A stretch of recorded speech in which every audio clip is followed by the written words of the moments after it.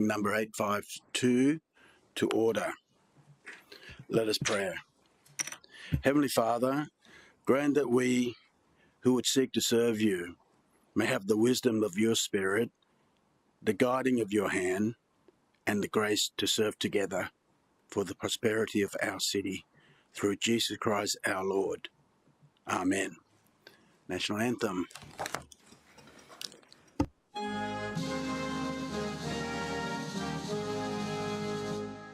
Australians, oh, let us rejoice, for we are one and free.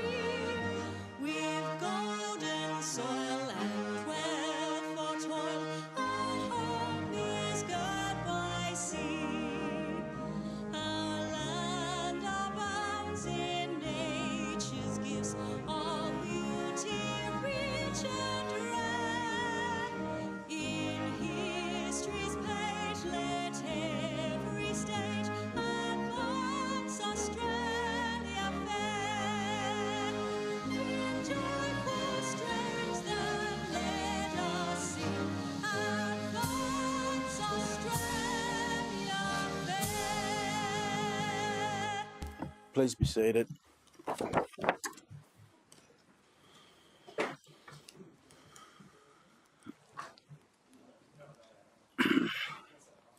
Item 1, attendance apologies, nil.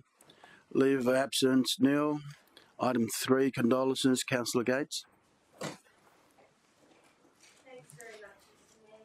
I'd like to ask that, or move a motion of condolence and ask that a message of sympathy be forwarded to Mr. Graham Speis on the passing of his mother, Edna May Speis. Second, Councillor Fowler. Mr. Mayor, dear sweet Edna was 100 years old, and last August I had the pleasure of celebrating her 100th birthday with her at Regis Magnolia Residential Care at Upper Coomera. I had first met Edna about 15 years ago when she was a young 85-year-old and wanted a better bus service along Reserve Road. So we did some media on that together, and I've seen her regularly over the years. She was a true treasure, and she was in great health until getting a chest infection and passing away in her sleep on February the 8th. Edna May will be laid to rest tomorrow, and I'd simply like to, on behalf of the city, offer our sincere condolences on her passing. Okay. Councillor, let's put the motion to you. Oh, you want to be added to that, Councillor Fowler? Yes, please, Mr. Mayor. Okay. Anyone else? Good.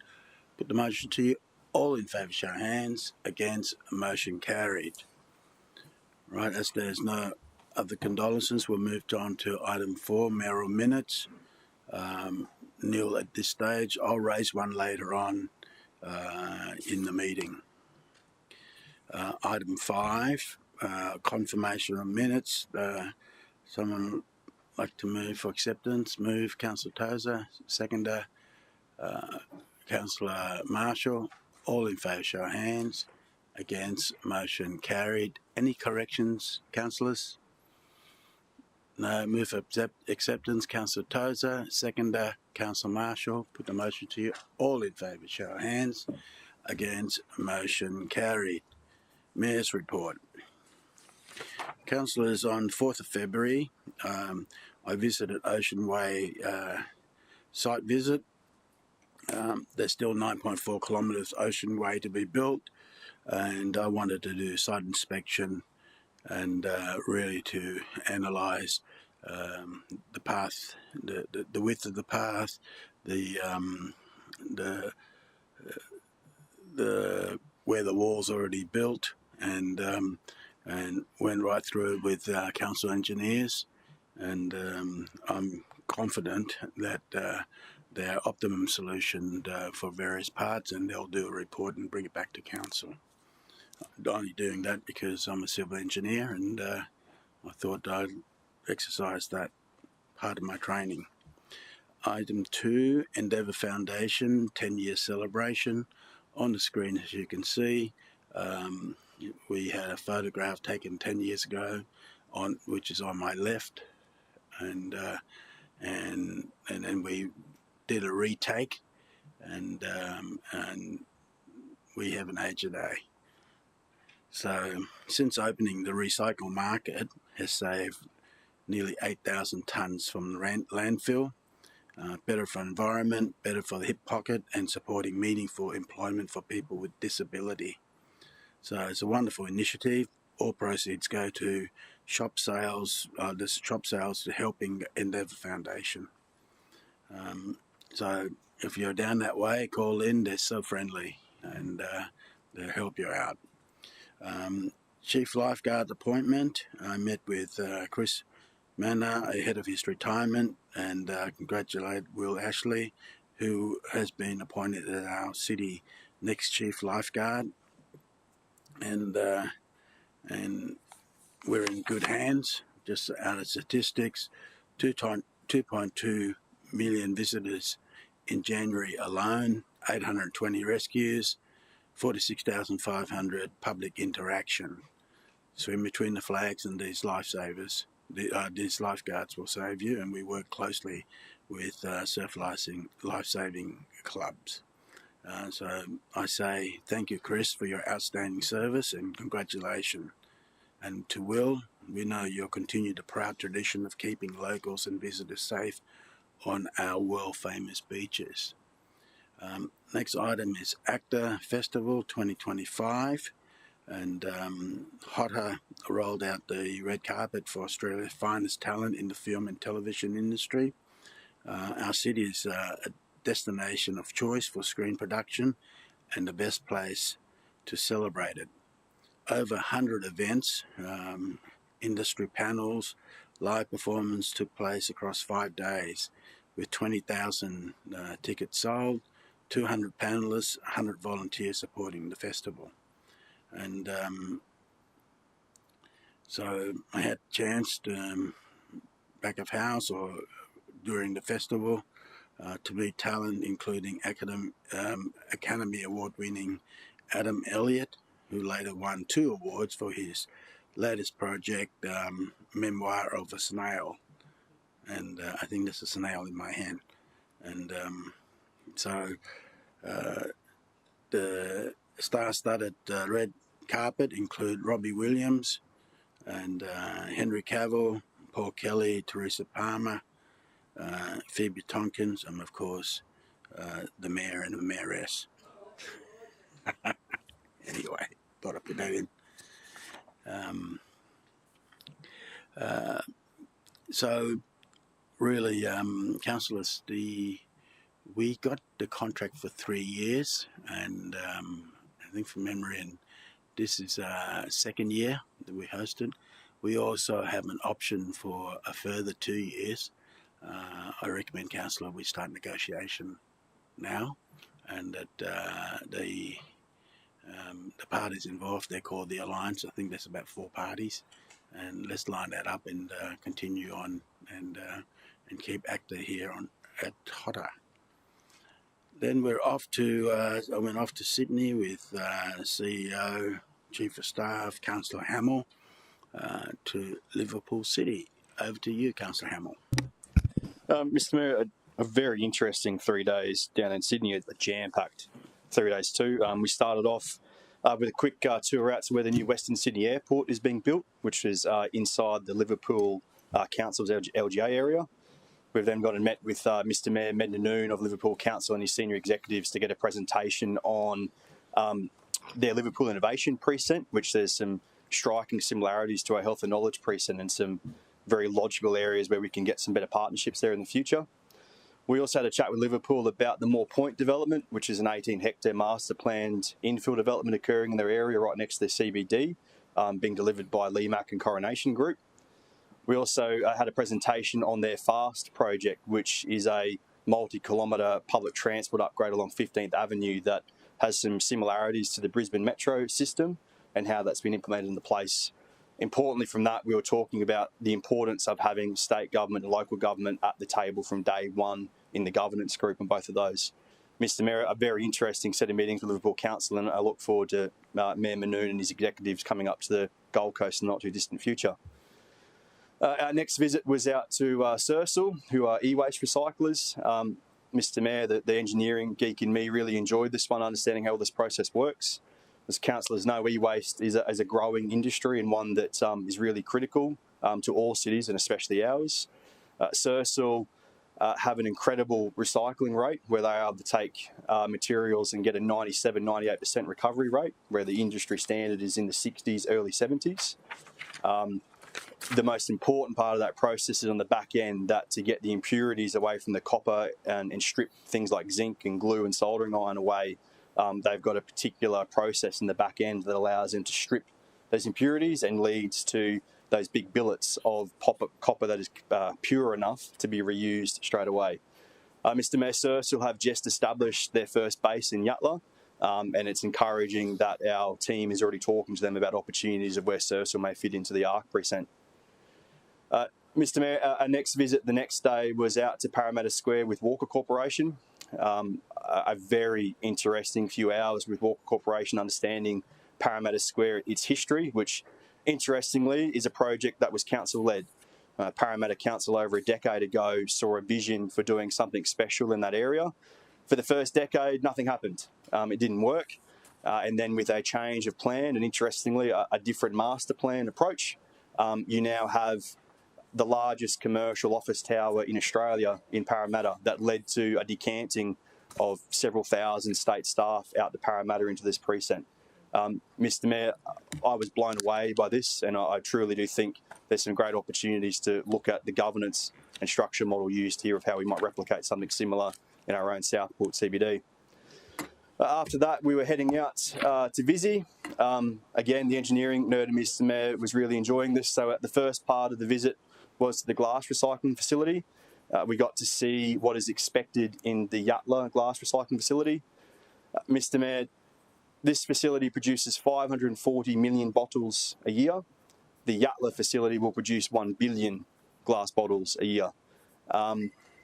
What I found fascinating was that when the furnaces are turned on, they are never turned back off again until end of life. So they turn them on and they must operate 365, 24/7 for 50 years. They can never be allowed to cool down. This operation coming to Yatala will be a game changer for glass recycling for Queensland. We then took an opportunity to visit the MRF and the plastic recycling facility. These are obviously our existing MRF is coming up towards end of life, so it was good to start to get an idea of what kind of scale and what kind of value is in a new state-of-the-art MRF and what advantages can come from that. The biggest advantage being a much higher recycling and recovery rate. We then visited the plastic recycling plant, which is particularly interesting because we don't have one of these in Queensland yet. So while there's one in Victoria and New South Wales, we don't have one here. What you can actually see behind there is bundles of plastic that has come from Queensland. So at the moment, when we recycle plastic bottles, it goes into those bundles, gets transported to Sydney to be recycled down there and pelletised, and then comes back to Queensland to be manufactured again. Not a really efficient system. So good to see those early discussions, Mr. Mayor, about where a plastic recycling facility may fit into the ARC precinct as well. And over to you. Oh, very, very succinct. I think you can all see we learned quite a lot, and then we added a bit of culture. We went to the Foundation Theatres and hosted by Stephen Found, owner of the Foundation Theatre, and a tour of Sydney oldest theatre, the capital in the Haymarket. And we learned quite a bit of what refurb he did, and he was very generous of his time. It's a refurbished job. And next door is the Lyric Theatre that he also refurbished. And then we went across to Star, and we had a look at the various theatres that Stephen had just bought. I think it's three theatres from memory. Yes. Yeah. So went right through it. I'd like to invite Stephen to have a look at our Lyric Theatre drawings, and I think there's a lot of value engineering he can help us with.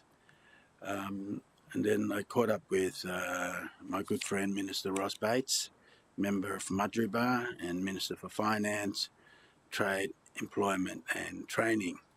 So happy to catch up with Miss Moneybags because Minister for Finance. We're looking forward to discuss some joint venture projects together.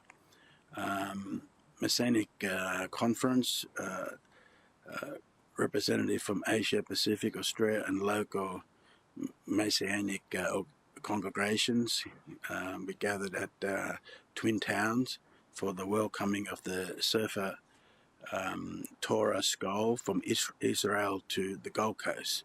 So the Gold Coast will have its own Torah from Israel. Student grants launch, did that on Monday the 17th. The grant program will offer $1,000 cash grants to 250 new international students as they settle into life on the Gold Coast. This grants, Councillor, is designed to get those students who have Australian visa, but for them to consider Gold Coast to be the place to study ahead of Sydney and Melbourne and Brisbane. Councillor, I move that the Mayor's report be welcome and noted. Second to Councillor Gates. Put the motion to you. All in favour, show of hands. Against, motion carried.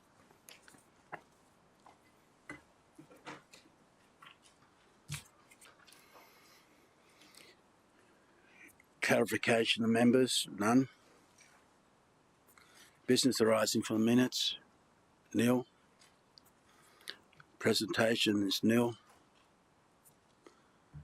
Conflict of interest outside meetings is nil. Councillor, reception of consideration of committee minutes. If with your indulgence, Councillor, I'd like to move a procedural motion that we deal with 11.5 first, Water, Waste and Energy Committee. Seconder, anyone? Councillor Gates. All in favour, show of hands. Against, motion carried. Reason being is that I may be absent for a short period of time in council, and I'd like to be part of that. And, Mr. Mayor, I'm so sorry. I can't hear you speaking into the microphone. I can't hear what's happening. Really? I'm not sure if it's my ears or. Can you turn sorry to interrupt you, but no. Yeah. That's fine, man. Did you say we're going to do the Water and Waste Committee agenda first? Yeah. Yeah. So it's a procedural motion. Have we voted? I got there was a procedural motion, but I just couldn't hear exactly what we're moving. I'm not objecting to it. Yeah. If you don't mind, we can do that because reason being is I'm going to have to be out of the meeting for a short period of time. Of course. Today. Okay. All in favour, show of hands. Against, motion carried. The printed, I beg your pardon. Can I ask a question about the agenda? The printed agenda, the fuller version on page 5 identifies a presentation about the Kayala cableway proposal. It's been withdrawn. Okay, thanks, Mr. Mayor.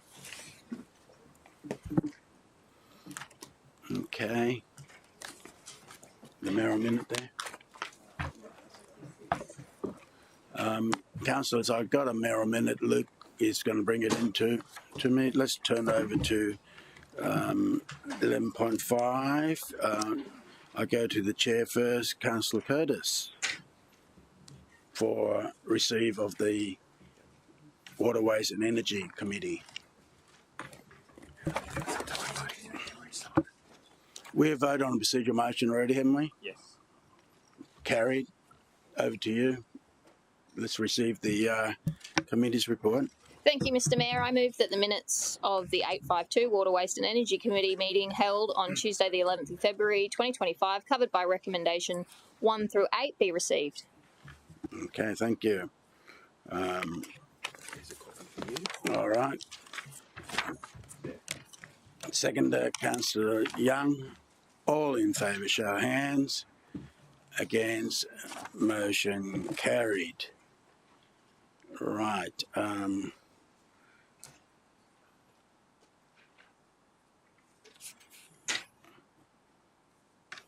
I'd like to, before we go to 6.2, is there any other items that we can deal quickly? Councillor Wilkinson? Thank you, Mr. Mayor. I'd actually like to try and move a change recommendation for item 6.1. And with your indulgence, I'll do that before if you're happy. No, let's do it.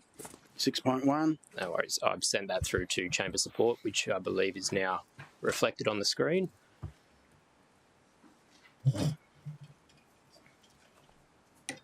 At this time, Mr Mayor, do you need to get a seconder for that particular All right. change recommendation? Seconder, Councillor Peter Young. Go ahead, Councillor Wilkinson. Thank you, Mr Mayor. I acknowledge that the motion originally put before Council today is not the desired outcome I was seeking at the WWEC committee meeting last week, having put up a failed change recommendation at the time. However, I thank those in attendance for their participation in the debate, as it's provided me with a greater lens to look through regarding renaturalisation of our stormwater channels across the city. So in that light, I'll be urging councillors today to support my change recommendation that not only identifies and acknowledges the Abbott Park Naturalisation Channel project's merits, but seeks to propose that a report be presented to Council in April 2025 to inform the forthcoming city budget deliberations, identifying potential drainage channel naturalisation projects, aided by a comprehensive considerations matrix attributes, as well as seeking to put in place project evaluation criteria. Let me open by saying that nature-based solutions offer a unique benefit that grow over time, but the integration into existing programs, primarily designed for essential service provisions, may limit their effectiveness. While traditional grey infrastructure plays a critical role in ensuring efficiency service delivery, it's not always designed to maximise environmental and social co-benefits. The maturity of nature-based solutions in our city, I believe, has a lot of room for growth, and a dedicated and strategic approach is needed to scale project implementation effectively. The city has now endorsed a climate resilience and sustainability strategy, and its success depends on a new approach to delivering resilience and adaptive solutions over the long term. Circling back to Abbott Park and what we've already identified through the report received and the concept design is that while the primary asset in focus is a stormwater drain, the project delivers numerous additional benefits, including stormwater quality improvements, increased visual amenity and landscaping, creating opportunities for adventure discovery and education around our water cycle, an estimated 100 new trees and approximately 10,000 native grasses and shrubs, contributing to urban cooling, improving water edge accessibility and additional crossing points, and a design that is incorporating native fish colonisation, helping to reduce mosquito populations naturally. While these were identified in the report, there are further benefits as well that could be highlighted through such a project's delivery, which I believe could include enhanced livability and community wellbeing by creating shaded green public spaces, supporting recreational and play spaces that integrate green and blue infrastructure, increasing community knowledge and ownership of these initiatives, such as what we've seen with Hanlon Park in Brisbane, as well as incorporating a circular economy principle through the project lifecycle, such as the repurposing of the existing materials like the concrete blocks into the channel design. Unlike traditional hard assets, which have a limited lifespan comparatively, nature-based resilient solutions strengthen and provide increased benefits over time. While a project like Abbott Park Naturalisation Channel may seem small at first, a number of cumulative projects would have a significant impact over 20 to 30 years, enhancing resilience, beauty and functionality for future generations of Gold Coasters. I say let's be bold in making positive environmental decisions that not only improve our city's drainage system, but also align with our broad strategic objectives like our Natural City strategy, specifically relating to our urban tree canopy and sustainable urban park planning, as well as our climate resilience and sustainability strategy, noting a key component of this strategy looks at LGIP funding, targeting flood resilience through the integration of parks and stormwater channels. I highlight this recommendation is measured, will bring about a report identifying a formalised approach for future projects consideration and doesn't ask for money upfront today. Instead, it recommends that we will continue to seek grant funding opportunities, whether that be from either the federal or state government, to deliver projects like Abbott Park's Naturalisation Channel, and that other funding sought from the city be considered at future budget deliberations. I use this line at WWEC's committee, but it stands again today. Our city is known for its have-a-go spirit, and today I urge my colleagues to join me in supporting this change recommendation and have a go. Okay. Just a quick question to Director there. The current infrastructure that's there, what is the life cycle there and how long has it got to last? Or Mr Mayor, the current life cycle, we've got 20 years left of asset life on the channel that's there now. Okay, and it's all safe and all that, is it?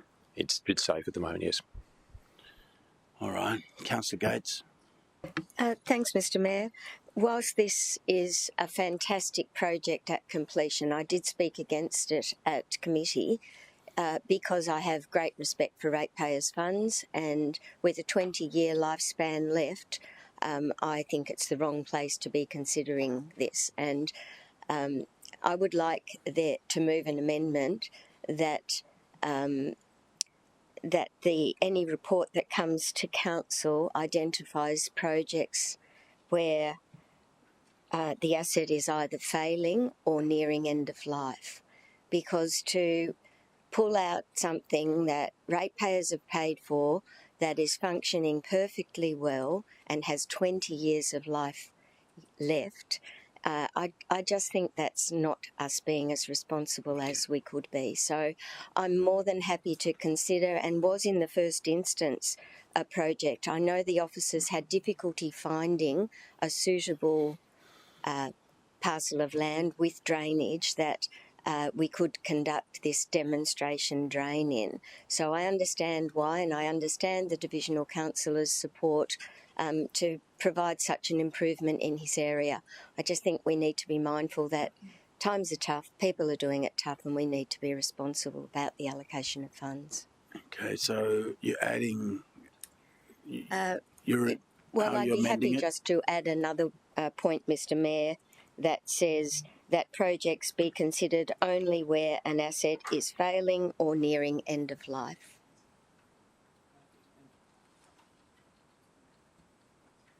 If there's a report coming forward, Mr. Mayor, I believe that it could include only assets that are failing or nearing end of life, but I'm happy for all of the points that Councillor Wilkinson has raised. Do I have a seconder for the amendment, is the question. Councillor Fowler? Yep, so that's become the amendment. Yes, Councillor O'Neill. A question, please. Just a question to Councillor Gates.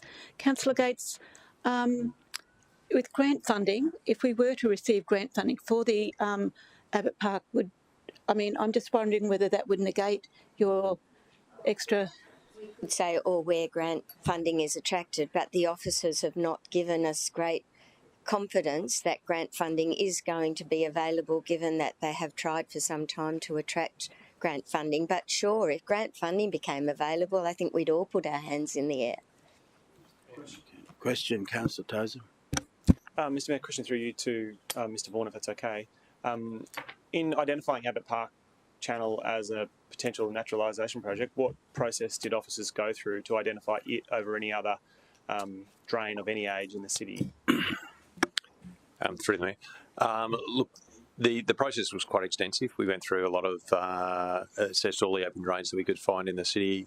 There was a very short list of projects where we actually had the right attributes, where we actually had the effectively the cross-section where we could pull this off. So to naturalise the drain, we need to lay back the drain. So we need, I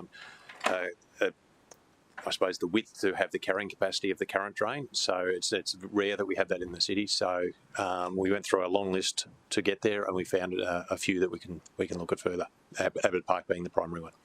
So just to follow up, when you say you found a few, it occurs to me that the substance of the amendment seeks to reanalyse that set of drains to do what we've already done, and I actually don't want to waste officers' time or energy or resources to do that.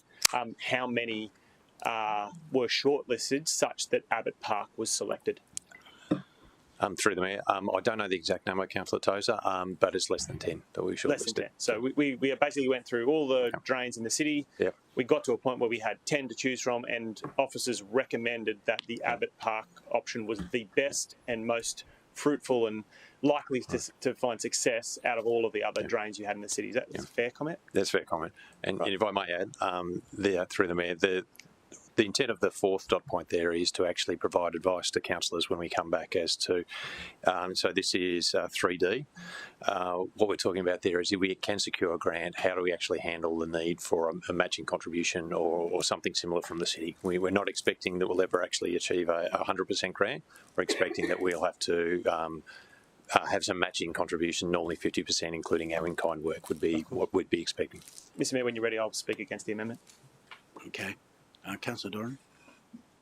Thank you, Mr Mayor.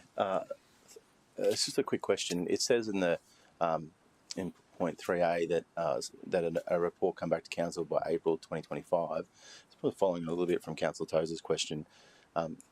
Is it able to be brought back in such a speedy timeline for you to do a reassessment of the entire city and each division in order to come back and bring a report of that scale to April?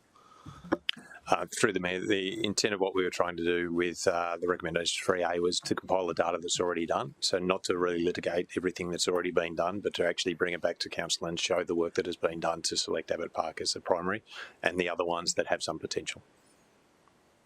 Okay. You want to speak for the amendment? Mr Mayor, I don't need to. I just have one more question. Were any of the projects considered, were the assets nearing end of life? I just don't see the value in pulling out well-functioning infrastructure for a beautification project. Through the Mayor. Look, I actually can't answer that one, Councillor Gates. I need to actually look at the projects that were selected. The work was actually done a number of years ago. So the condition of the assets that are on that list, I would tend to bring that forward in the report that we go table in April. Satisfied with that, Mr Mayor. I don't need to speak further. Okay, speak against Councillor Tozer. Mr Mayor, I think the original motion speaks to the substance of what's being sought here.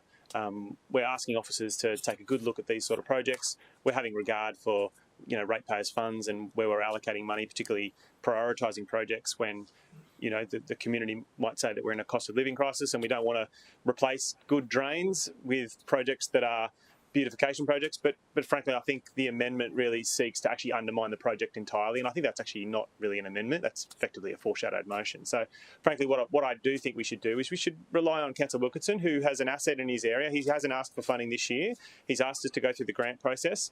He's explained the merits of this program and how it will enhance what is effectively a drain area and turn it into a parkland, and actually not only make an area more beautiful, improve the amenity of our city, which is something that is our core business, but actually improve the functionality of the drain, get better environmental outcomes, all of which are aligned with other strategies in our city. The idea that we move an amendment to effectively undermine that process, I think, really undermines the heart of what we're trying to do when we take a good look at problems that we face as a city and work out projects that seem functional and good to improve environmental outcomes.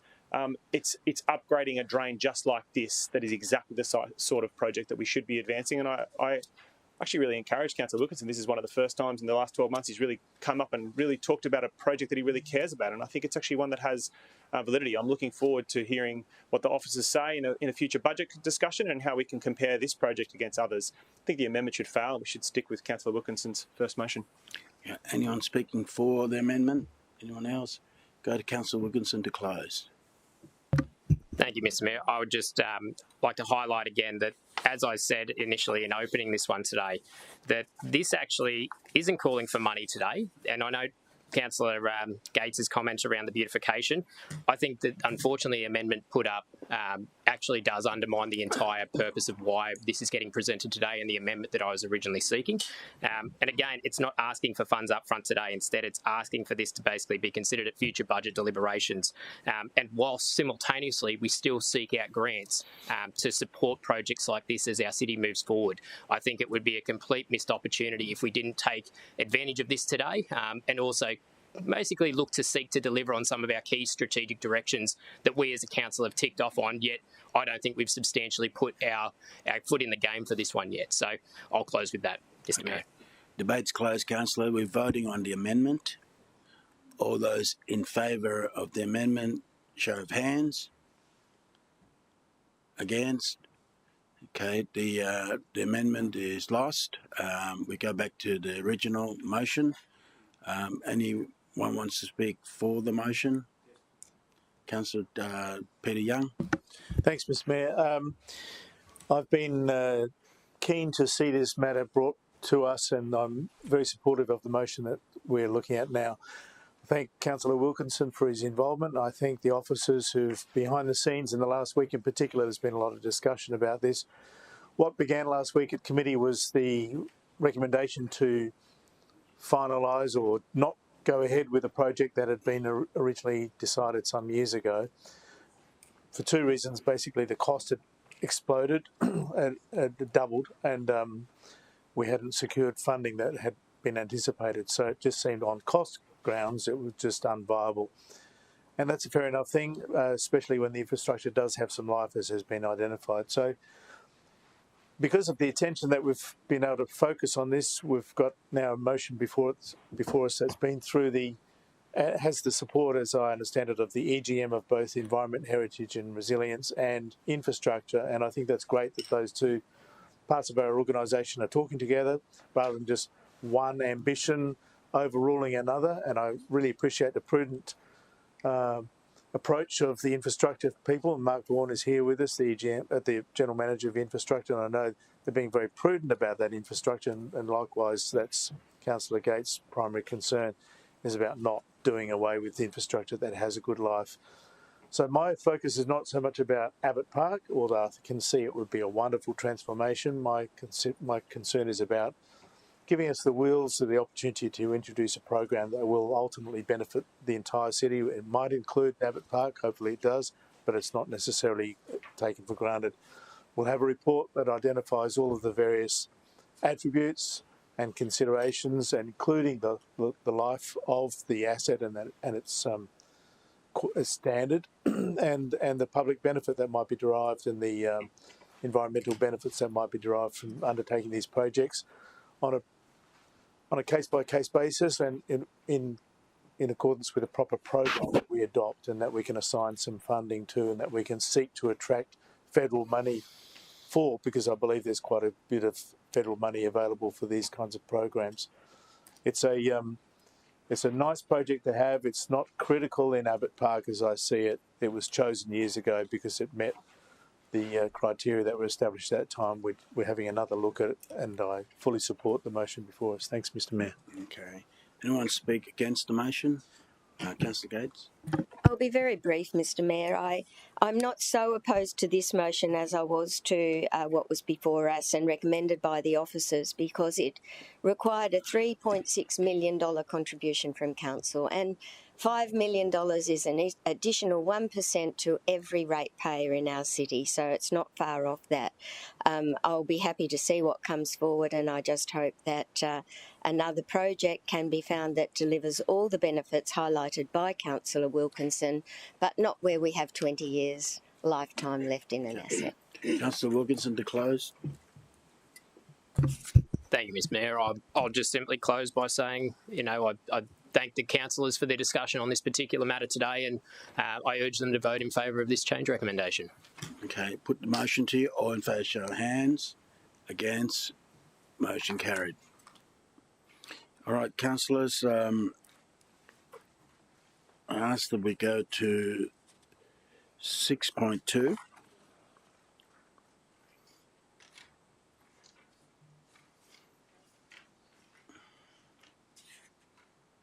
Is that the one? Yep. Okay, councillors, I pass around the mayoral minute that I intend to move. The main reason is the debate during committee had a lot of people concerned about the closing of waste recycling centre, etc.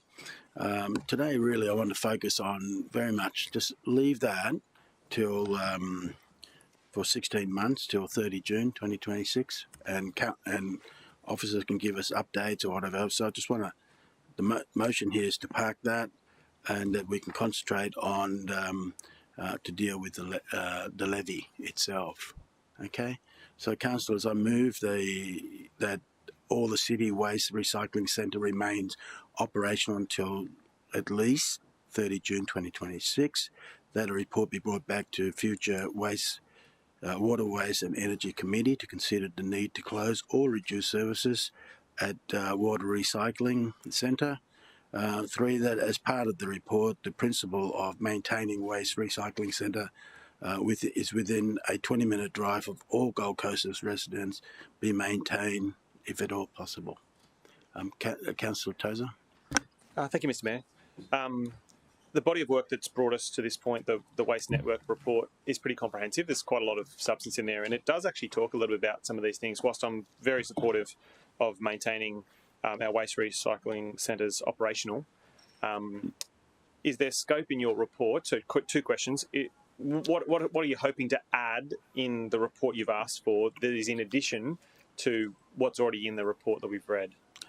Basically, there are urgency matters that we've got to do some closing of some part of our recycling centre, and I really want to get more articulated why do we need to. Yes. And the second point to that is depending on what we decide today regarding the rating, the levy part of it, whether it be I won't use the word user pay, but charge as you go, whether it's 2 free QR codes on rates bill, or whatever that lands, Yes. then it'll give us data for the next 12 months, 18 months, 16 months to go, all right, that waste levy is very popular, don't touch it, leave it alone. Yes. Or because of the change way of being charged, people have left it alone, and then we can add that into the report. Okay. So I think I understand a little bit more of what you're hoping for there. My question is that what I'd like to be able to do, I think over the last couple of weeks, there's been a lot of talk about these, and in my community, one waste transfer station or waste and recycling centre was proposed to be closed, and another was proposed to operationally change. What I'm hoping is that I'm not prevented from continuing a conversation with my community about services in those locations, and potentially kind of even adjusting operational function as we kind of work out ways to be more efficient. And the example I'll give you, Mr. Mayor, is that the Numbamba Centre was proposed to be closed, and part of the reason for that was the cost of illegal dumping that happens around there from New South Wales contractors and people there. And I would hate to think that this resolution stopped us from kind of experimenting with different action and waiting a full 12 months before we can do anything. So if I can have your assurance that's not what you intended. No, that's not my intention. That's great. Thanks, Mr. Mayor. Okay. Councillor Lacastro. Thanks, Mr. Mayor. Mr. Mayor, I just need to have something clarified if possible. It talks about in one that all the city waste recycling centres remain operational until at least 30 June 2026. But I just need to make sure that still addresses the situation at Merrimack, because the Merrimack WRC obviously is remaining open, but the conversation around that was to do with the green waste drop and go pad and the need for that land to be resumed for expansion of the sewage treatment plant. So therefore, it concerns me that it doesn't actually mention what's happening with Merrimack. So are we saying that the Merrimack green pad is going to remain open for another 12 months at least? Till 30 June 2026. Okay, because it said unless the they WRC articulate, unless they come back to go, we want to bring to council specifically for Merrimack, but the essence of this is leave it alone, do a full report. So everything at the WRCs. That's right. Because you can understand why I asked so, because it says WRCs, and obviously that would still remain open anyway. But it was just that component, so that gives me a lot of comfort. Thanks, Mr. Yeah, leave it. Got a question, Mr. Mayor? Yeah. Mr. Mayor, one of the largest sewer augmentation projects is happening in that area that impacts all of the people who use sewer in Wurundjeri, which is one of my areas. My question is, by maintaining the green waste pad open, are we necessarily delaying the upgrades to the Merrimack waste or sewer waste augmentation program? Well, that's the part that they'll have to bring back a report to us to go, what is the consequence if we leave it till 30th of June? As of today, should this pass, they have to work around that. And I get that. I'm not for or against at the moment. I'm just trying to work out whether what we're actually deciding here by extending the green waste, are we actually making a resolution to pause a project that's fully funded and deliverable now? And maybe I could ask that question through you to the CEO, whether that's what will happen. CEO. Thank you for the question.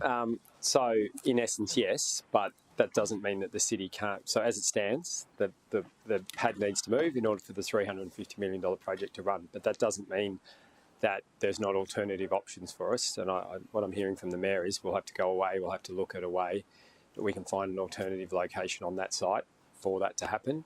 And then we'll have to work out what the likely impact to that project is going to be. But as it stands, the pad needs to move for the project to go ahead. So the city will, if you vote for this, the city will have to find a way to get around it. So, Mr. Mayor, if you don't mind me following up then, is it proposed that we will get that report about the Merrimack West sewer augmentation treatment plant upgrade before budget, or will we not get that till 2026? When do you expect us to be able to get that? It'll come back next month. Next month. Perfect. Thank you, Mr. Mayor. But it's not going to be closed.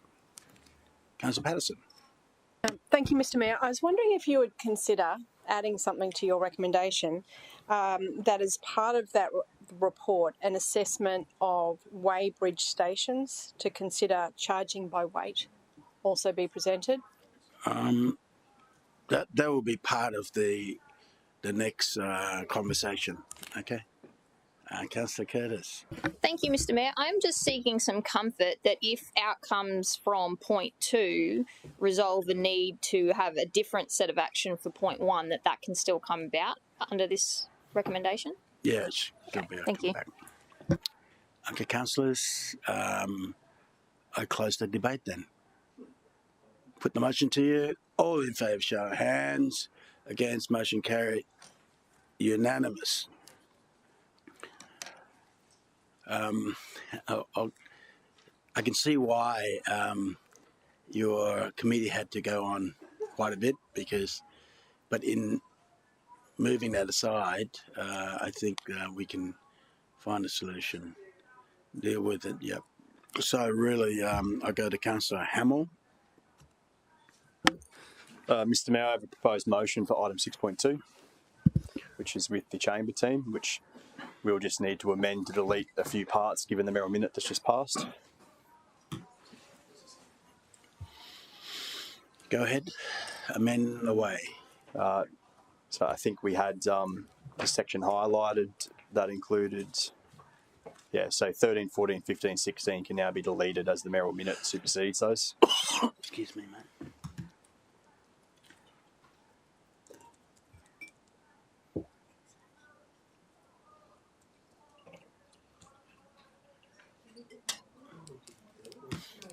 No, the mayor introduced a mayoral minute to deal with one part. Now 6.2 as an item has to be dealt with.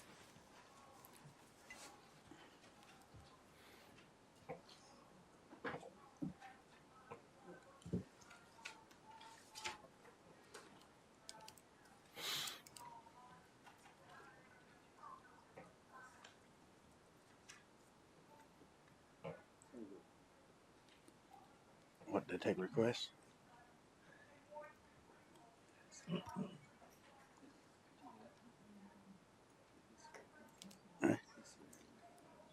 Oh?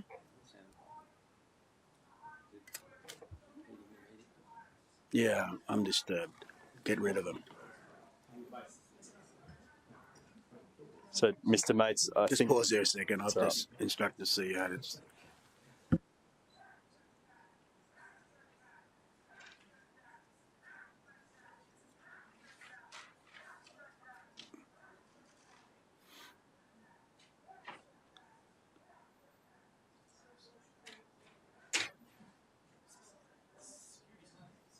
Okay. Mr. CEO, have you asked them to move along? You ready to go? Mr. Mayor, with those sections deleted now with your mayoral minute coming before it, that's now my proposed motion. Can I point out to councillors that obviously the version I sent out last night had information on the closures, so that has now been deleted. The other addition that has been added in, and I'm not sure which number it is, but is an addition that is part of the budget process. We'd be presented a report on the cost implications and implementation of a voucher system. As the Mayor mentioned in his mayoral minute. So that just opens that up. As part of budget discussions, we will have that report come back and consider that item. Mr Mayor, that's all the changes, and for want of a seconder, I'm happy to move the motion and speak to it when ready. Do we have a seconder? Councillor Curtis. Third? No, Mr Mayor. I just wondered if I could have a minute. I didn't get a copy of this last night, so I just need a minute to read it before. Okay, do you want to pause, everyone? Councillor Fowler? I didn't get it. Oh, you didn't get it? No. Mr Mayor, I just had a question Sure. through you to city officers, if I may. Just in regards to the figures, and no, I wasn't at committee, but I did watch the debate. But I am still a little bit confused in terms of the charges. So I just wanted to ask some questions in relation to that through you, if I may. So could we please just reconfirm how much residents currently pay in the Waste Management Utility Charge Part A section of their rates notice towards the operation and access to our waste recycling centres? Because if it's 22% of the waste management utility charge and we're charging, I heard $400, then I heard $355. So it'd be good to get some clarity around that. And it's 22%. It's roughly around $80 that we're charging ratepayers for their access to the waste recycle centres. I guess my question is this: if we have 260,000 rateable properties across the city and they're all paying that, the math to me works out at 24 million, not 14 million. So I know the 14 million we get from the actual revenue we generate from that waste utility charge, and also our commercial user pays. So I'm just seeing a $10 million gap, and I just wanted to get some clarity around that, please. Through you, Mr. Yeah, stand up and be counted. Can I come to the podium, Mr. Mayor? Perhaps? Yes, please. Thank you for the question, through you, Mr. Mayor. We outlined a number of, again, a fairly complicated charging regime we operate at the moment, whereby we use that waste utility charge. So that goes to all our ratepayers, as you correctly pointed out. The waste utility charge at the moment is $322 per year. A portion of that funds our waste recycling centre operations, as well as maintenance and construction of those. And that is paid for by all our ratepayers, whether or not they use our WRCs, or indeed how often they use those ones. So, in terms of that gap that you're talking about, I'm happy to take that on notice with some details around the analysis that you've done to try and fill that in. Councillor Patterson. Thank you. Through you, Mr Mayor, I've got a question regarding 8B. So in 8B, it identifies that we are, hang on, let me just get it here, users who deliver waste more often to landfill contribute more. Could you please confirm if the issue that we have is the amount of visitors we have, or the amount of weight that actually ends up in landfill? Through you, Mr. Mayor. It's a combination of those things. So with every customer that you do process, the volume of customers do count. Each customer brings different weight and different volumes. So sometimes, for example, if they're bringing a large load of polystyrene, there's not too much weight in that, but it certainly takes up a large volume of landfill airspace. So there is certainly a cost for low weight items, and there's also a cost for the heavier ones. So there's a cost in the volume that goes, the weight of material that goes to the landfill. In some cases, there is a cost of the volume of that, even if it's a lighter material, and there's certainly a cost of processing each customer and the infrastructure that goes around queuing and time at weighbridges and those sorts of things. Councillor Patterson. Follow-up question, Mr Mayor, through you. So, so what is the fundamental concern, though? Is it weight and volume, or is it we would like to see less people attend? My understanding, based on previous comments that you've made, is the real crux of the issue is we have finite landfill space and we have to manage what goes into that landfill. Is that correct? Thank you, Councillor. Through you, Mr Mayor. That is correct in that it is part of the issue. The other part of the issue is the fairness for our customers. So again, the contribution that customers make to our landfills and the costs associated with that landfill is currently spread across all our customers, no matter how often they attend, how much material goes to that landfill. So there is an element of weight and volume. And you'll find in different jurisdictions in southeast Queensland, different councils, some do it on weight, some do it on deemed. It just depends on the infrastructure they have in place, but there is no perfect system for that, given the density of the different materials that do come into those. But that the consumption of our airspace is a key concern that we do have, and by extension, we would like the users who consume that to be paying more than those users that don't consume quite as much. Yes, go ahead. Thank you, Mr Mayor. So on the matter of fairness, would you consider a pensioner who's going through their household items and taking a bootload or a box of things on a weekly basis and receiving a gate fee versus someone who shows up with a significant greater volume and weight? Do you consider it fair that that pensioner would be paying every single time they go, even if in 6 months' time they haven't even achieved the quarter of the weight and volume of someone who's gone in larger, shorter visits? Thank you, Councillor. Through you, Mr Mayor, as you point out, Councillor, there is no perfect system here, and there are a number of different permutations that we can talk through that don't necessarily project a perfect user pay system. What I would say for that scenario, we may well be able to set up a pensioner rate for the people that come to our WRCs, and we could do that through a community service obligation. But we recognise that when you put a financial model across the top of an operation, it does require some change in people's behaviours. So in that case, it may well be that that individual may well choose to do a full car load, once a month or something like that. But I guess I would reiterate, there is no perfect system and there are different permutations. We have to find something that is as fair as we can make it. Thank you. All right, Councillor Gates. Thank you, Mr Mayor. I just have a question through you, if that's okay, to Mr Owen.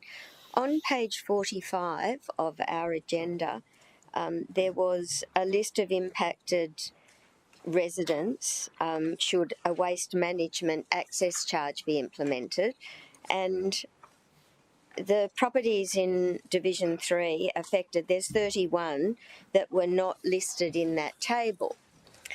I want to understand the rationale behind still charging a waste management access charge to people who do not get a service, a weekly service. I see that it is proposed that they wouldn't be charged access fees to the waste and recycling centres, but why would they be charged a waste management access fee when they have no service? Thank you, Councillor. Through you, Mr Mayor. This is a scenario whereby customers who don't receive a wheelie bin curbside service. So for reasons we cannot get up to some of those areas just because of the nature of the roads or the access for those larger trucks. So in that scenario, those customers would come down to a WRC, deposit their waste and recycling materials, and therefore the operation of those facilities, which comes at a cost, as well as the movement of those materials and the processing and then landfilling of those materials, does have a cost. So what we're proposing in this paper is that small cohort of customers who don't get a curbside service and therefore have historically not been charged anything for waste but still have access to the waste disposal infrastructure we do have in council, gets a reduced access fee so they can so we can effectively recover some of the cost of their material that they're putting into our system. I just want to place on record that I will not support that, because they use their own petrol and their own vehicle and they manage their own waste, and I don't believe that we give them any help with any of those things, so I certainly couldn't accept that they be charged for a service that they don't receive despite what you've just explained. So that doesn't sit easy with me. But, Mr Mayor, it might be possible as part of 12 here, when it comes to council in advance of budget delivery, we might be able to make a decision if I have others who have unserviced properties who agree that they might not, it might not be fair to charge those customers a fee for a service that they don't receive. Councillors, it's quite an extensive motion that's here. Councillor, I propose that I give more time to all of you, me included, to digest a bit more. There may be more questions. And so I would move, it doesn't mean ends of questions and now, I would move a procedural motion for us to go back to 11.1, the planning, and just continue ordinary. And then I'm sure there'll be a break so you can think this one through. And then by the time we get back to orderly to this 6.2 item, you would have asked some questions, got some answers, and instead of it's good to just take a bit of a break. So, councillors, I move that the procedure motion that that we go back to 11. Can I finish what I'm doing? What is an urgent question? Okay.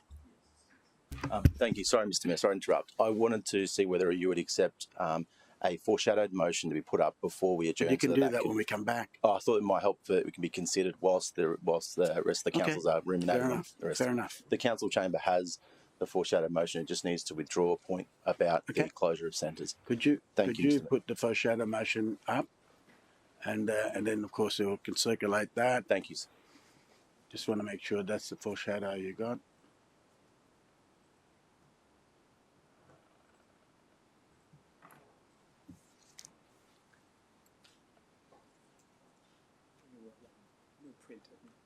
We'll print it and distribute it as well. I'll work with the chamber support on the taking out the one item. Okay. Thank you. Thank you, Mr Mayor. Sounds good. That's a good point. So you'll get that printed to you. And anyhow, councillors, I move that that we go back to 11.1, Planning and Regulation Committee. The reason is that for you to be able to digest new material, motion and shadow motion, when we come back to 6.2 item of the waterways and energy. Do I have a seconder? Seconder, Councillor Curtis. Put the motion to you. All in favour, show of hands. Against, motion carried. Right, councillors, we're at planning. Councillor Hamill, you want to move receiving the planning? Mr Mayor, move that the minutes of the 852nd round of the Planning and Regulation Committee meeting held on Tuesday, February 4th, 2025, covered by recommendations 1 to 8, be received. Okay, seconder, Councillor Doran, put the motion to you. All in favour, show of hands. Against, motion carried.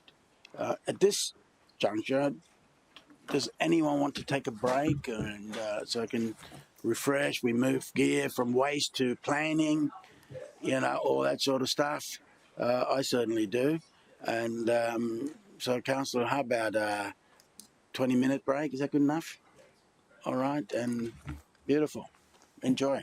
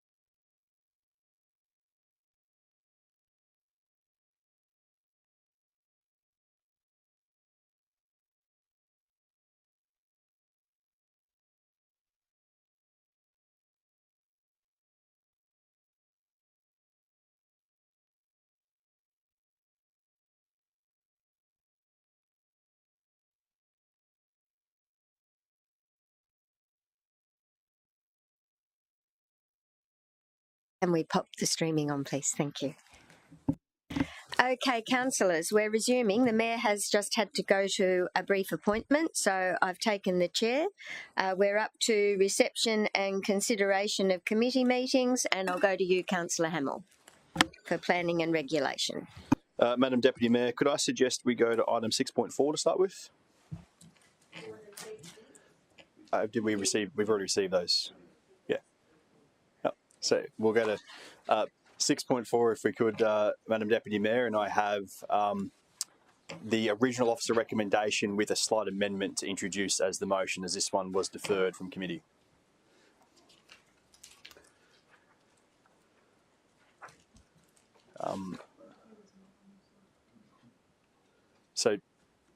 Councillors, just for everyone's clarity, this item was deferred from committee to full council to allow some additional information to come back. That information has now been provided by the EGM.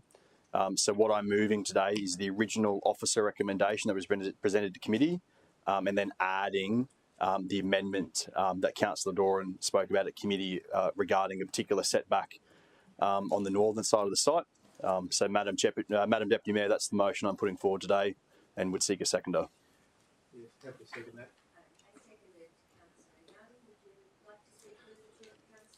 Madam Deputy Mayor, there was a lot of time spent on this one at committee, so I'm happy to leave my open.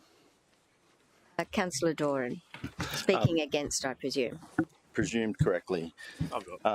Thank you, Madam Chair, Madam Deputy Mayor. Did I get that right? Correct. I didn't wrap it. Both are correct. So Councillor Ham was right. There was a lot of discussion on this particular development in Robina, and I did welcome the efforts from city officers to clarify some of the detailed information that relates to the Robina Central Planning Agreement, Madam Mayor. But I don't support this application because it will have some negative impacts on the Robina community that surrounds this particular site, but also my wider division. I certainly welcome the addition of the extra setbacks that Councillor Hamill's put forward. I think that provides an extra level of security for the only boundary that actually abuts a residential community. There's low set housing there, Deputy Mayor, and they certainly will be impacted by what I perceive to be an overdevelopment of this site. The views of the community, which I hold today and share, is that this particular site is going to impact them due to a spillover of car parking into neighbouring streets, a lack of on-street car parking. In fact, I only counted around 20 car parks within a walking distance of this site, and they're used by a commercial office building. And we absolutely know that they're going to spill out into streets, and that's going to impact the local career club that's across the road, that's going to need a custodian to open and close the gate. It's going to impact the local network. So councillors will note that in the report there's actually no objections listed or stated, and that's because there's a quirk in the Robina Central Planning Agreement which actually omits the rights of residents to object to an planning application. But it also means that we don't give them a voice, Deputy Mayor. But I can assure councillors here today that I have had numerous phone calls and emails and a community meeting where I think over 80 people attended to raise their objection to this particular development. Now, I appreciate that it is all in accordance with the Act, but the Act does prohibit residents from giving us their voice. And, you know, every other planning application we look at, Deputy Mayor, has consideration of the community feedback. And unfortunately, a kink in this particular Act prohibits that from being tabled and therefore, in my view, considered. The Robina Central Planning Agreement also speaks to something I raised in the committee that Councillor Hamill's just referenced, and that's that it accommodates 23,000 what's called equivalent persons. 23,000 is the number that's therefore balanced against the infrastructure that was put in place to accommodate this growing part of our city. There's also a bit further to that 23,000. There was a secondary split, if you like, of 10,000 to residential equivalent persons, and the balance being for commercial and jobs creation. And that's the balance that I think we're really getting right up to the edge here, Madam Deputy Mayor. And I note that there's going to be a report come back to committee next month, I think it's next month, which will seek to break that down and show that we are right to the edge there, Madam Deputy Mayor.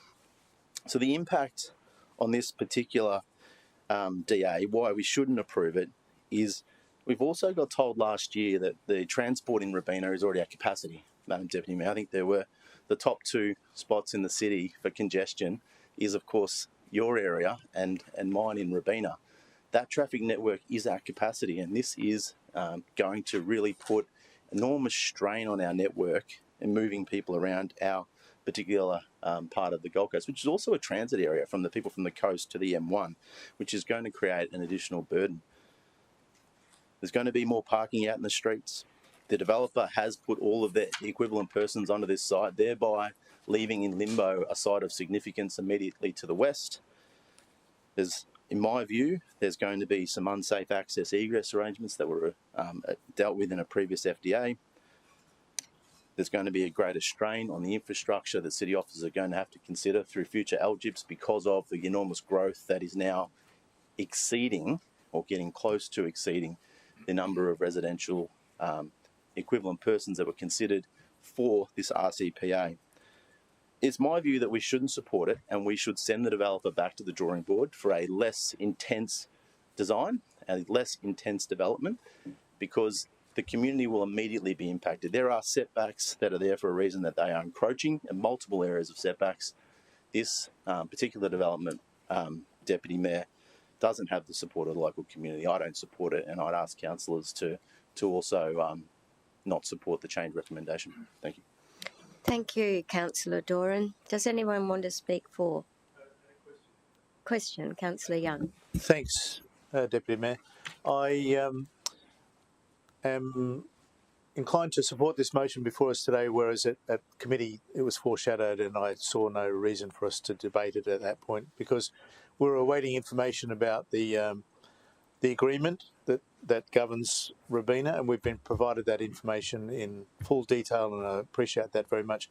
I wondered if we might include that as part of the minutes, because I think it's a really worthwhile piece of information that's on the public record. I don't know if it needs to be edited, or if the EGM can make this up to the CEO to make that discretion, but I would appreciate if we can include that material.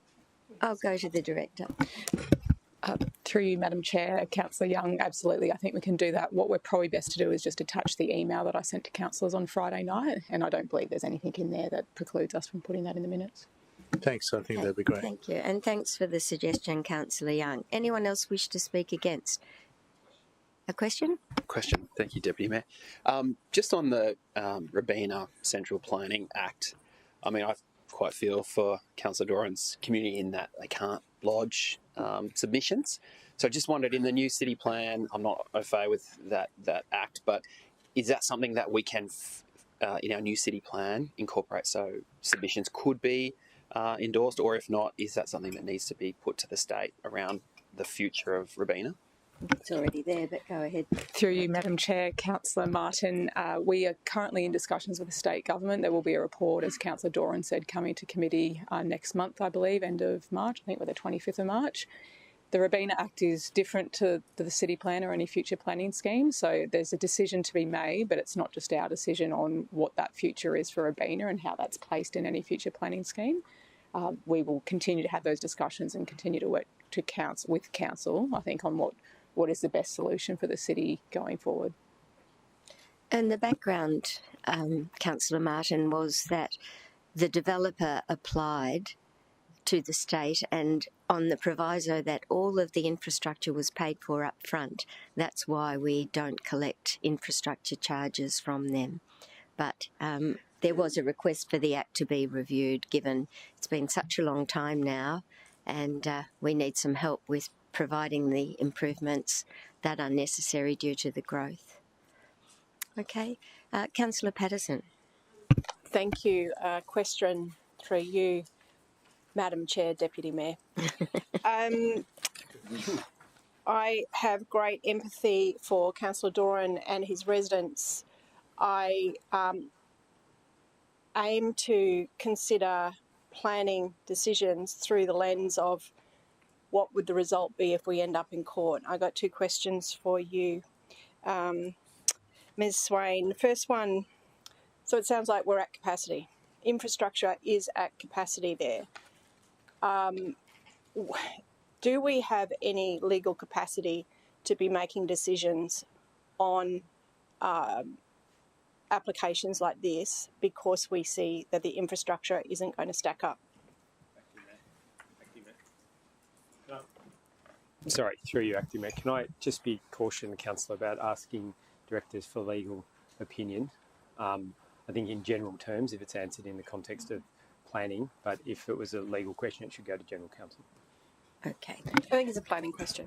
Through you, Madam Chair, Councillor Patterson, officers do believe, and I think my email did spell that out, that we have capacity for this application, and it does comply with the POD that has been approved on the site, so that's why this one. There will come a point in time as we get more. We have said, and the numbers did in that email, I think it was 4,167 EPs available.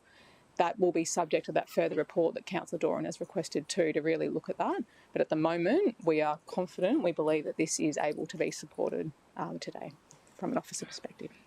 Thank you. Follow-up question through you, Madam Chair. Regarding parking, I believe it was in this same committee meeting that we were dealing with a frustrating issue, or was it the one before? I'm not sure, regarding parking issues in another area of Robina. And we were now dealing with it as a compliance issue based on planning decisions that had been made years before. The local councillor says there's 20 car parks available that are already taken up by commercial users, and that what we have put in place doesn't provide sufficient parking. Could you please make a comment on that? And if there's a way you can assure me that I'm not going to be seeing this in a compliance issue in 2 or 3 years down, 5 years down the track. Thanks. Through you, Madam Chair, Councillor Patterson, page 82 of the report, that would be in the planning committee agendas, it does state, and this is the officer's assessment, that based on the tables and the assessment that they've done, that the car parking complies with the parking rates in the city plan version 9, and as such it complies with the clause. So that's the assessment for this particular application. Any other questions or comments, councillors? Otherwise, I'll go back to Councillor Hamill. Madam Deputy Mayor, thank you. I think we need to clarify a point that while under the Act there's no public notification period, it doesn't preclude a resident from putting in correspondence to city officers to consider. They just don't have legal appeal rights. So there is a difference. They can put forward and officers can consider it, they just don't have legal submit or appeal rights under Queensland planning legislation, just to clarify on that. Madam Mayor, nearly. There was another point I wanted to just focus on. So Councillor Doran raises the encroachments and the setbacks. The encroachments and the setbacks are incredibly minor. Like we're talking 200 to 300 mil for most of them. They are setbacks that front a road into landscaping areas around pad mount substations, etc. We're not talking about setbacks that reduced the proximity of buildings to each other. They are minor. They are going to have no impact on anyone living in that area or driving past it. To numerous traffic reports, while I thank Councillor Doran for his traffic and engineering advice, I'll rely upon the expert advice of city officers and the expertise of consultants who put forward information that the traffic through the intersection proposed at the front and the pedestrian traffic meets Australian standards. So I'll continue to rely upon that. Madam Deputy Mayor, I think we need to make the point too that it would be difficult to argue that this one development is the development that broke the infrastructure in Robina. Like, I think that's too big a connection to make. This is an accumulation of a lot of stuff. So to Councillor Patterson's point, would we have legal grounds, in my opinion, to argue that because of this one development, it broke in Robina? No, it has to be the infrastructure for this development. I'm not finished. I'll just go to Councillor Doran. Sorry, Councillor Hamill. Madam Mayor, a few moments ago, Councillor Hamill said he wasn't a traffic engineer, and now he's purporting to be a traffic engineer. Cool, great point of order. Please continue. So I think that's a long bow to make. We have to consider as council that this had a plan of development approved under relevant legislation 18 months ago, And this is, for all intents and purposes, a code approval against the POD. So while talk about EPs and everything else and the greater Robina issues are all very relevant to Robina, to this application and the decision of council today, if this should be approved or refused, I would encourage councillors just to focus in on that. The advice from our planning officers is that this development meets the POD that was endorsed by this council about 18 months ago, and I would recommend to all councillors that they support the recommendation here today. Thank you, Councillor Hamill. Debate is closed and... Sorry? Oh, division is called and we'll take the vote. Those in favour? Councillor Gates, Councillor Young, Councillor Taylor, Councillor Curtis, Councillor Hamill, Councillor Fowler, Councillor Wilkinson, Councillor Patterson, Councillor Martin, Councillor Castro, Councillor Tozer and Councillor O'Neill. Against? Councillor Doran and Councillor Marshall. Thank you. Names recorded? Oh, it was. Thanks. Thank you. Any other items, councillors? Madam Deputy Mayor, 6.6 if we could please.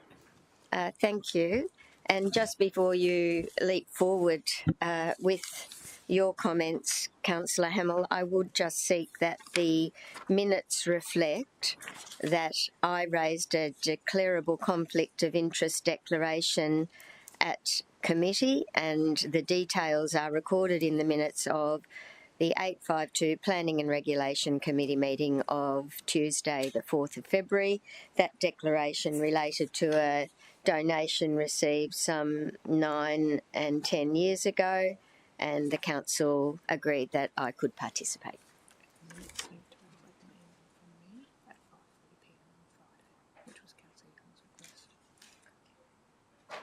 What's that? What the minutes they want to include that in the minutes? That's the email. Oh, but wasn't that the last article? No, that was for the Robina. But we finished that. Yeah, we can give it. Yeah. Sorry, the director's just pointing out to me that the minutes had to include that item that you had raised on the last item, and we didn't actually amend the minutes, the recommendation to include that, but we can just add it. Thank you. Thank you. I'm sorry that I missed that. Okay, so now I've done my piece. Over to you, Councillor Hamill. Madam Deputy Mayor, I would move the committee recommendation, but I am aware that there's a couple proposed changes to some conditions that I'm happy to hear first. Okay, sure. We'll go to Councillor Martin. Thank you, Madam Deputy Chair. Deputy Mayor, wow.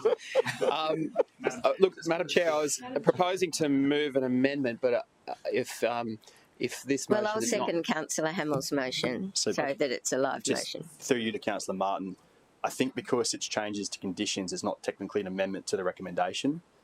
So I would just seek clarity from the EGM possibly of how we make that link, that if Councillor Martin's proposes changes it to the conditions, do we need to link that in the recommendation somewhere?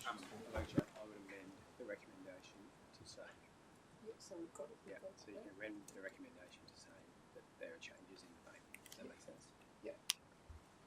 So, through you, Madam Chair, Councillor Hamill, what we put in the change that you can see there, we've just added that and the addition of the below conditions in red. I think, Councillor Martin, those conditions that you've requested are in red, and when we scroll down, so that will allow officers, when we send the decision notice out, to include those. Which, Madam Deputy Mayor, to me then, in my eyes, makes it an amendment to the motion, so it would be a proposed amendment from Councillor Martin. Okay. Okay. So, you're moving an amendment. Thank you. Yes, please. Moving an amendment, which... Second amendment. You know what it is? Yep. Okay. Seconded, Councillor Tozer. Thank you, which were proposed changes to their conditions, which are on screen. I'm happy to work through each item for council's interest, or whether you're happy just scroll through at your leisure. I think if you I could just speak touch to them, on that this. would be good. So in essence, we've got two condition changes here. One being the undergrounding of power lines out the front of the building that fronts the esplanade to allow for a street tree. And the second is a management system by way of a signal lantern to optimise the visitor car parking so that if the visitor car parking, which the majority, all but one park is behind a secure gate, that system enhances the ability of visitors to arrive and figure out whether that is full or not before they proceed down the basement. And that is just reflected in each elements of the conditional approval that officers have provided those wordings. Okay. Did you want to speak to it further? Happy to. Yes, thank you. Thank you, Chair. I mean, if I could summarise, this application is for high-rise, but it's located in the high-density residential zone. Council would be aware that I've been critical of high-rises in particular areas of medium density, especially those that were subject to previous planning amendments by this council to introduce low-medium zone. But this is not that zoning. This is in a high-density zone, and it allows for high-rises up to 79.5.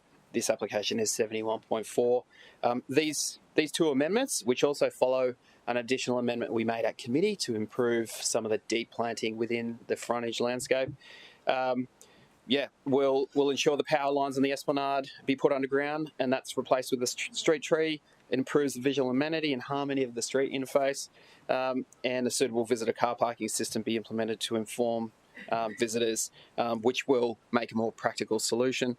I understand that applicant is supportive of delivering on these practical changes, and as such, I thank councillors for supporting the amendment. Thank you. Thanks, Councillor Martin. Did anyone want to speak against? Otherwise, we'll... question? Can we see it on the screen?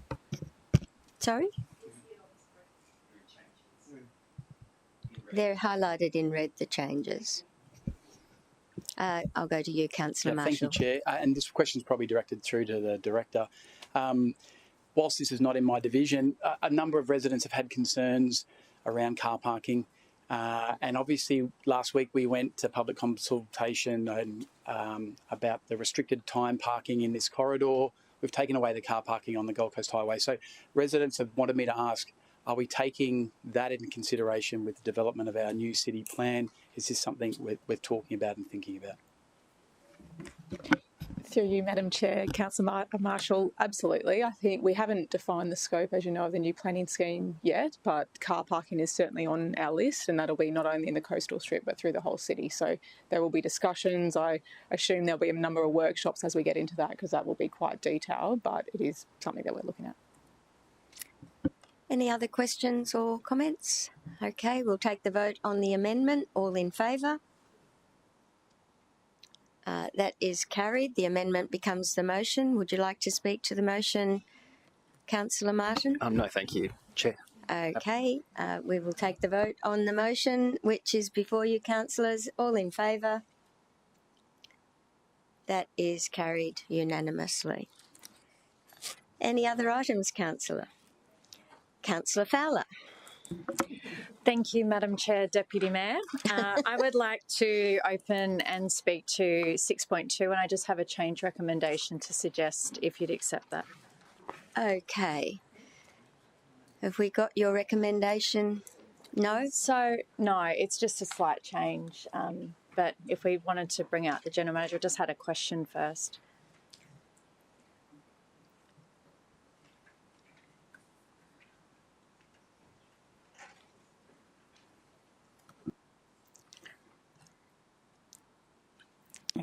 So just firstly, with regards to the change, so in point 1 where we say, be advised that council cannot lawfully permit parking on a driveway, what I'm wanting to do is just delete lawfully and just add after driveway the words due to legal and operational considerations.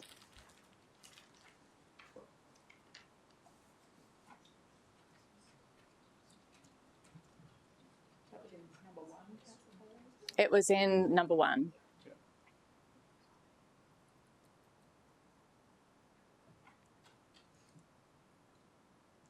So we're removing the word lawfully in number 1 and then adding those words at the end. Thank you. But you've left out due to, and you need to remove due to legal from point 2.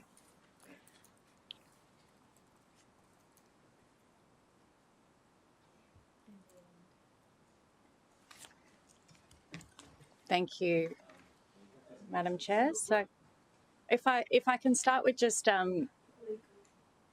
Madam Chair, am I able to ask a question first before I speak to the motion? Sure.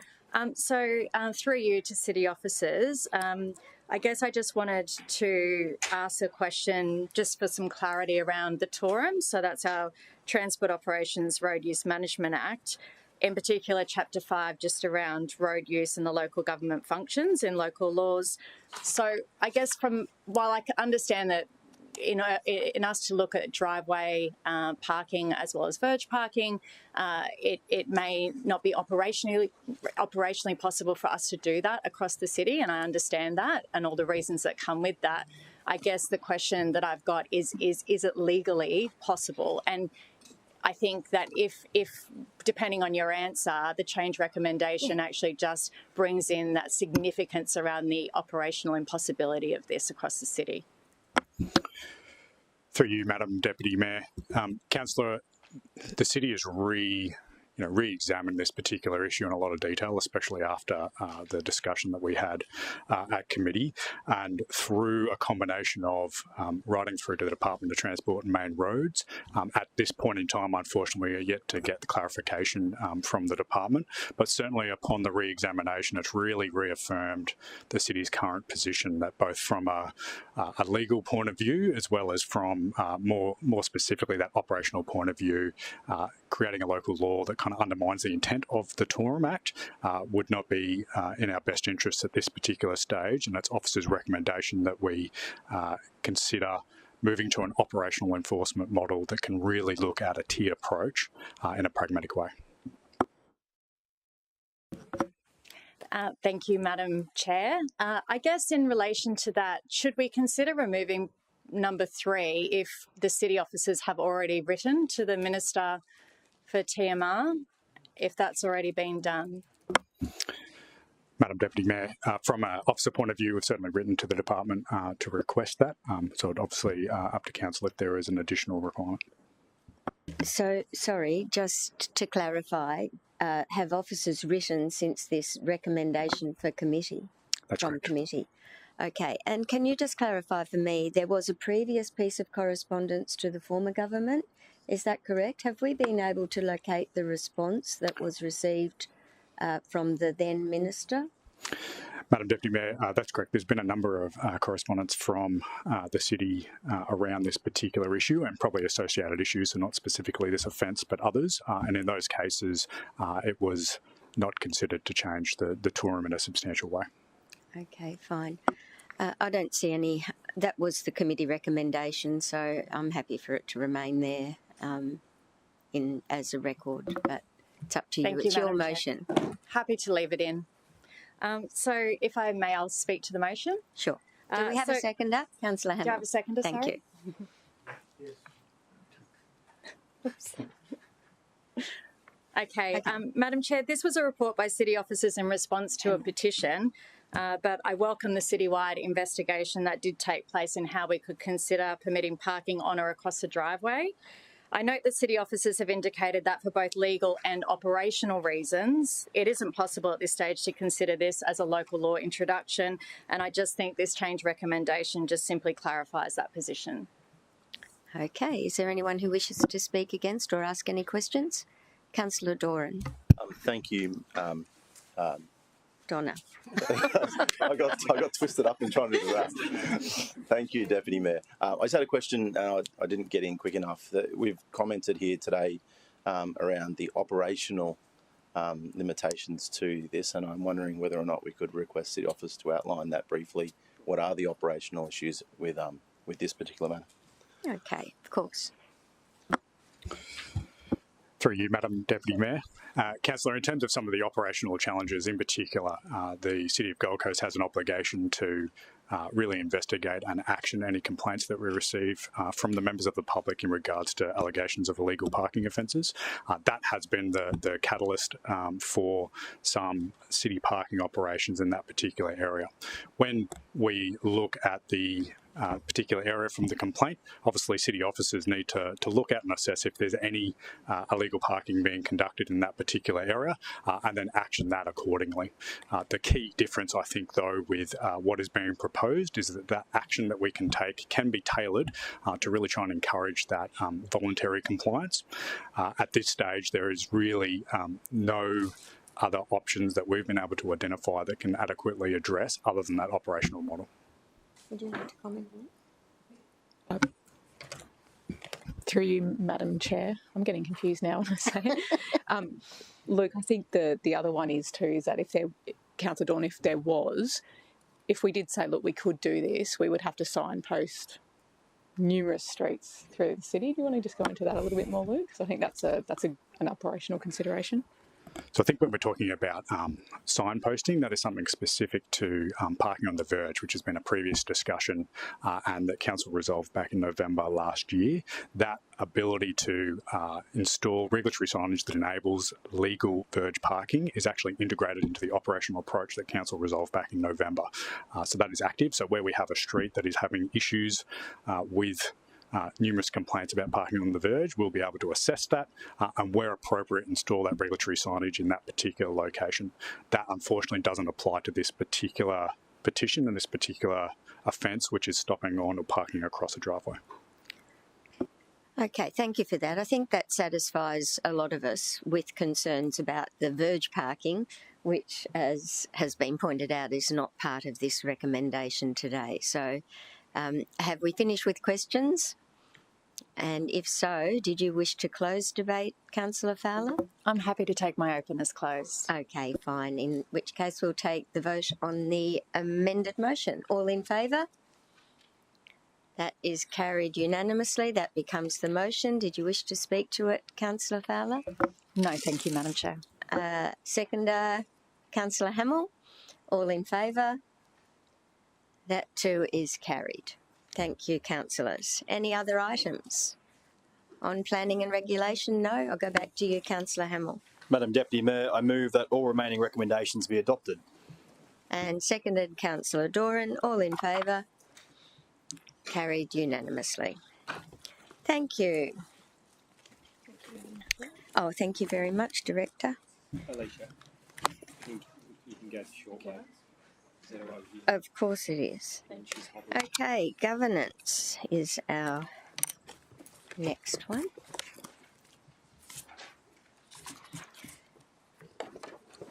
You ready, Councillor Patterson?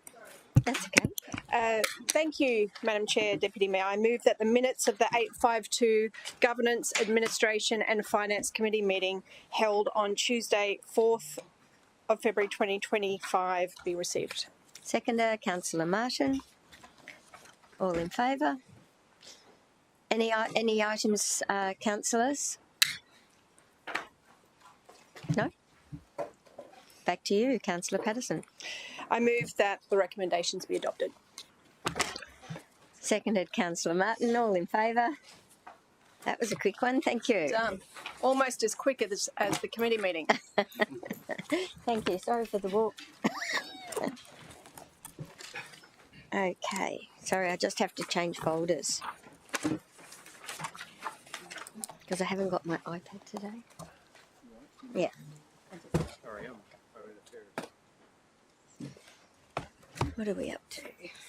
We are Up to lifestyle. Okay, lifestyle, environment, heritage and resilience. Councillor Tozer. Madam Deputy Mayor, I move that the minutes of the 852nd or 852 Lifestyle, Environment, Heritage and Resilience Committee held on Thursday the 6th of February 2025, covered by recommendations 1 to 6, be received. And that will be seconded by Councillor Marshall. Thank you. All those in favour? That is carried. Any items, councillors? Mr Mayor, sorry, again, same mistake. Easy to lecture behind here, sorry. Councillor Gates. Yes. Yes, the matter relating to the Gold Coast Sports Precinct Concept Master Plan, I believe Councillor Castro had a declaration he needed to make before we resolve that, if that's still a process. 7.1. Okay, I'll go to you, Councillor Le Castro. Thanks, Madam Chair. Look, yes, I did actually do this at the committee, so It's in relation to the sports precinct. In fact, Can I just tell you, you don't need to redeclare. You simply need to ask that the minutes reflect that your declarable conflict of interest declaration was made at committee and that it be reflected in the council minutes. what you said. Thank you. Thank you. So if we can just use that same wording, and we'll deal with that item separately since it's been called out, or will we just include it? Madam Deputy Mayor, I don't believe we need to if what your process is fine, but I haven't been advised of any other items that need to be dealt with separately. We're very diligent at committee. Great. No other items to discuss? If not, I'll go back to you, Councillor. Move that the recommendations 1 to 6 be adopted. Okay, all in favour? Oh, who seconded that? Councillor Marshall, thank you. All in favour? Carried unanimously. Thank you, councillors. We'll move on to 11.4, Economy, Tourism and Events Committee, but we'll just give the officers a minute to change over.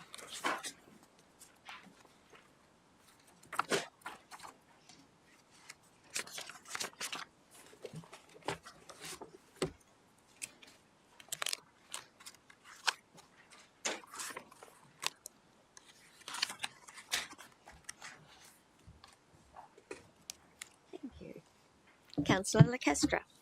Thanks, Madam Chair. I move that the minutes of the 852nd Economy, Tourism and Events Committee, which was held on February the 6th, on a Thursday, there we go, in 2025, covered by recommendations 1 to 3 be received. Seconded, Councillor Fowler. All in favour? That is carried. Any items to discuss, councillors? Certainly.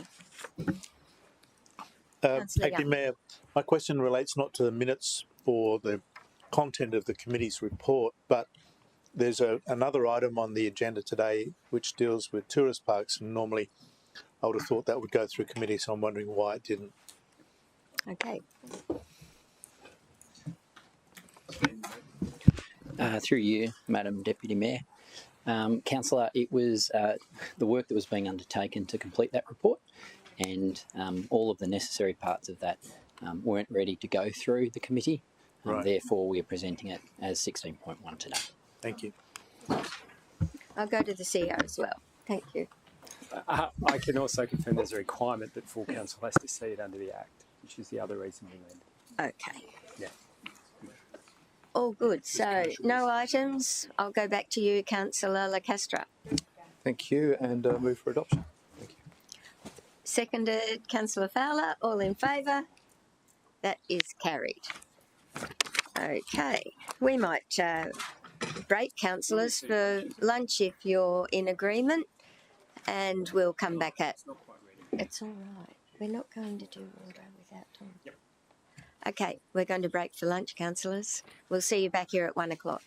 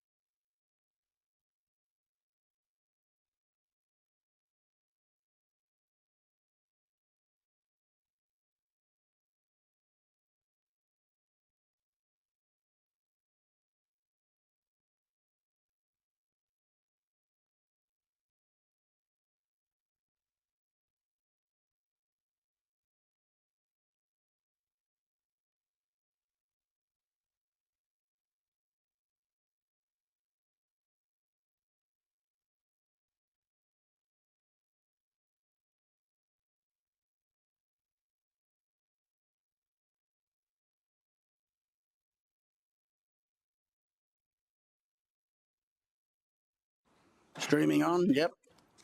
Welcome back, viewers. We're, I think we're at water, waste and energy. And councillors, how about we go straight to 6.2? And let me go straight to Councillor Hamill, who's made a motion. And I think you can be first speaker. Give the officers a chance to find their seats, Mr. Mayor.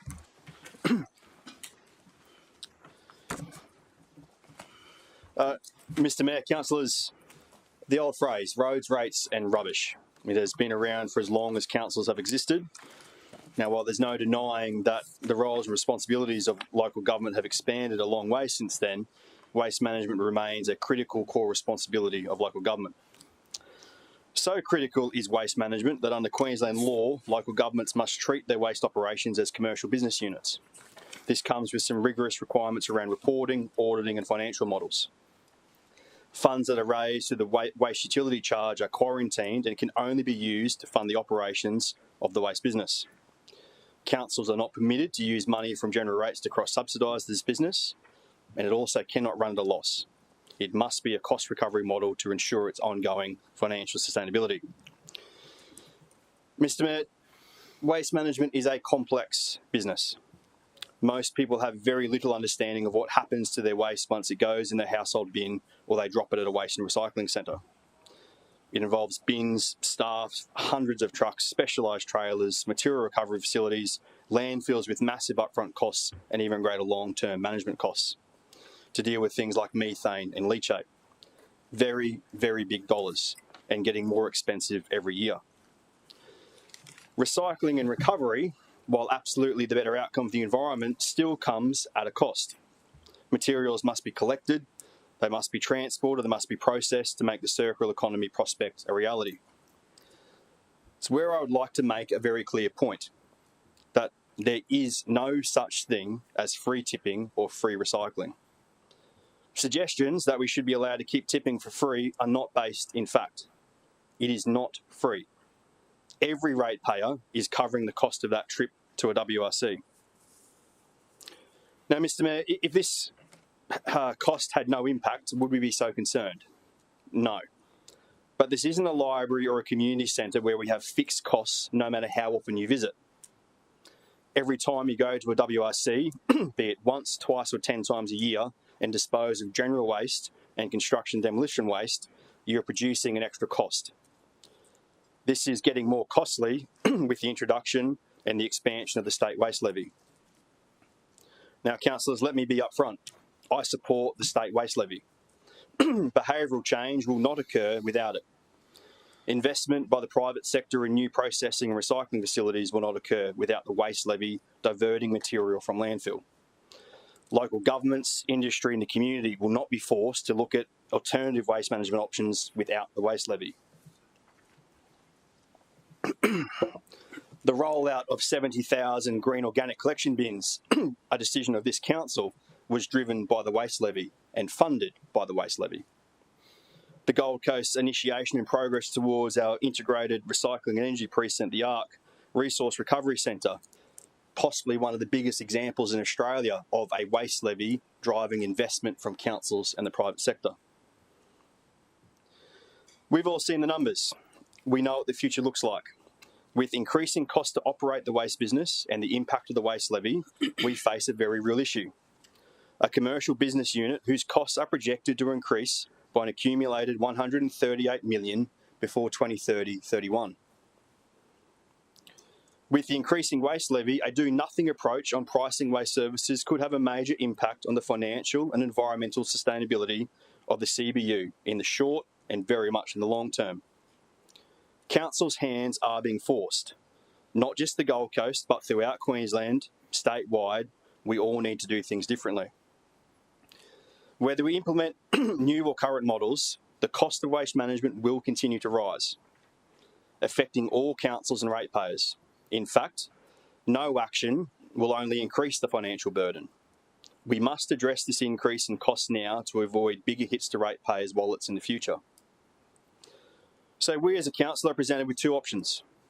We can continue with option A the status quo, where everybody pays the same annual waste utility charge, there is no reward for recycling, no reward for diverting waste from landfill. You can visit a WRC as often as you want, tip off as much weight as you want, and expect all ratepayers to cover the cost. The alternative is option B, the introduction of a residential charge per load for general waste and construction demolition waste. With this option, we accept that all ratepayers continue to pay a fair and equitable contribution through their waste utility charge, and that those who want to visit a WRC more often to dispose of general waste and construction or demolition waste pay a small fee to contribute to offsetting this cost to the city. To me, it is a case of what is fair. How is it fair that under option 1, someone like me who visits a WRC 5 or 6 times a year to dispose of general waste pays the same in a waste utility charge as a pensioner who visits the WRC once or never in a year? How is it fair that in option A, I might run a tab up of a few $100s in waste levy charges, but expect that other ratepayers are going to cover that cost? Where is the incentive in that model that encourages individual and household behaviour change? I would put to you, my colleagues, that there is no incentive in that model, and we will not see an increase in recycling and recovery if we stick with the status quo. Under option B, the introduction of a residential access charge, we will see people be forced to consider sorting their waste before going to a WRC. It will lead to an increase in recycling and recovery rates, and hopefully a reduction in the cost burden on all ratepayers. I want to be clear, but what we are suggesting is not a full user pays model. This is a fee to partially offset the additional cost to the city. It's also very important to note and put on the record that we're only talking about general waste and construction and demolition waste. Green organics, cardboard, batteries, e-waste, clothing, metal, white goods, motor oil, household chemicals all remain free to dispose at WRCs, with more recycling streams like mattress recycling coming online soon. Mr. Mayor, with any big change, we need to communicate the impacts to the community. We need to be prepared to have a very honest and detailed conversation about our waste operations, the commercial business unit, the state waste levy, and what the optimal future waste business model looks like. We need to demonstrate that we're acting upon community desire for this council to do more to protect the environment, to increase recycling and reduce our carbon footprint. All key things that continue to be elevated by our community in every survey as a city we undertake. Mr. Mayor, it's for this reason why I believe that it is necessary to propose not commencing the new charge until July 2026. That gives us a window of 15 months to complete an incredibly comprehensive communication and outreach program. In my eyes, that would include that every visitor to a WRC is receiving material, every councillor newsletter, every rates notice, social media campaigns, mainstream media, community pop-up events. Use every single avenue possible, not just to communicate our decision to ratepayers, but to use it as an opportunity to reinforce that individual and households have a chance to reduce their costs by recycling more and sorting waste before they visit a WRC. I have heard and read plenty of concerns about an increase in illegal dumping. I think it is a very valid concern and one that we need to acknowledge and plan for. And we can plan for it. We can prepare to ensure that illegal dumping is clamped down on early, hard and efficiently. Some would argue that the cost burden incurred by council and ratepayers through this extra regulation is too great and will lead to further costs. I would put to them that versus the $138 million financial black hole we have to consider, that we can't keep doing it the same way. As part of this recommendation, a report to the Planning and Regulation Committee will present options on what we need to do as a council to crack down on illegal dumping. More covert cameras, more cleaning crews, more local law officers, put all the options on the table, including, I think, a hefty increase in the penalty for illegal dumping to really help drive it home. Put all the options on the table, have a plan and see it executed. This illegal dumping education and deterrence can also be communicated as part of our 15-month communication plan. Councillors, this is a big change. I absolutely understand and recognise that. But I strongly encourage you to reflect on the fact that this is not a change that is about tomorrow. It is a change that, along with dozens of others made in the last decade and dozens more still to come, will set this city's waste operations business up with the right operational and financial model to continue to deliver these core critical services to the standard our community expect and at the best price possible. Importantly, this decision we make today will also commence a fairer model that puts pressure on the individual and the household to take responsibility for the waste they generate and how they dispose of it. I strongly encourage my colleagues to support the proposed motion. Okay, speaking against, Councillor Doran. Thank you, Mr. Mayor. Look, I acknowledge that this has been a difficult issue for councillors since it was first put forward a couple of weeks ago, and I acknowledge there's a problem in terms of the waste business financials moving forward. Over the last couple of weeks, I've listened to my community, and to be frank, my community does not support gate fees that are proposed under this particular motion. A financial penalty imposed on our constituents by the previous government is the levy. The whole reason we're here today is because of the levy. And Mr. Mayor, the levy, as Councillor Hamill has just indicated, is designed to correct behaviour and to change behaviour and improve behaviour, and I get that. But under your leadership, Mr. Mayor, there is no council in Australia that's taking that responsibility more serious than this one. We're investing significant amount of money in an ARC, which is going to deal with our future waste business. That is an amazing change of behaviour that was commenced before my time here, but we should celebrate that and speak to that as this is the change that a state government is looking for under that levy, Mr. Mayor. I think that when we talk about a change agent, we've got to reflect on that and see that if this is really a change agent on behaviour, then the state government should consider increasing our rebate because we are demonstrating seriousness of purpose to deal with our issue. I respectfully suggest that that should be put to the state government so that we don't have to pass on this burden to our ratepayers. However we do it, Mr. Mayor, because Councillor Hamill is correct. You know, we do need to deal with this matter. There's a sense of pride I felt in talking to residents, Mr. Mayor, in the area about our streets being so clean and our tips being free. I don't want to see an increase in rubbish dumping, and I think the officers and Councillor Hamill in his motion has put forward a much more strengthened that particular clause so that we can hopefully address it. But I don't want to see it around my area, and I don't want to see it in our streets. We're a tourist town. We want to present a clean and fresh image, and I think that increasing a gate fee or adding a gate fee will increase the amount of illegal dumping. It's my preference that in order to close the gap, Mr. Mayor, that the city deal with it through the levy on our rates bill and offsets on the general rate to maintain your commitment of keeping the overall rates notice at below CPI. There has been incredible savings achieved in the city, and we can look at doing it in different ways other than a gate fees. And I'll just explain to why, Mr. Mayor, before you potentially ask CEO to speak. In Councillor Hamill's motion, Mr. Mayor, it speaks to the fact that there is no gate fee to be implemented until financial year 26 and onwards, so July 1st, 2026. So this council has to deal with the gap in the financial difference in the business model in the next financial year anyway. So without any income coming from gate fees. So the actual issue is dealt with within the next budget. And the gate fee is a secondary charge coming in a year later. So my contention is that if we have to deal with it anyway. This proposal does not actually raise any revenue from a gate fee. I'm against charging a gate fee, and the issue is actually addressed in the next budget. Mr. Mayor, there's been a couple of other things that has come up, and I do want to reference this particular issue. I read in the paper today that we need to, the phrase legal and moral authority was used in the paper today, that we've got to deal with this issue. I'd subject that this isn't a matter of legal and moral authority, it's a difference of opinion on how we deal with an issue. I think when you get into a moral authority, that's about your conscience as opposed to what's legally right. And my conscience here is that we shouldn't add an extra burden onto ratepayers. We shouldn't ask them to pay more when they're doing it tough, and we shouldn't make it harder to go to our tips. There are other ways which we can deal with it.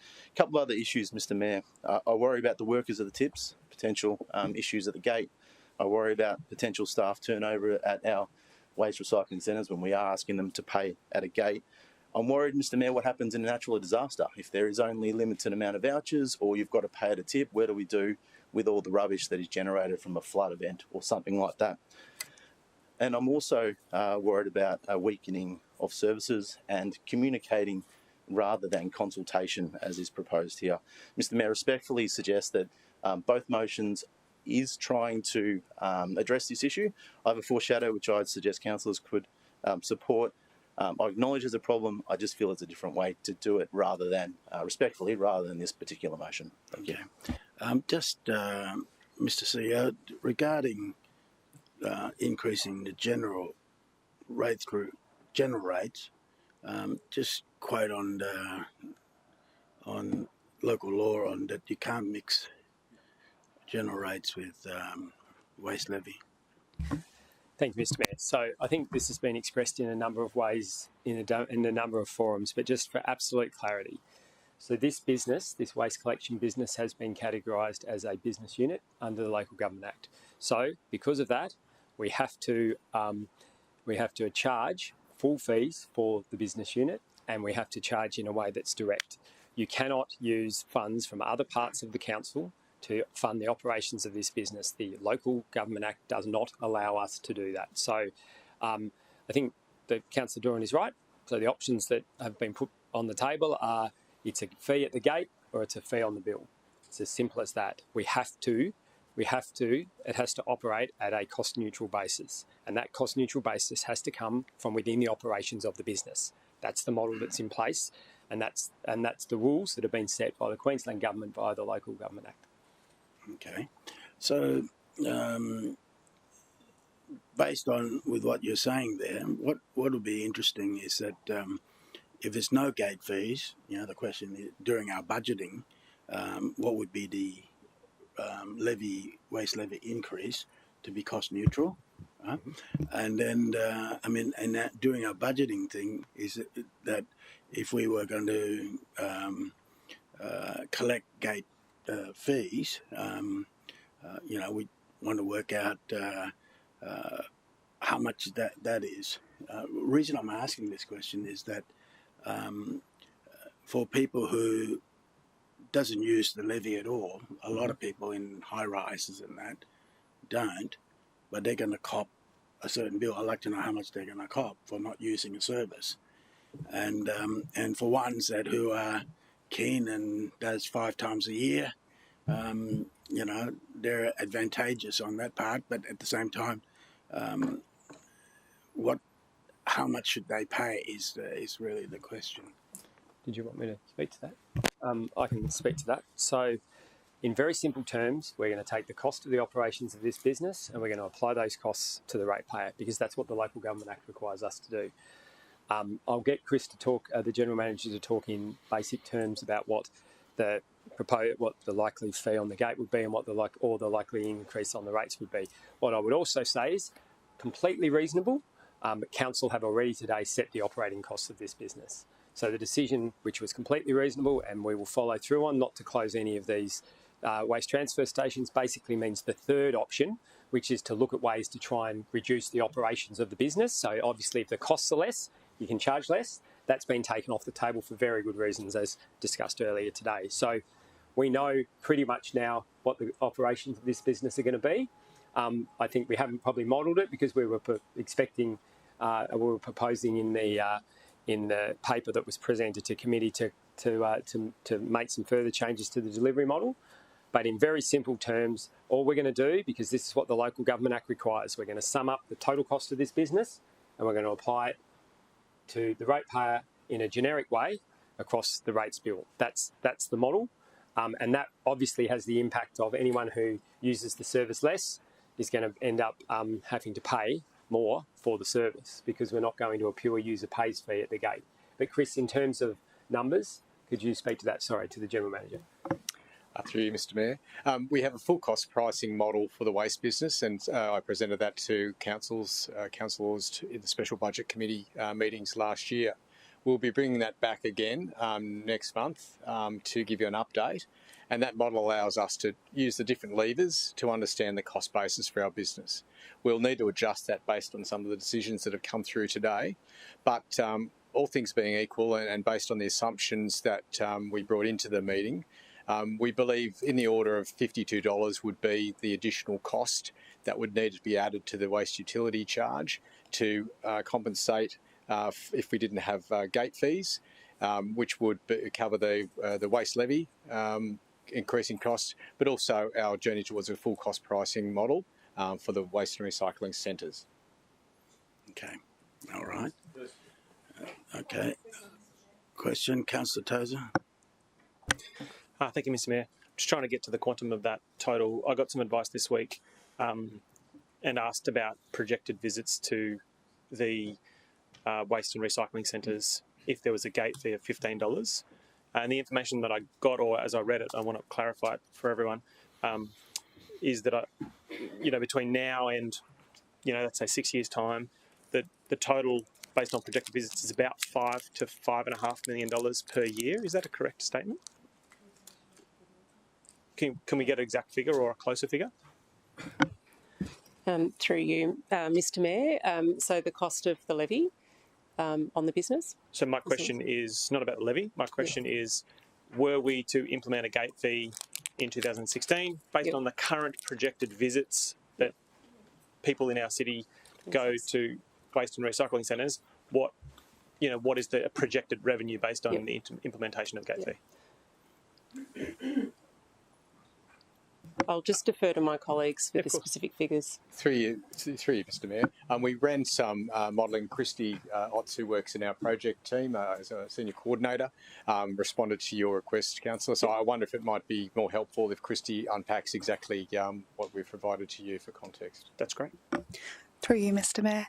So, Councillor Tozer, those figures were based on the potential savings through operational efficiencies, and as you requested, at a flat fee of $15 rather than a tiered system, we would be looking at over $5 million in revenue in 25-26 if we went with your proposal, just noting that obviously that's not taking into account that we were proposing a tiered system with operational efficiencies. Of course. So if it's a flat fee of $15, the revenues are in that vicinity of just over $5 million.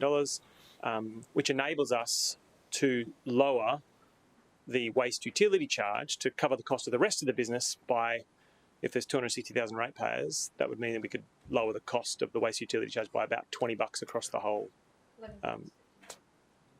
So what I've got in my head is there's $5 million divided by 260,000 ratepayers, and that works out to be about $20 less in the waste utility charge. I'm trying to work out whether my maths is correct. Yes, Mr. CEO. So the difficulty here is there are lots of moving parts. So there's the operations of the business, which we had proposed some operational efficiencies, most of which have now come off the table because of the correct and appropriate decision of council earlier today. And then on top of that, you've got the ratcheting of the waste levy that's coming year on year. So we have some modelling. We obviously have modelling about how many people turn up to the waste transfer stations every year. We've done modelling to say, will the price point push a reduction as well? I guess the point I'm trying to make as clear as I can is that this is complex and there are lots of moving parts, and that's why we're proposing that at the budget committee we will put together a full costing model, just like any other business would, and say based on our projections, this is how much we think we should charge, and that will cover our base. Is that fair? Mr. Mayor, I think I've got enough information to speak to the motion when you're ready in favour of the motion. So. Councillor Patterson, I'm coming right to left. Thank you, Mr. Mayor. Through you, Mr. Mayor, to Mr. Owen, just on those numbers, I'd just like to clarify that the numbers that you presented to me in an email on the 13th of February. So when I requested what is the revenue generated, and I don't necessarily agree with the CEO. This isn't complex. Yes, there's operational parts. We've already taken that out. So let's look at gate fees. So when I requested, if you could confirm this is correct, what revenue will we generate? You replied, we estimate that revenue generated in 25-26 based on the indicate charges of 10 and 25 million will be in the order of 3.2 million. You continue to say that a voucher program will reduce this significantly, potentially to below zero. That occurs to me based on ratepayers that if we bring in these gate fees as recommended, that relates to $11.59 per ratepayer. Is that correct? Through you, Mr Mayor. Our modelling suggests that if we, based on our the mix of vehicles that attend our WRCs, based on the data that we've looked at, and that's a mix of vehicles plus vehicles with trailers, and assuming that we went down the path of a gate fee of, say, $10.25 for those ones, and clearly that's for Council's decision to make if we want to go with that regime and those costings, the revenue may well be in the order of $3.2 million. Councillor Gates. Thank you, Mr Mayor. Just a couple of questions through you. Despite the fact that we have all supported the Mayor's Mayoral Minute, can you just confirm for me that had we proceeded with the recommended closures of facilities, could those savings have been used to cover the shortfall that we now have in terms of people using the waste facilities? The answer is yes, and I'll take the rest of it on notice based on the Mayoral Minute. Okay, fine. The other question I have is if the waste charge was increased right across every resident in the city to fully cost recover, could we reduce the general rate from the multiplier that is now used, quite separately from the waste charge, but to balance the two fees? Mr CEO. No, because the way this works is this operation has been determined to be a business, and therefore as a business we have to fund it separately and then fund the operations of the council separately. We cannot use savings, and I completely understand it, and I think if you're a punter, one of the hundreds of thousands of people watching this at home, I could understand how you could think, well, hang on, the council's been talking about operational savings, why can't it use those operational savings to offset the business? The Local Government Law Act does not allow us to do that. We have to set this up, it has to be set up as a commercial business, so we cannot cross-subsidise like that, and that's just the nature of the beast and the rules of the game that we're playing with. Okay, I just have one more issue, Mr Mayor, that I would like to mention, and that is in reading thoroughly the proposed recommendation, I can't support that we endorse a waste management access charge for people who don't receive the service. I'm hoping that the mover of the motion might consider changing point 11 to that consideration be given to the establishment of a waste management access charge for residents who did not receive a bin collection service during 25-26 budget discussions. I'm more than happy for the officers to bring forward their rationale, but on my figuring there's only about 350 people in our city who don't receive a waste service collection. That's on the information you've provided to me, and I think it's grossly unfair to expect them to pay a waste management access charge, even though I know that the delivery of all of the infrastructure that waste management has to have across the city is all of our responsibility. It's not their fault they can't get a service. It's the size of the vehicles we use or the topography of the land that we've approved for development. So I just can't burden them with another cost rather in addition to taking their rubbish to the tip every week. Yeah, that's clause at 12, right? Because I thought it was point 11. Am I right? Oh, yeah, it's 12. I'm sorry, it's changed since. Councillor Hamill? Mr Mayor, through you, I took that as a formal request of me to consider that change, and I would be happy to add that in. I don't think there's anything wrong with having additional modelling come back to show the need for that. So 12 would change to the council considers the creation of a waste management access charge, etc., at the 25-26 budget. I'm happy to accept that as an amendment. Okay, change to an amendment. And Councillor Curtis, you okay with that since you're a seconder? Okay. Now, in the debate, speaking against. Did you? Oh, okay, then I'll come to anyone for. Councillor Tozer. Thank you, Mr Mayor. Look, there's been heaps of talk this week about, about gate fees and waste utility charges, and it's been a challenge to navigate in the community, particularly in my community where in the hinterland a number of facilities were proposed to be closed. And you know, frankly, a lot of far west kind of hinterland people really manage their own waste most of the time. Whilst they go to waste transfer stations from time to time, they often will manage their own green waste or on their own acreages. But I'm committed to making sure the model that we propose to do principally enables us to move to a model that at least partially obligates the user of a waste transfer station to pay some sort of fee in order to mitigate the only other alternative, which is that cost is shared amongst every ratepayer who may or may not use a waste and recycling centre. And I think we're here today primarily because of the changing dynamic between the local government and the state government. And reading from a report we received this week, in 2024-25, the levy imposed by the state per tonne is $115. Next year it goes up to $125. The year after that it goes up to $135. The year after that it goes up to $145. And then after that, CPI every year after. At the same time, the rebate that we receive for offsetting that cost to ratepayers this year is 85%, next year is 70%, the year after that's 60%, then 50, then 40, then 30, then 20. So we've got this declining rebate from the state and this increasing levy from the state based on how many tonnes of waste we get rid of. We're stuck, Mr Mayor, and we've been jammed by the state to impose a cost on our ratepayers that we can't get out of. And I don't want to sound like negative because I actually think it's for a good reason.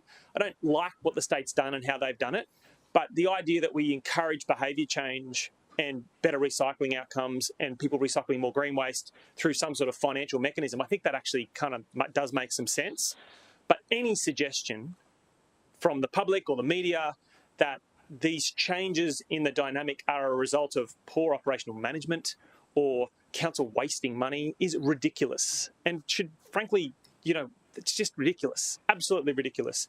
The team that manage the waste operations in our city work very hard to keep it at the lowest cost possible, and frankly, the investment that we as a council have made in the future of waste through the waste to energy plant, which I know has been championed very strongly by yourself, and the whole council has supported. I think almost every vote in relation to this has been unanimous for us all of one mind to move towards a waste to energy type of solution that can mitigate the amount of tonnes of waste that go into the ground and instead get processed through some other energy creating means. It's a really good initiative. We've had sufficient foresight to plan for it, and we're hoping that it can be implemented by the time this 8-year cycle finishes up. It's not a small project, Mr Mayor. But I can't, the motion here before really distills our next steps into whether we impose the cost to manage our waste over every ratepayer and they all pay an even amount no matter how many waste transfer stations they might go to in a year, or we try to partially mitigate that by partially allocating the costs we're going to have to pay to some people who use those waste and recycling stations more often. And at the heart of it, I just think that's more fair. That if you have more waste and you produce more waste on your property, that it's more fair that you pay a fraction more than the person who might sit in maybe a high-rise apartment and really uses very little waste at all.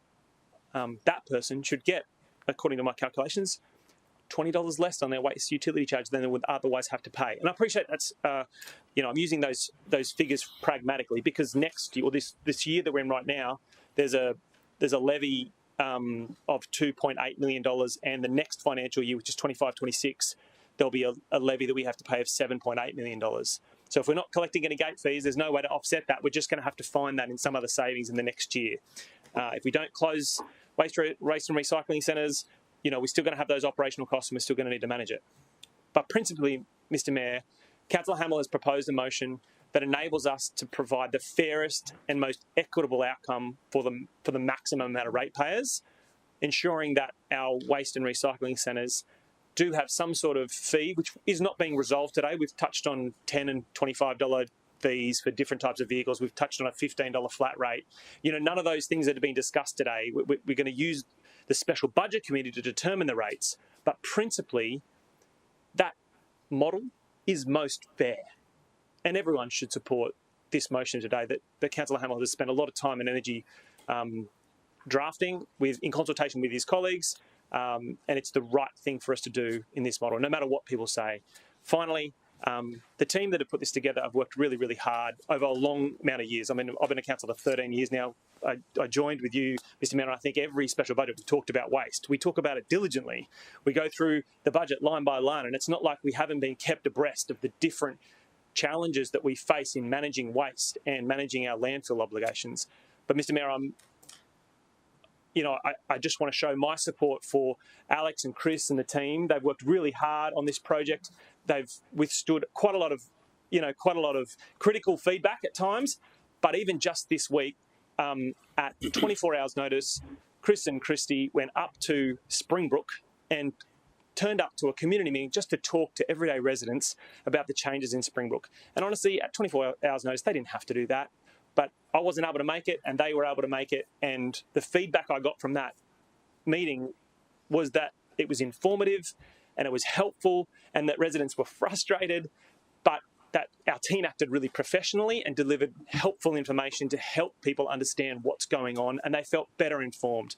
I do want to note that, Chris, I heard that you were there at 11 o'clock at night, and that's a late meeting, even for a councillor. So I just want to thank you for that, and councillors, I hope that you do support this motion today. Speaking against the motion, Councillor Fowler.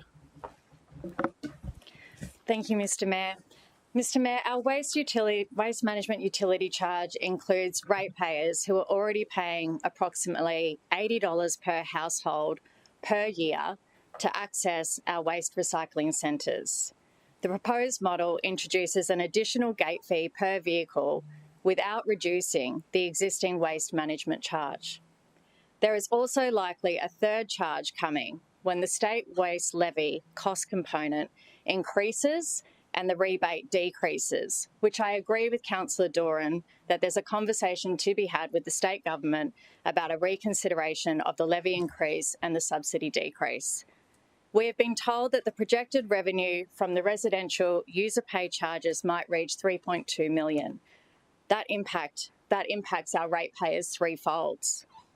It's my personal view that we continue to generate waste revenue through the waste management utility charge. Look at Brisbane.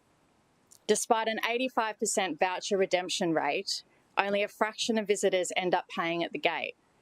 Can we really afford a system that risks losing vital revenue while imposing extra administrative burdens and operational on-site issues?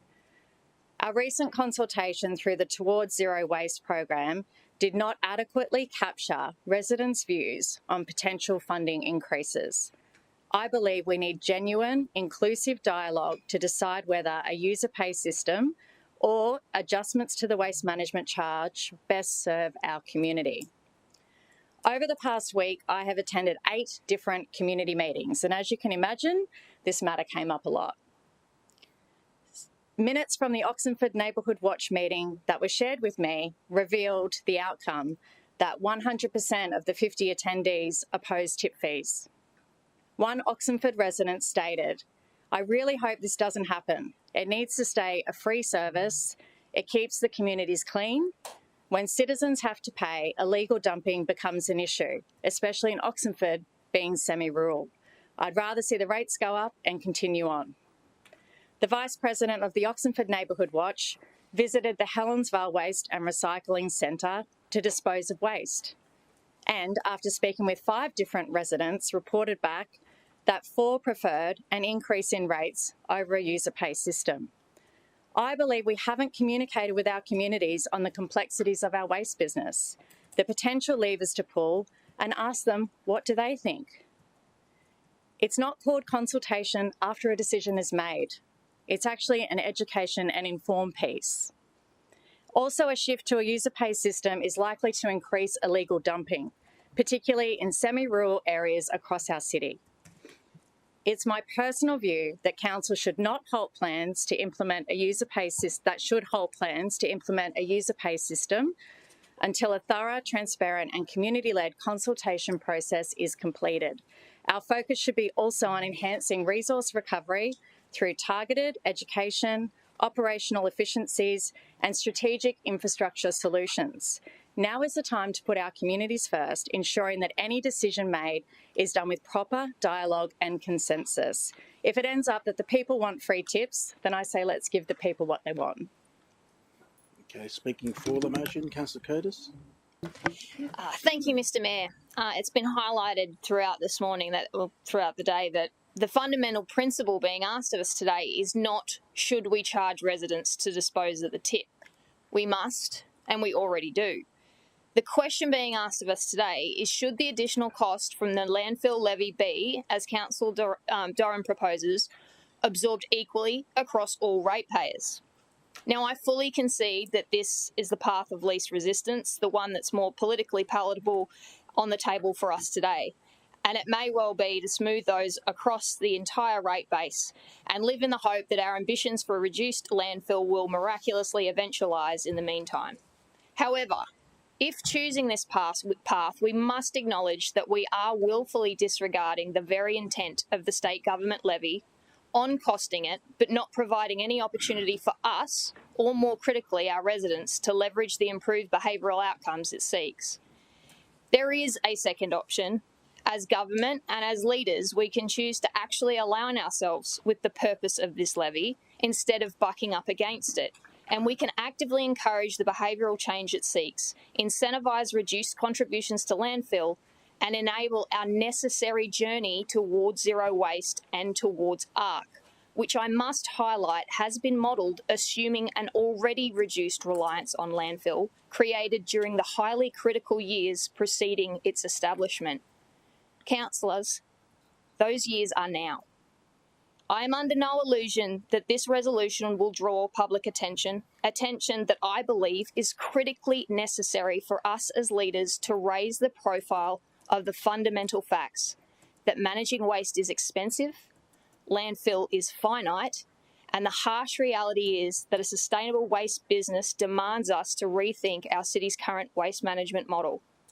A change is necessary, and we have a motion before us today that I know is not easy, but it is fair and it is responsible, and I hope our colleagues can find a way to support it. Speaking against the motion, Councillor Patterson. Thank you, Mr. Mayor. There were some key points that Councillor Tozer raised, and they are for those reasons why I'm voting against today. He noted that the levy is based on how many tonnes of waste we get rid of in landfill. Well, this doesn't alter that. What we are doing with gate fees is not relating to what will ultimately end up in landfill. And in fact, when we have gate fees based on what's in the trailer, and you come and you've paid your money because some of it's going to landfill, how incentivised are you then to separate your waste or just go, well, look, I've paid my money, I'm in here, for people who aren't interested in behavioural change? We note that the reason why we're looking at this is because the state have imposed a levy, and we get the reason for that, and because they're reducing the rebate. Mr. Mayor, my question to the state would be, this levy is inconsequential that this council has committed $1,000 million to the future of waste management through our ARC. They have not considered that at all when they're looking at the rebate. Our council, with this forward thinking that is taking council waste management into the future, not one iota of that is considered when they determine their levy. And I request that the state government should do that. It has been explained to us that this is a commercial business unit and it must pay for itself. I get that and I agree. I understand. However, that does not mean necessarily that rates then have to go up by that much. I'll give you an example. Today we had a we accepted a item in our economy and waste in terms of our Experience Gold Coast funding. We looked at the report and we've got particular key measures about them increasing their funding that they receive from sources other than council. What was presented to us in terms of their shortfall on meeting that KPI would cover the cost of gate fees for the whole of this city. That is just not okay. Our first and foremost job is to our residents. This does not impact user pays because we know user pays is about volume and weight. It is not about how many times we go. The state government is not recognising the value and the commitment that we've made to this area by looking at reducing our, by increasing our rebate. There are just so many other aspects of this rather than asking our ratepayers to put their hand in their pocket once again. That's why I will not be supporting this today. Thank you, Mr. Mayor. Okay. Right, speaking for the motion, Councillor O'Neill. Thanks, Mr. Mayor. And Mr. Mayor, as a prior chair of Waste and Water, this day was always going to come. Over the 4 years that I was chair, we floated the subject around. We knew about the waste levy, and it is crunch time. And I probably wouldn't have been able to support some of the motion that Councillor Hamill's put forward, except that quite a few of his motions that he's put forward here now align with what I wanted to do in the first place, and that's an education program to all of our residents to make them realise what this is really all about. I had a conversation with a Currumbin Valley resident just recently. He was quite angry that we were looking at closing Currumbin. I said I'll be advocating for it to stay open as long as possible, and then I proceeded to tell him the realities of how we manage waste in this city, how we have to manage waste, what the state government's doing, and how the Local Government Act makes us, cost recovery. At the end of that conversation, he said to me, I totally understand what you're saying now, Councillor. Voted for you last time, I'll vote for you next time. So, and I'm just so glad that we are addressing the illegal dumping as well in this motion. So good on you, Councillor Hamill. I really support this, and I do believe that a user pay situation is fairer. So I will be supporting this motion. Thank you. Okay. Against the motion, Councillor Peter Young. Mr. Mayor, yes, I'm firmly against the imposition of a gate charge. I certainly favour, in lieu of that, that we increase the charge that's paid by all ratepayers, so we're just spreading that across the entire community.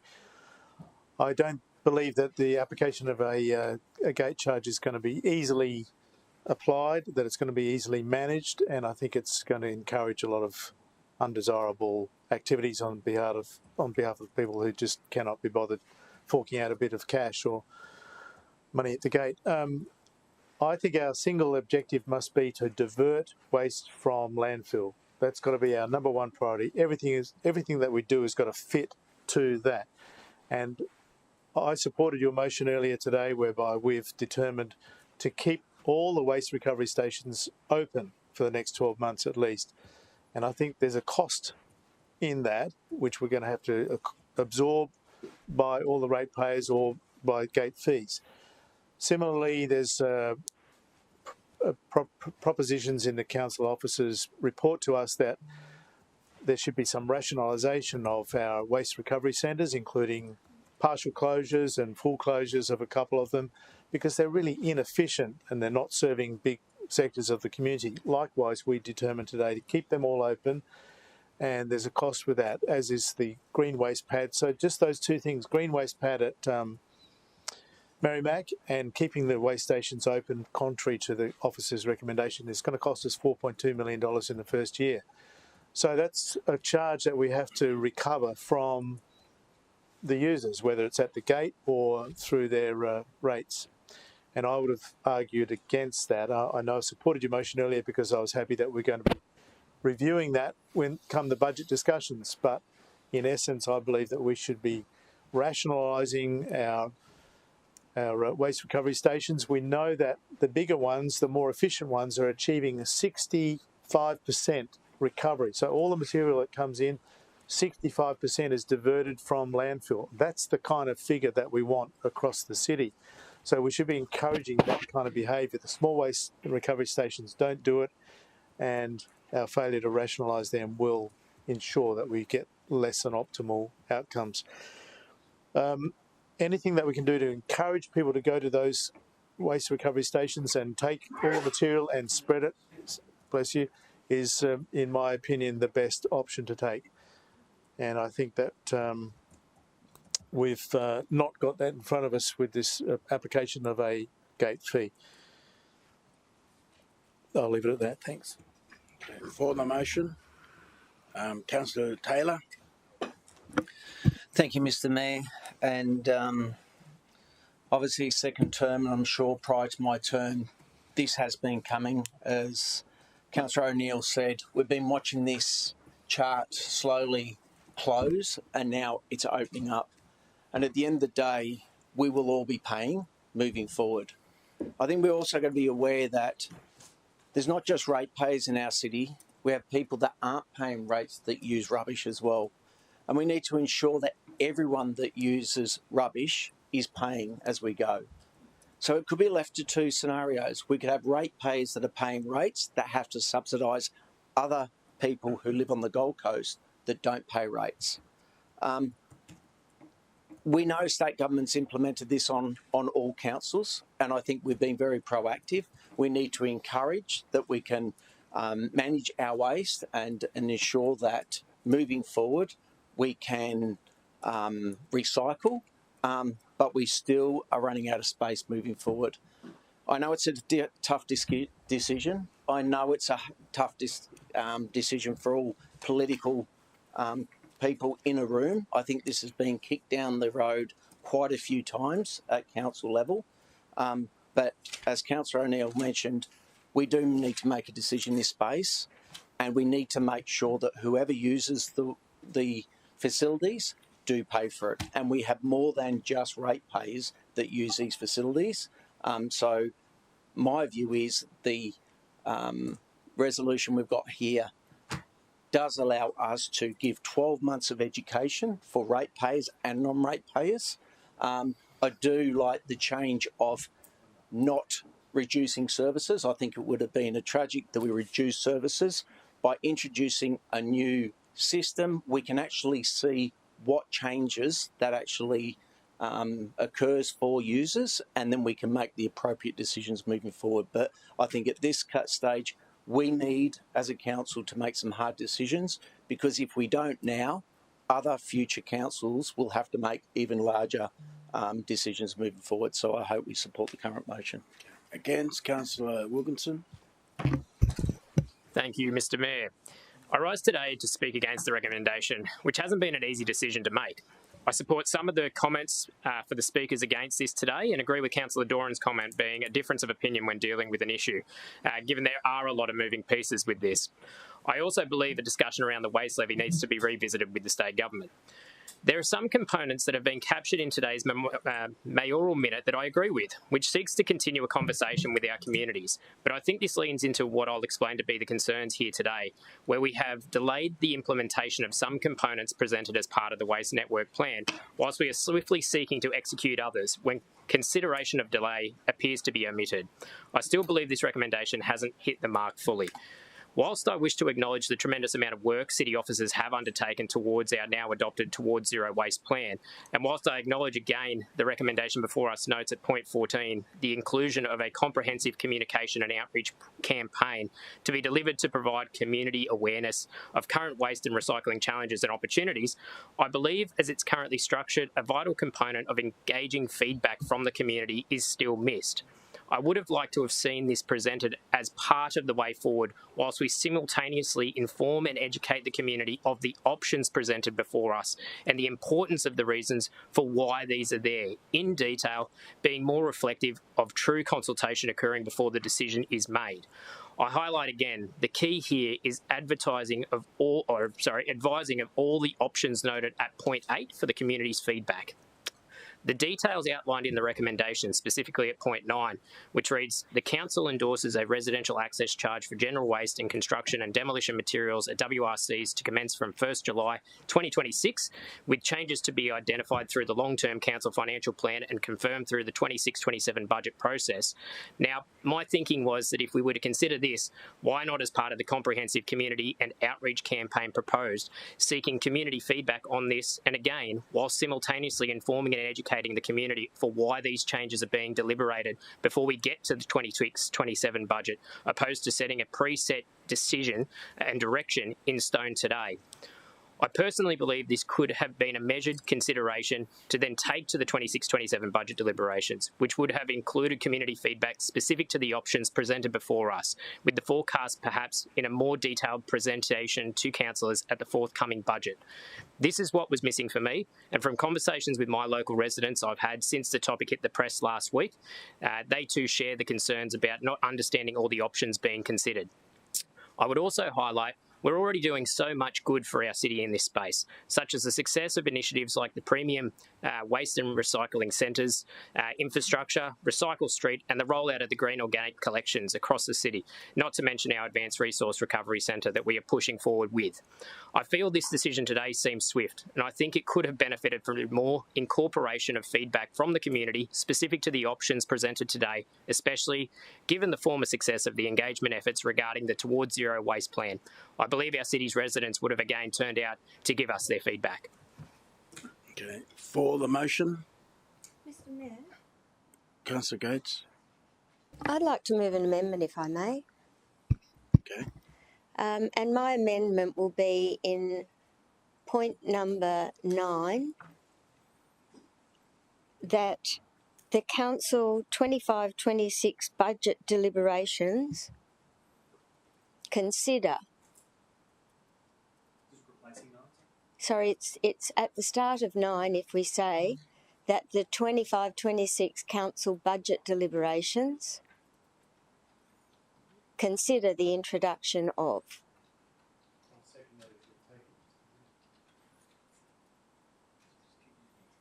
And Mr. Mayor, while they're just typing that, in listening to all of the debate today, we all come in with an open and persuadable mind.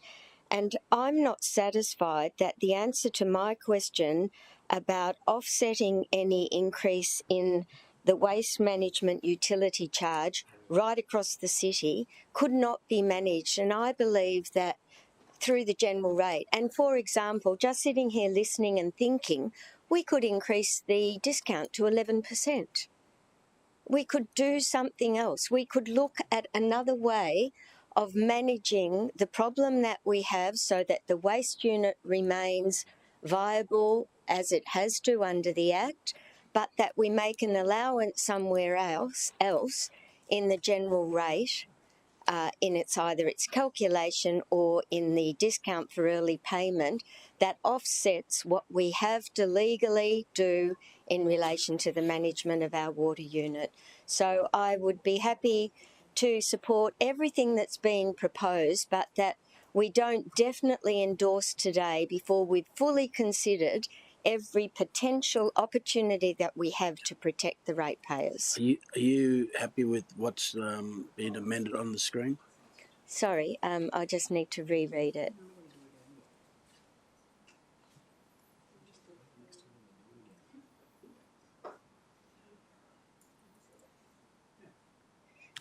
That's fine, Mr. Mayor. Yeah. Okay. Councillor Hamill? Mr. Mayor, I'm not prepared to accept that as a change to the motion. For me, it completely changes the intent of the resolution. So I would seek that that would be a foreshadowed instead.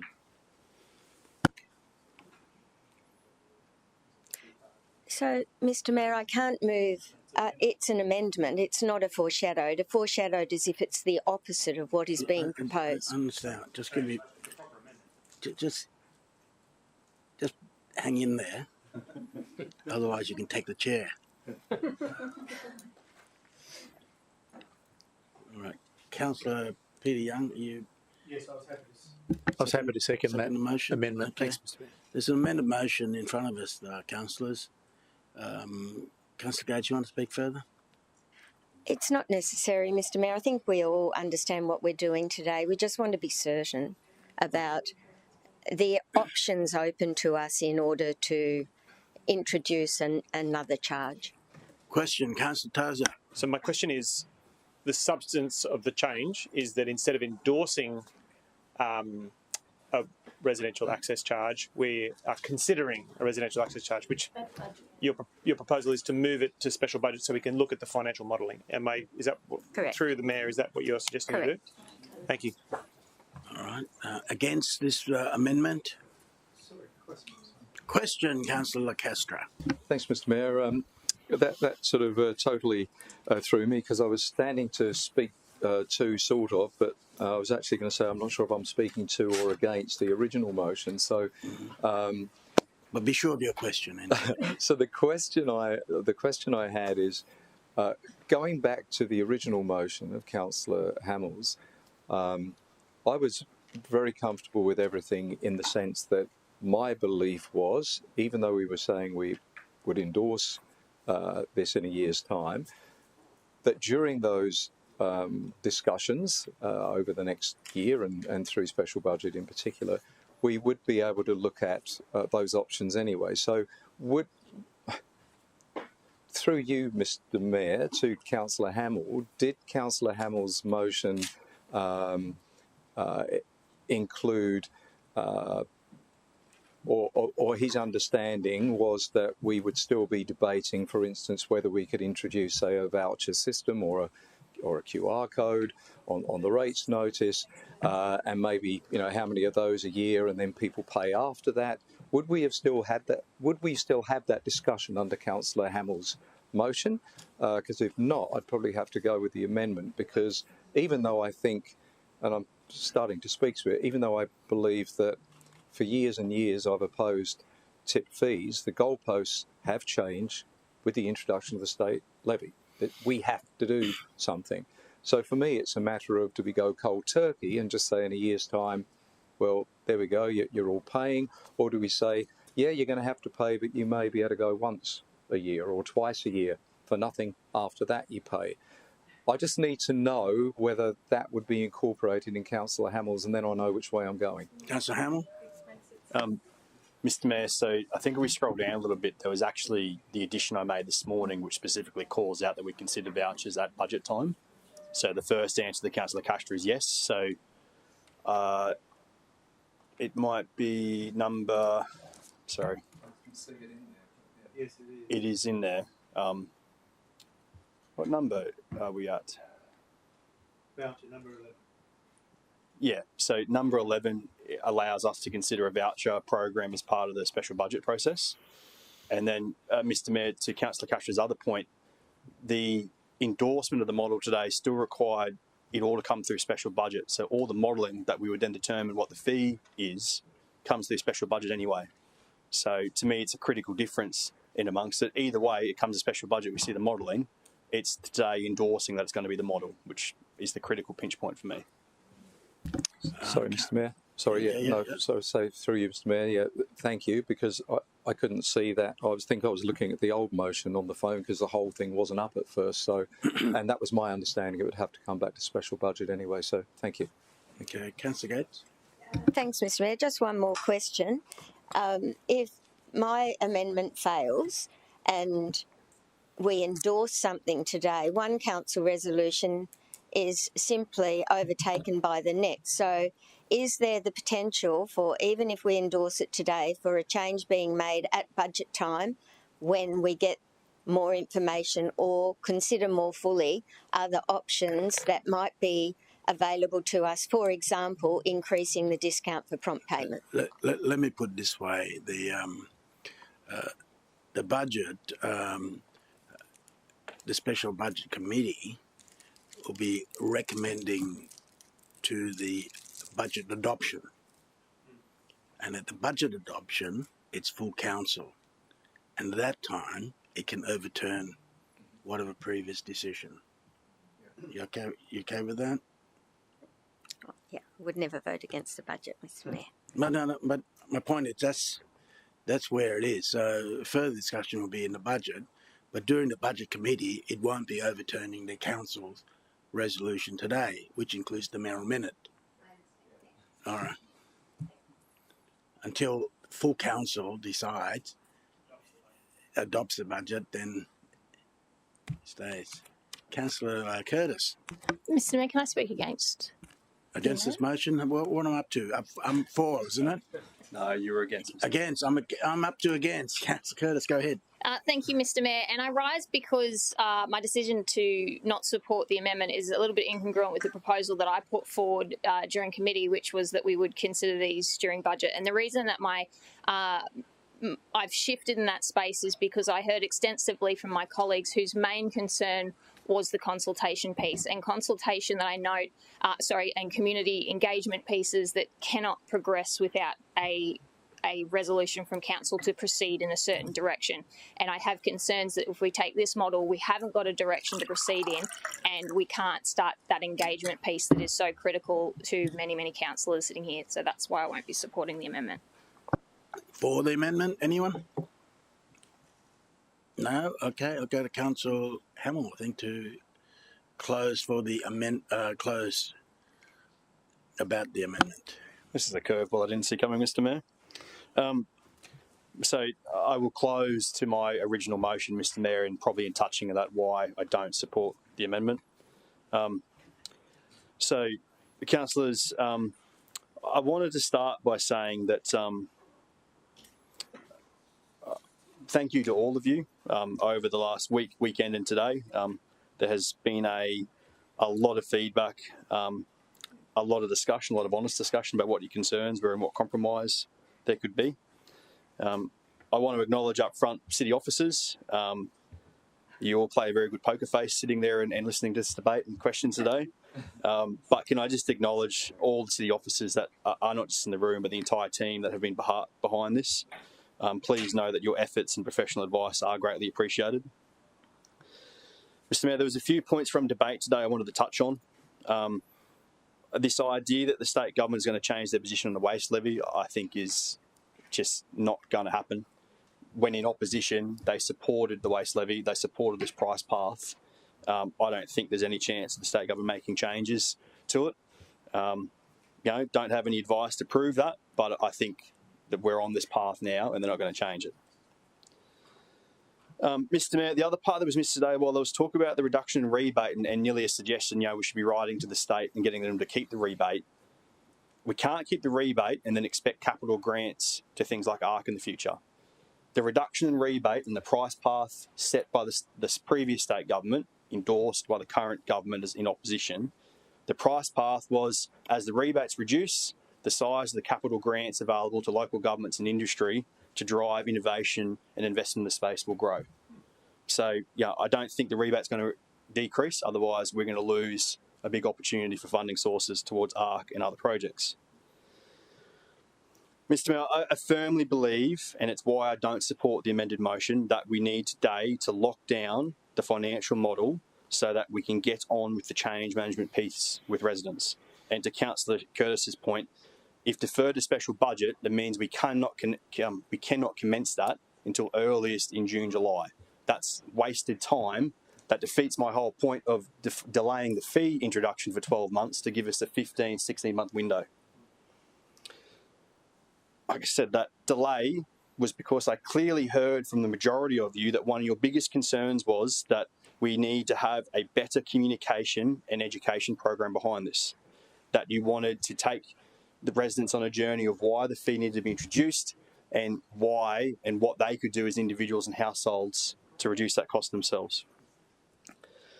Councillors, in a couple of people's points, there was a suggestion about passing on costs.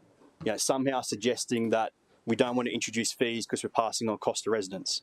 Folks, you are passing those costs on today no matter what. The costs are being passed on through one model or the other.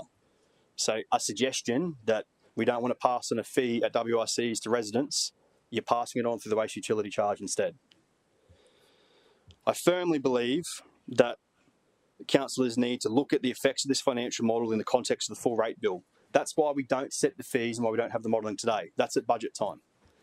endorse the model today, and then at budget time, you'll have all the modelling, not just for this fee, but what the general rates look like in other fees, so that you can make a decision of where you may want to see decreases or increases. I would argue, but that this is a critical core business for the city, and that endorsing the right financial model today allows us as a group during budget deliberations to consider savings for ratepayers in the general rate or the levies. Councillors, while I'm not confident of getting 15 votes at all, can I, for those of you who are maybe right on the edge of deciding which way to go, can I implore you to show leadership and to back the right financial decision to set this business up for the future? Thank you, Mr. Mayor. Okay, debate's closed, councillors. To be clear, we're voting on the amended motion, moved by Councillor Gates, seconded by Councillor Peter Young. Everyone right with that? On the screen, Divisions Court. All right. All in favour, show of hands. Councillor Young, Councillor Gates, Councillor Martin, Councillor Doran and Councillor Marshall. Against? Mayor Tate, Councillor Taylor, Councillor Curtis, Councillor Hemmel, Councillor Fowler, Councillor Wilkinson, Councillor Patterson, Councillor Castro, Councillor Tozer and Councillor O'Neill. Okay, the amendment's lost. We go back to the original motion. I'm trying to think. So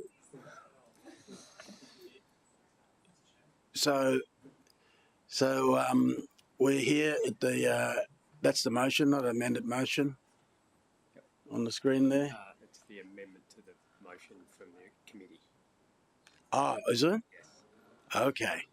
Did I get that right, Councillor? Yeah, All right. We made that little amendment to the waste access charge, Mr. Mayor. Okay. All right, councillors. Anyone want to speak for the motion? I move to Councillor Hamill to close his motion. Mr. Mayor, I feel like I gave enough to it in the close before. So, again, I humbly put my motion to councillors and encourage you to support it and set the right financial model up for our waste business for many decades to come. Okay. Divisions call. All in favour, show of hands. Mayor Tate, Councillor Taylor, Councillor Curtis, Councillor Hemmel, Councillor Castro, Councillor Tozer and Councillor O'Neill. Against? Councillor Young, Councillor Fowler, Councillor Gates, Councillor Wilkinson, Councillor Patterson, Councillor Martin, Councillor Doran and Councillor Marshall. Okay, the motion's lost. Right, we go now to foreshadow. That becomes the motion. Can you put that on the screen?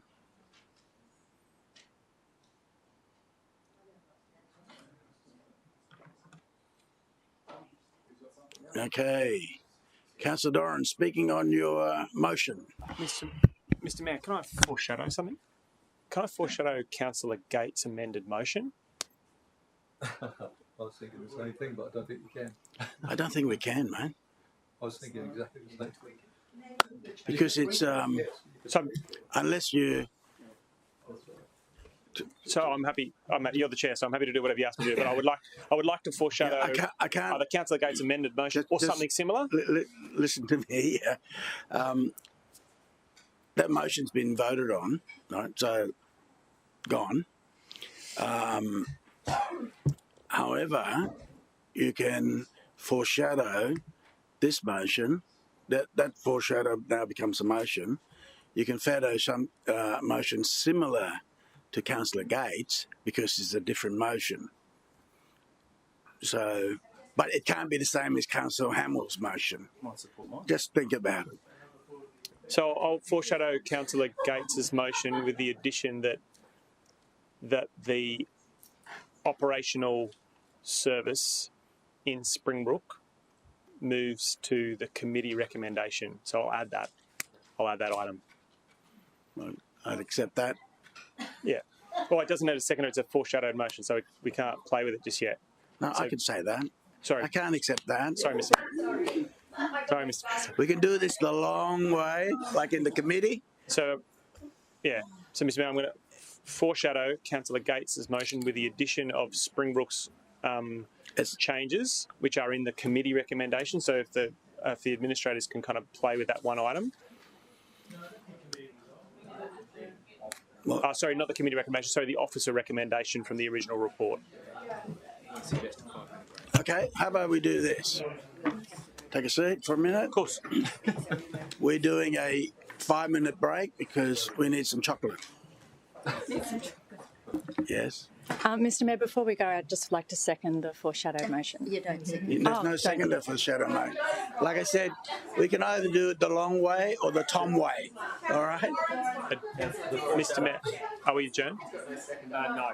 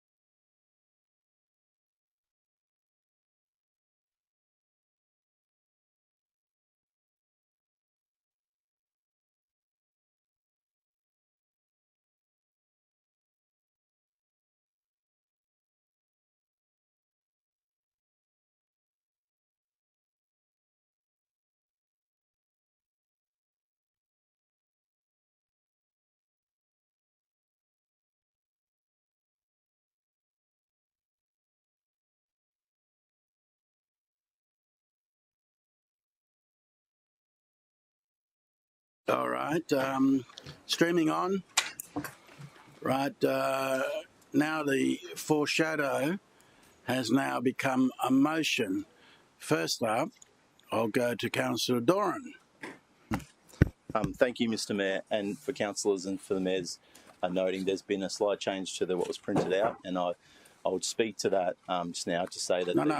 Well, I've got to get a second there, but the reason I'm asking you is to see, have you done the slight change? Yes. You have? Yes. So Okay. slight change to number 1, which will be in red, if you could highlight that thank you.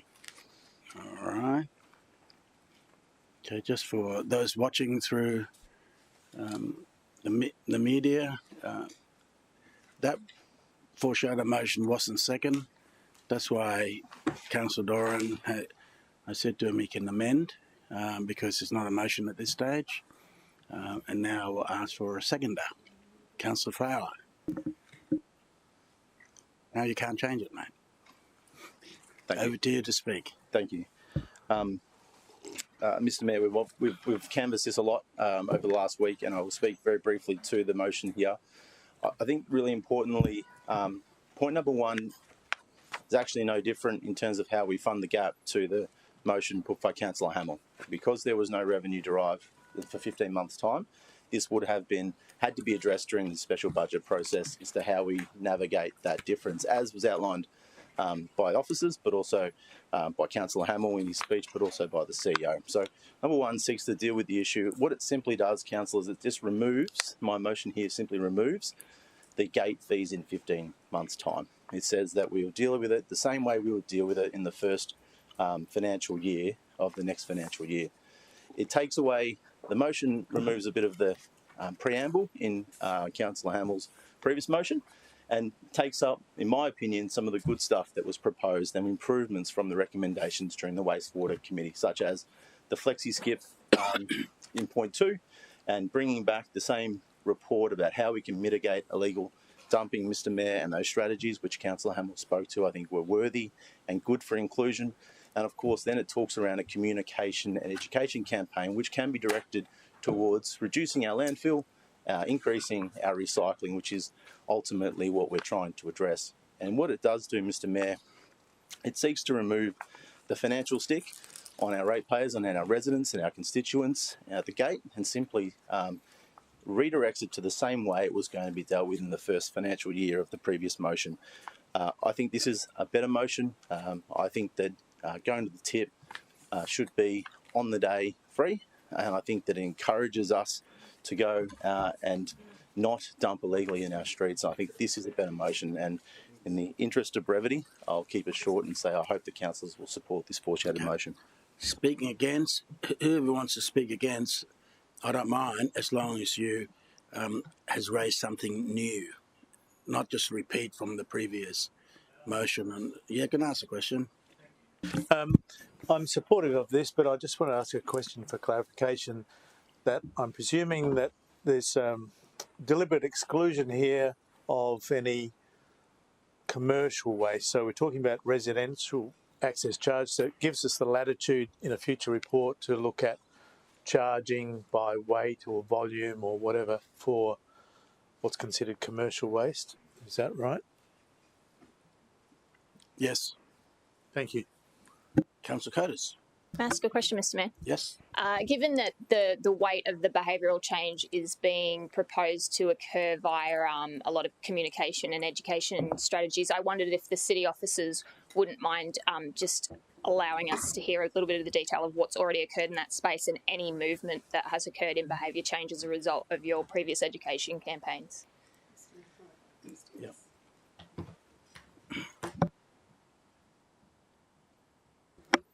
Through you, Mr. Chair. The city has had a range of different motions from in 2012 when we had the War on Waste school program to the new iteration of the school program that Council endorsed about 3 years ago through Eco Marines. We've run comprehensive My Waste, My Responsibility programs from 2019 through to 2022. We've also implemented new services. We've increased the types of materials that you can take to Recycle Street. We've introduced Recycle Street. We've looked at trials for high-rise glass solutions, trials for food organic solutions. We have effectively pulled on multiple levers in terms of outreach, community engagement, education, communication, marketing and media.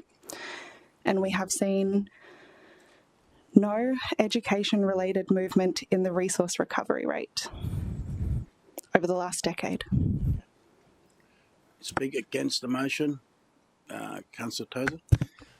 Thank you, Mr Mayor. I can't support the motion today. And your comment about not being able to reiterate anything is going to force me to only really talk about what this does. And what this does is increase the waste utility charge by at least $7.8 million, which is the cost of the waste levy next year, which is increasing over coming years.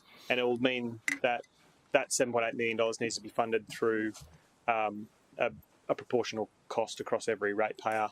260,000 ratepayers means that their waste utility charge will go up by at least $30, not including the other operational and capital investment elements we need to account for. Like I said before, it wasn't. I think it's a fairer model to have a gate fee, but that's the impact. $30 at least. Clarification, Councillor Parson. Thank you, Mr Mayor. As Mr Owen pointed out before, it's expected that the net revenue, if we did implement gate fees, would be $3.2 million. So that equals about $11.50.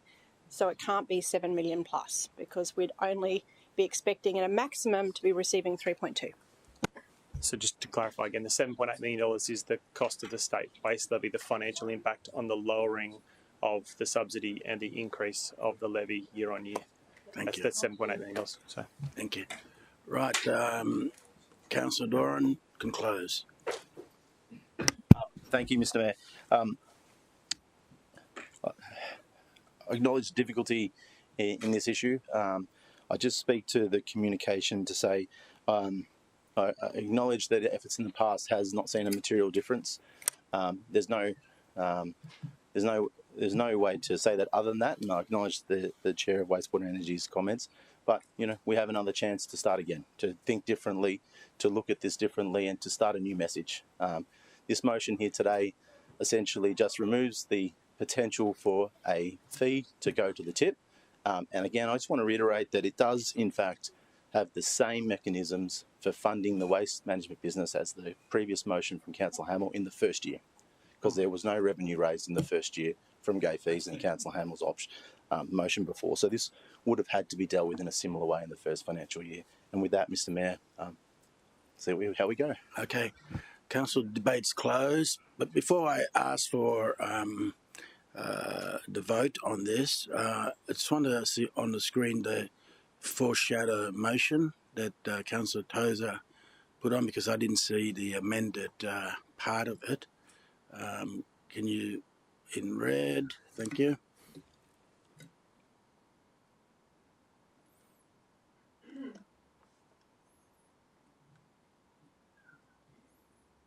Okay, that's sufficient to be a foreshadow.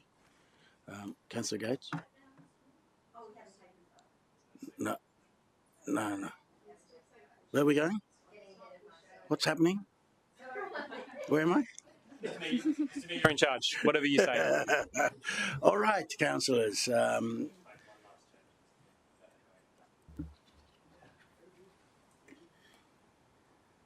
Okay. Division, please, Mr Mayor. Division is called. All in favour, show of hands. Councillor Young, Councillor Fowler, Councillor Patterson, Councillor Martin, Councillor Doran and Councillor Marshall. Against? Mayor Tate, Councillor Taylor, Councillor Curtis, Councillor Hamill, Councillor Gates, Councillor Wilkinson, Councillor Castro, Councillor Tozer and Councillor O'Neill. Do people understand what they're voting for? Okay, the motion's lost. Oh, yeah, Foreshadow becomes a motion. Seconder, Councillor Tate. And is that bet on? Mr Mayor, again, you name your price. I just so we're very clear, I bet Mr Mayor that Councillor Doran's motion would get up, because I thought it would, and I said that if if it did get up, that he had to come to my graduation at Bond University on Thursday, and I think he managed to do the numbers to get out of that. So,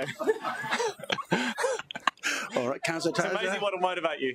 Would you speak on the motion, please? So, Mr. Mayor, the motion we have before us effectively is a hybrid of our original motion proposed by Councillor Hamill. The minor change is that instead of endorsing the introduction of a gate fee, it would seem that in the special budget committee and then the full council adoption of that budget, we will consider the introduction of gate fees and some of the financial modelling. So it leaves the window open for there to be a gate fee based on the financial modelling that we discover. And it also brings in some elements that were fleshed out with the Springbrook community on Wednesday night at the Springbrook Mountain Community Association. The team, Chris and Christy, as I said before, went up there and discussed with the team up there, or the community up there, some of the changes that we proposed to get in there, to get into the Springbrook waste transfer station. And for those who don't realise, Springbrook's quite an isolated waste transfer station, had some unique needs. It's right in the middle of the national park, so they have greater green waste needs. And some of the operational changes that we're proposing up there this motion allows some flexibility around us delivering some unique changes, but also trying to reduce costs in some of those, whilst high functioning, that they're high service types of facilities. The Waste and Recycling Centre up there provides a level of service that probably is a little bit beyond some of those other centres we have based on the type of community it is, and we're hoping that we can be a bit unique in identifying what that operational capability at number 15 refers to, and I have the assurances of officers they'll work closely with my community to deliver that. So I hope we finally get a resolution today. Okay. Councillor, for those who want to speak against, I think it's only fair that we've already canvassed speaking against this, but I would say to you that if you're speaking against, please concentrate on the last point of that, which is the new introduction. Okay, so anyone wants to speak against, but please have your speech mainly on item 15, to be fair to everyone, because we already had speaking for and against on the other items. No, Councillor Tozer to ask, Mr. Mayor. Sorry? Number 15 seems to contradict with the motion or the resolution of council from earlier today. I'm just wanting to test everyone understands that, because our resolution earlier today was not to rationalise or change any of the services at the WRCs. This is clearly in conflict to that already. Okay. That's a record. Yep.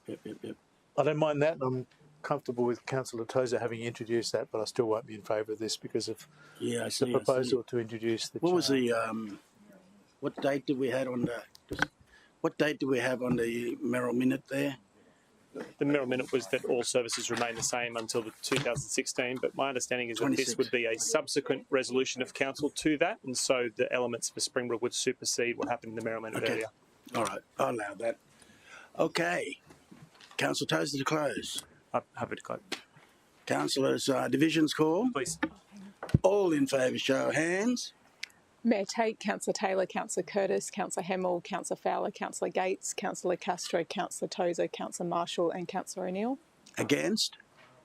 Councillor Young, Councillor Wilkinson, Councillor Patterson, Councillor Martin and Councillor Doran. The motion's passed.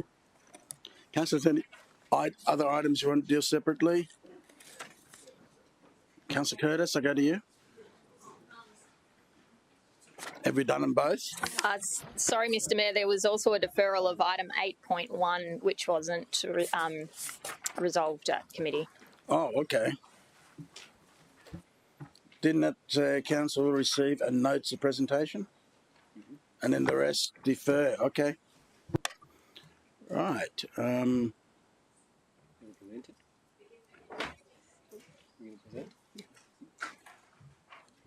Presenter? Yep. It's very fast.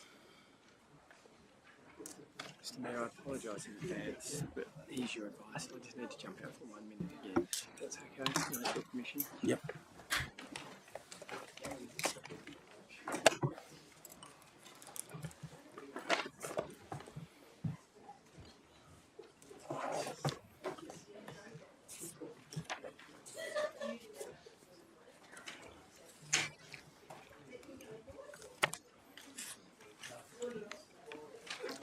When you're ready.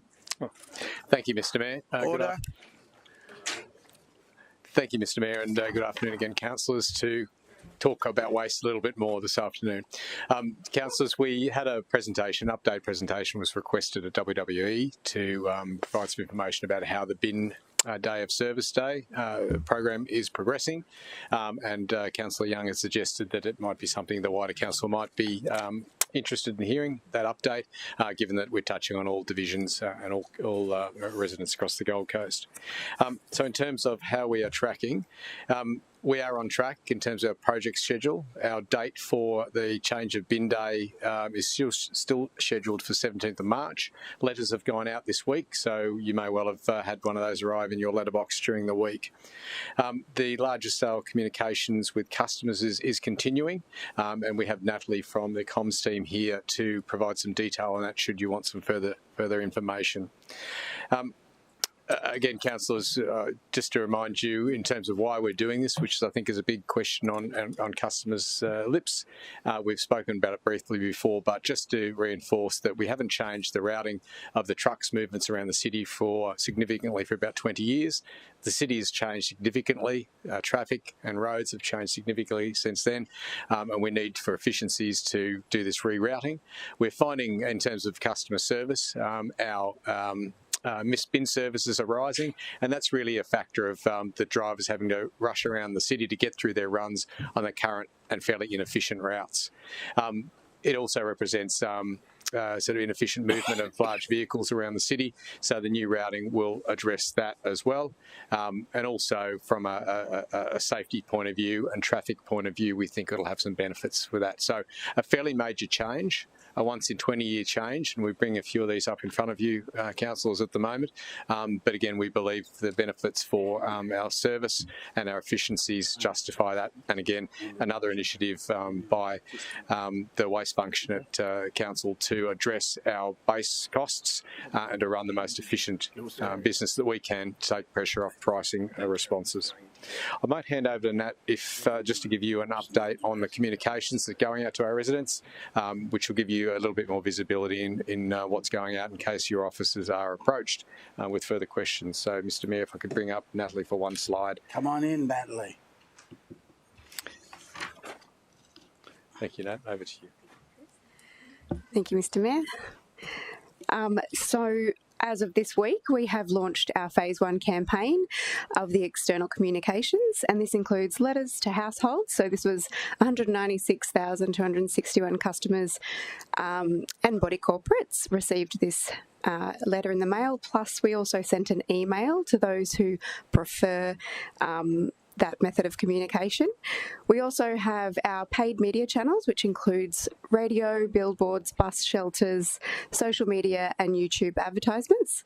And we are heavily promoting through our city channels. So whenever anyone calls up, we have got all our messages on hold, our community newsletter, our VMS boards, website pop-up banners, TVC screens, on-hold messaging for just our waste line.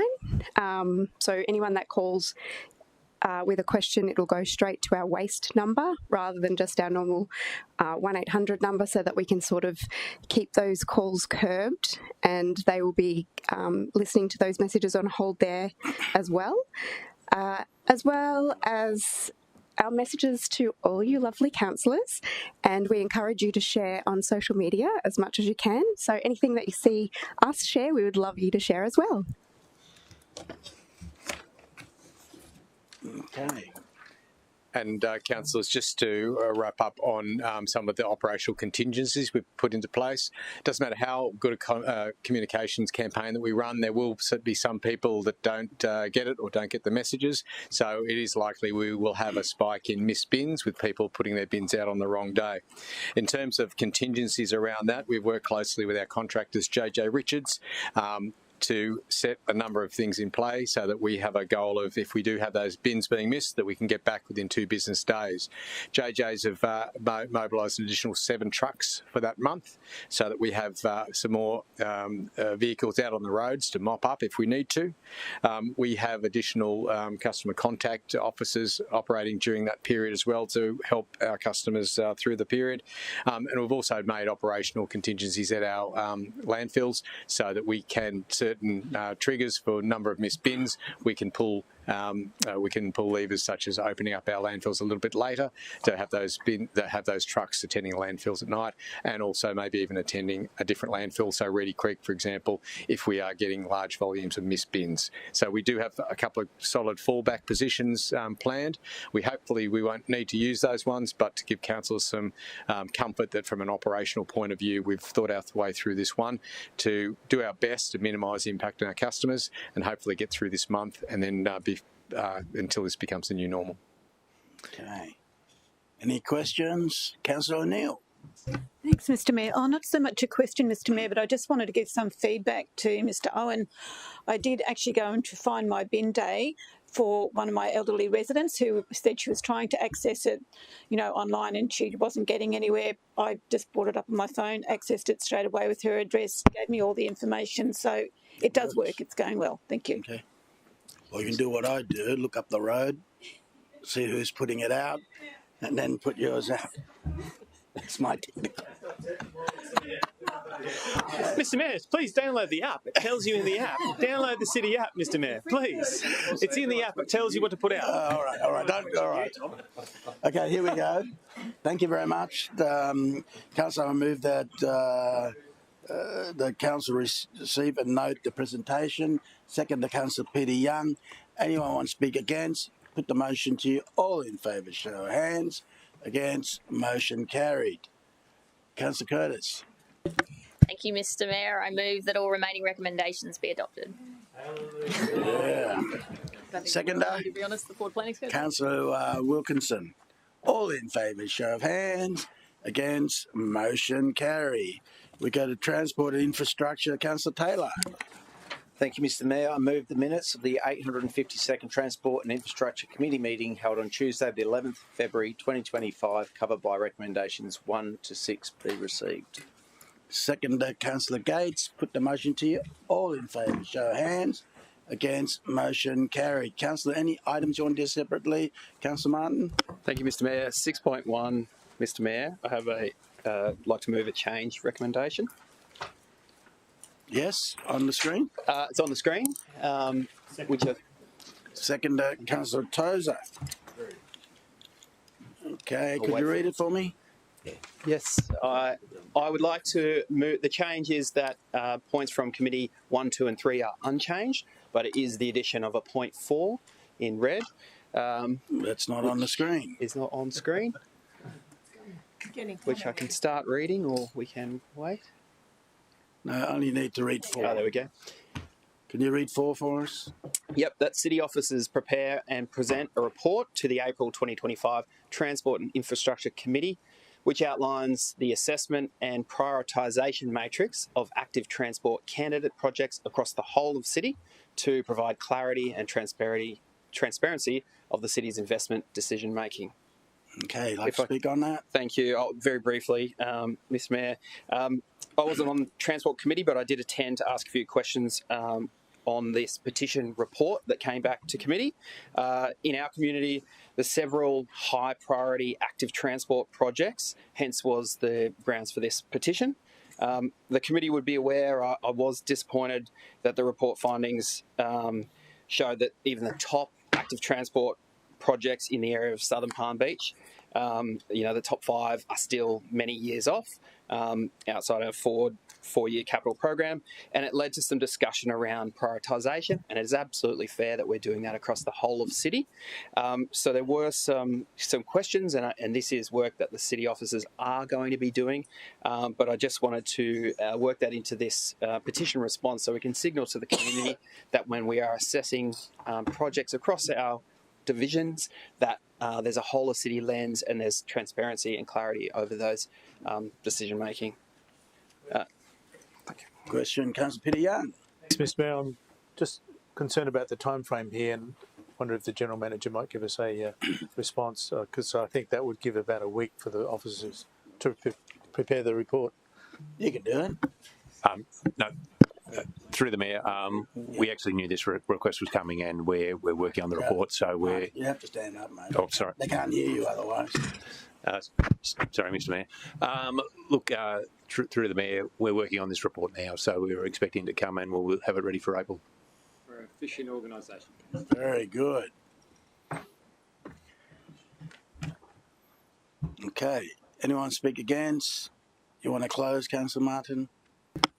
Just to further add, this is not about reprioritisation. This is just about us getting clarity over the process. Thank you for officers for already, this is work that's going to be done. I think it will inform us all as to the priorities and put us in better stead for the budget process around how many active travel projects we are delivering each year. So thank you. Okay. All in favour, show of hands. Against, carry, unanimous. Any other items you want to deal separately?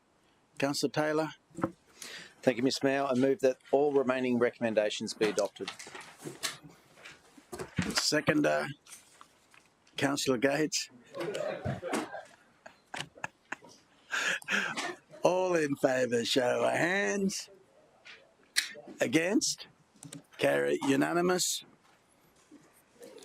Consideration notice of motion, nil. 13, question on notice, nil. 14, presentation and petition, 14.1, Councillor Taylor.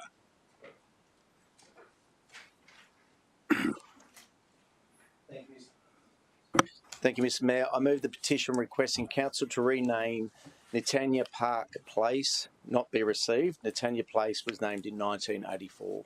Okay. Anyone want to speak against? Put the motion to you. All in favour, show of hands. Against, motion carried. Next one is Councillor Taylor.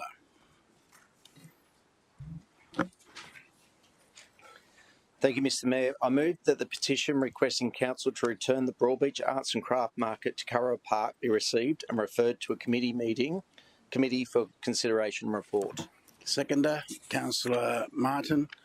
All in favour, show of hands. Against, motion carried. Councillor Patterson. Thank you, Mr Mayor. I move that the petition requesting Council discontinue any proposal to build an arena stadium on the Kerry Park green space be received and referred to a committee for consideration and report. Okay, seconder, Councillor Gates. Put the motion to you. All in favour, show of hands. Against, carried.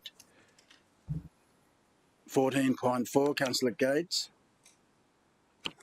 Thank you, Mr Mayor. I move that the petition opposing the construction of a telecommunications facility at 1282 Tambourine Oxenford Road, Wonga Wallen be received and referred to a committee for consideration and report. Seconder, Councillor Lacastra. All in favour, show of hands. Against, motion carried. Item 15, general business. Mr CEO, it's nil. I will go to other business, 16.1, expression of interest, tourist park service review. It's on the grey. It's on the grey. Do we? So it's on the grey. Someone happy to move that? Move, Councillor Patterson, seconder. Councillor Doran. Anyone want to speak against? Put the motion to you. All in favour, show of hands. Against, motion carried. 16.2, strategic property purchase. I think we'll have to go into close, Mr CEO. Sure. Someone like to move into close, do commercial and confidence. Move, Councillor Patterson. Seconder, Councillor Wilkinson. All in favour, show of hands. Against, motion carried.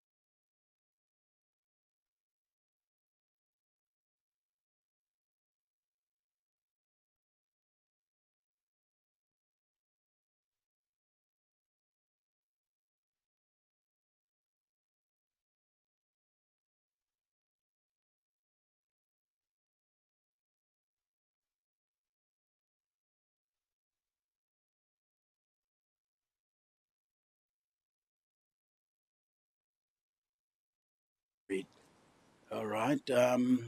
Before I go to moving the motion, I'll go to Councillor Doran. Thank you, Mr. Mayor. Stand up. Thank you, Mr. Mayor. For the benefit of everybody watching, as we were enclosed, I outlined to councillors and the mayor, and I do so again here, that I don't have a prescribed or a declarable conflict of interest in this matter, but for the interest of full transparency, I, before coming into council, worked for the group that is acting on behalf of the seller.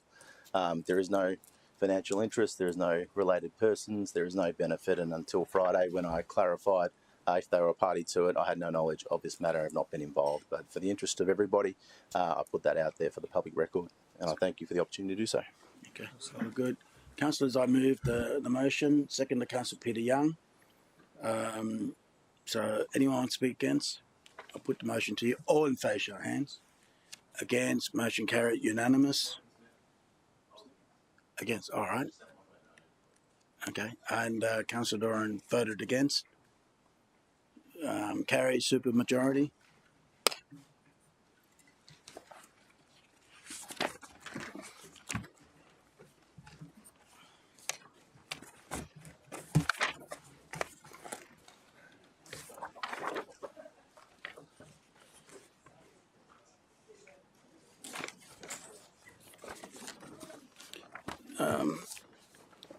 Councillors, we go to 16.3. Mr. CEO, if you can ask non-essential staff to leave.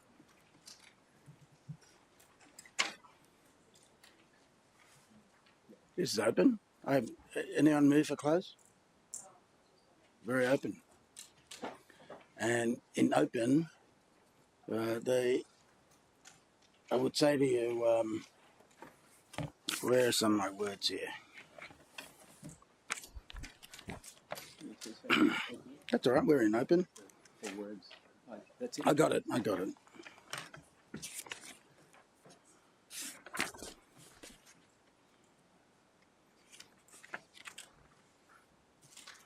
No, actually, can you ask Nikki for? I think I filed it somewhere.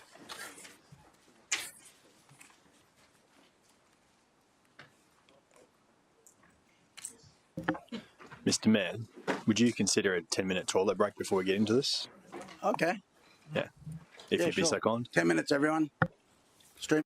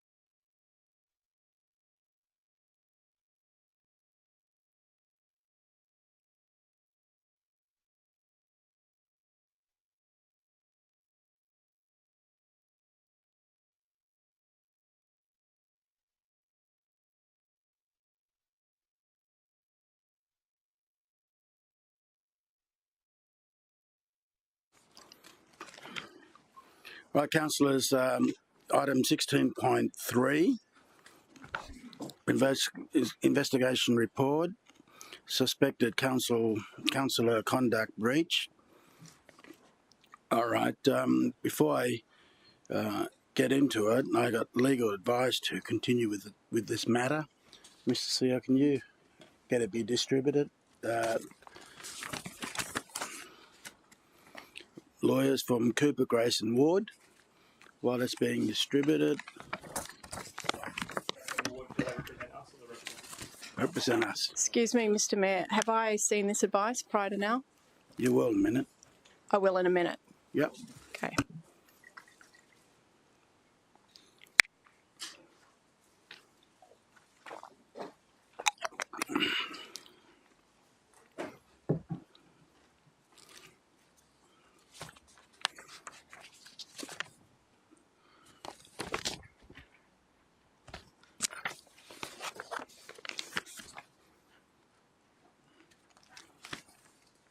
Just today's advice, isn't it? Okay.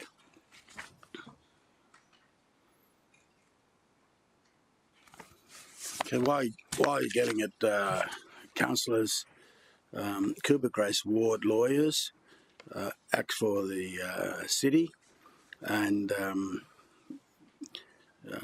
the advice was given to our CEO, and distributing it now because I just got it now, right? Did they? I can't give you mine because then I can't read. Can the two of you share? Is that all right? I just want to draw your attention to clause 24. Incoming. All right. Clause 24, it reads, in conclusion, Councillor Patterson has been afforded procedural fairness and natural justice in regards to this investigation. Right, and then clause 26, there is nothing that hinders the council for undertaking this step in accordance with the investigation policy. So based on that advice, we keep going. Okay.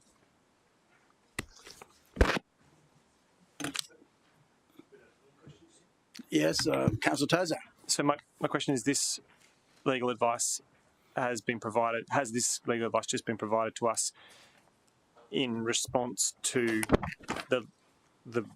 the action that occurred at clause 8? So, Mr. CEO? Yeah. So basically, clause 8 was the catalyst for this advice to be provided to councillors. Yeah. Did you? Okay. So what day is today? The 17th? No, yesterday. So yesterday, the city received a letter, and this is in response to that letter. Okay. Okay. Great. Thank you. Any other questions? Not about the letter.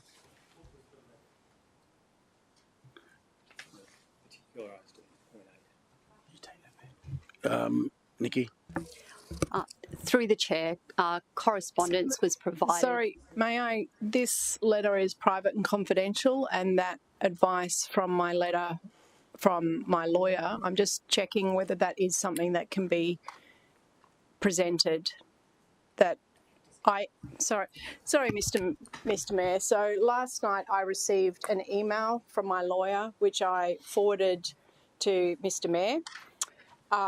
It was just forwarding his comments, and that is what this is responding to. I don't know whether that is covered. This is private and confidential, I see. I don't know if that's to us or what. So I'll just leave that with you, Mr. Mayor. Well, it's private and confidential, but you're responding to a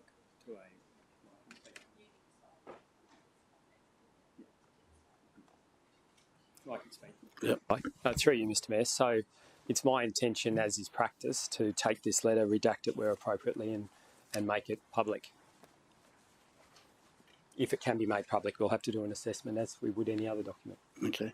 But in the interim, the Cooper's Grace Ward, you'll have it in front of you. It's just to demonstrate why I I intend to continue with the matter and not halt it. Okay? Mm-hmm.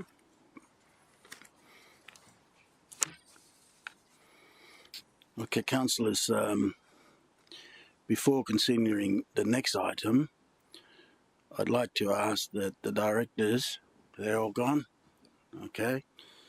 Now I would like to make some initial comments prior to council's consideration of this item. Under the investigation suspected council conduct breach policy, I am appointed as the council investigator, and as such, I am required to conduct the investigations on suspected conduct breaches and present those findings to council. I can confirm that council has been provided with a copy of the investigation report, and it is before you today. Upon resolving this matter today, the full investigation report with redactions is required to be made publicly available. Councillors, for clarity, the report attached to this report, entitled Preliminary Findings Report, does not suggest that the investigation has been finalised, but rather that a third-party investigator appointed by me as council investigator cannot provide a final investigation report. That is, my role as a council investigator, further as a final decision maker, that is the council, that must determine outcome of the investigation. So my point is, when we get to the report, there's a couple of things that, as the investigator, I want to recommend to you, different to the report itself.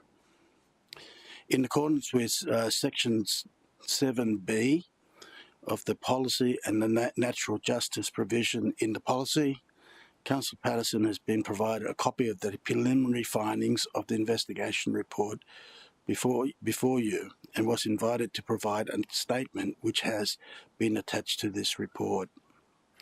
Her statement, along with the preliminary investigation report, was considered by me and council investigator in preparing the investigation report, which is before you today. Councillor Patterson will shortly speak to her declarable conflict of interest, and it is a matter for council whether Councillor Patterson is permitted to remain in the chamber for this item. However, in accordance with Section 4.3.5 of the Model Meeting Procedural, the state government one,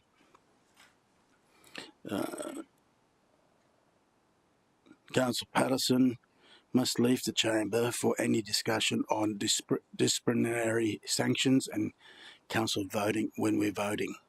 Okay. Lastly, I would also like to be very clear that should council wish to discuss the particulars of this investigation report only, we are permitted to go into close. So procedurally, we can talk about it here, out in open. But if you want to deep dive into the report, we'll have to go into close session pursuant to Section 254J of the Local Government Regulation. When in open session, this is the most important paragraph of what I'm reading to you. When in open session, I caution councillors to be very mindful to not in any way disclose any information that could identify any individuals referred to in the confidential attachment to this report. That includes names, positions, reporting lines, description of roles and duties, and any potential even departments and or branch names.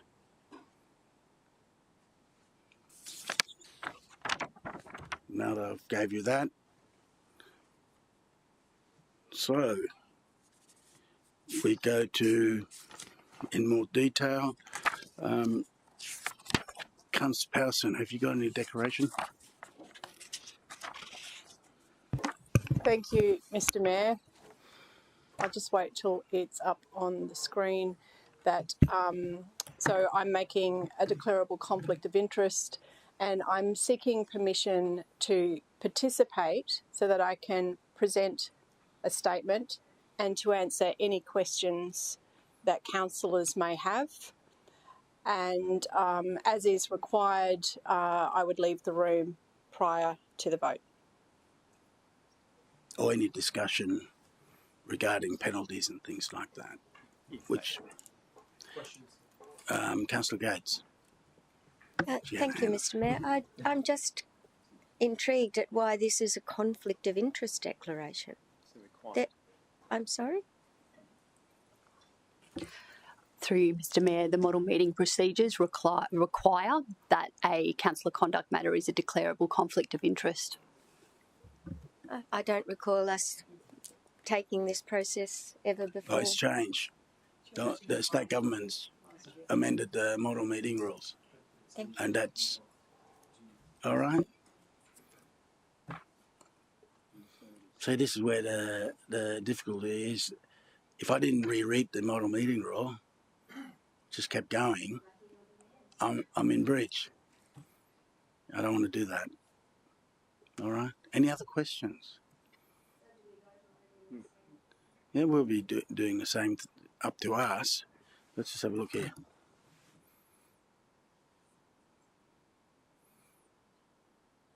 Okay. Yep.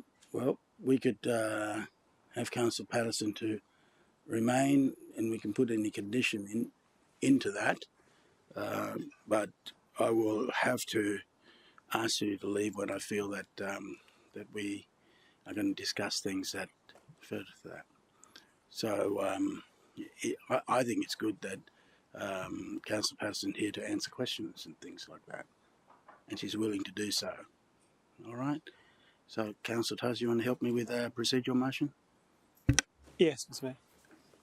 So I'll move that Councillor Patterson may participate in the decision despite the councillor's conflict of interest, because the public interest would be better served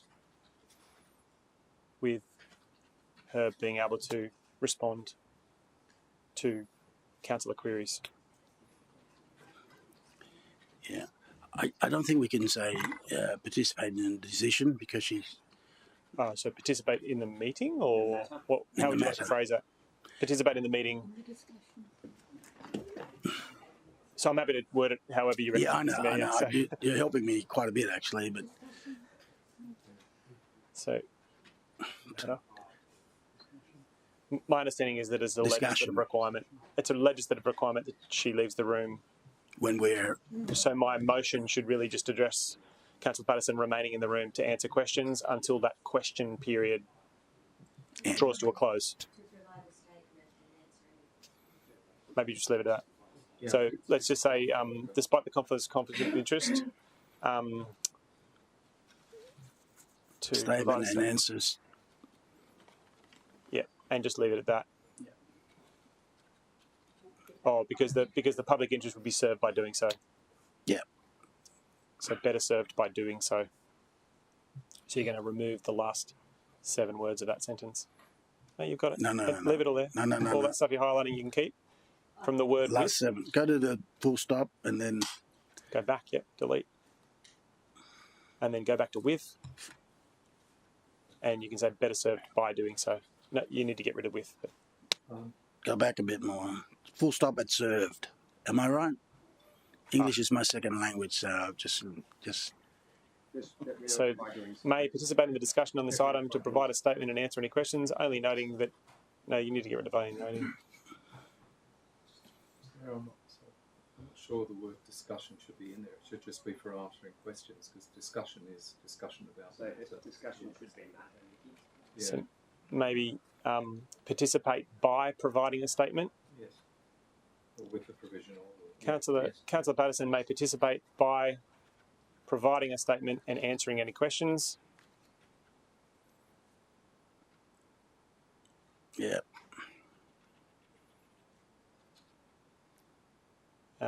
And then just getting rid of answering questions only.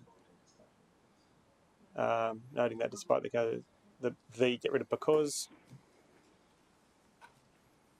And then maybe right after that, do we need to write anything about her having to leave? Because that's legislatively required. So if you're comfortable with that motion, Mr. Mayor, that would be great. Seconder, Councillor Castro. I have a question about your address after, if that's okay. Yeah.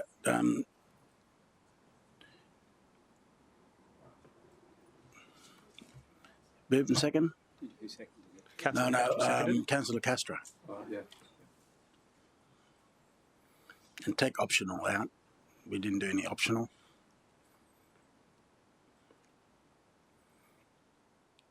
Okay. Right.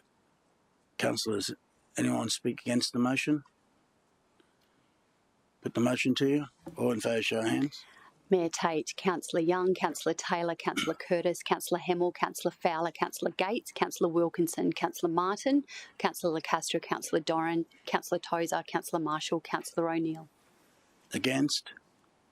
Could you record Councillor Patterson did not vote? Motion carried. Question. Thank you, Mr. Mayor. In your address before, or your kind of preliminary comments, you talked about you being the final decision maker, and that we shouldn't necessarily final investigator. Final investigator. You're council's the decision maker. Of course. So the report that we've received from Ashdale forms part of your investigation, but it's you will have some words to say about that will conclude your investigation. Correct. Okay, great. Just want to make sure it's clear. Thank you, Mr. Mayor. And I won't go there until a bit later, because of course, because there will be. I'd probably go into close because I'm going Pacific in the report. Okay. So while we're here in the open, I invite Councillor Patterson to make a statement if you wish. Otherwise, we'll just go into questions.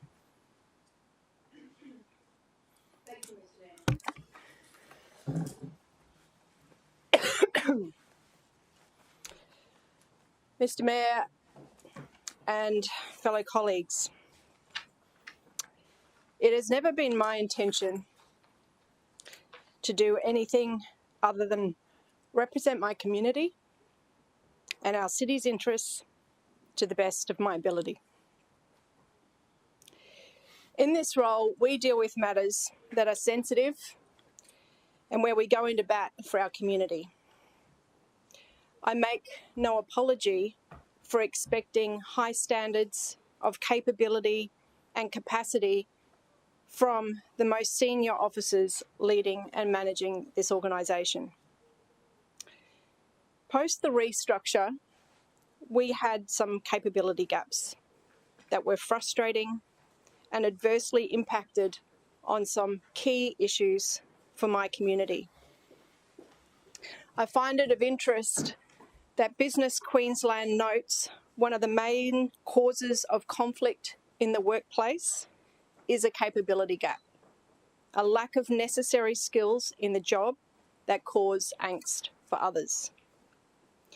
I want to make it clear, there are no complaints against me from frontline workers or indeed any staff that are not at a senior pay grade where they would be expected to be able to participate in robust conversations and manage conflict with a degree of skill. Instead, these complaints have come from within the ranks of the most senior in our organisation. These senior officers had the opportunity to pick up the phone and speak to me, or ask for a chat with me and the CEO. Instead, they chose for me to hear their concern for the very first time via a referral to the External Office of Independent Assessor months and months after the alleged event. The opportunity for best practice in the workplace, that is, to promptly address and resolve concerns through a collaborative, problem-solving approach, was missed, thwarted. This approach that we have before us is in fact poor practice. It does not befit senior management of an organisation of this scale and intent. It does not reflect conflict management capacities expected at an executive leadership level. If there is conflict in the workplace, it is hard to imagine a worse approach to deal with it than to not even engage or discuss those matters for well over 12 months, not even inform the person that there is a concern. And I note with one of the complaints was not even raised until 6 months after the event supposedly occurred. It occurs to me that with the restructure came along a new business culture. The way I used to engage with previous directors and senior managers was welcomed as straight, robust, and intentional. This same behaviour is now considered to be culturally unacceptable by new bureaucrats with a more delicate appetite. It would have been good to have been informed of this cultural change by consent in a matter other than a formalised external complaint process.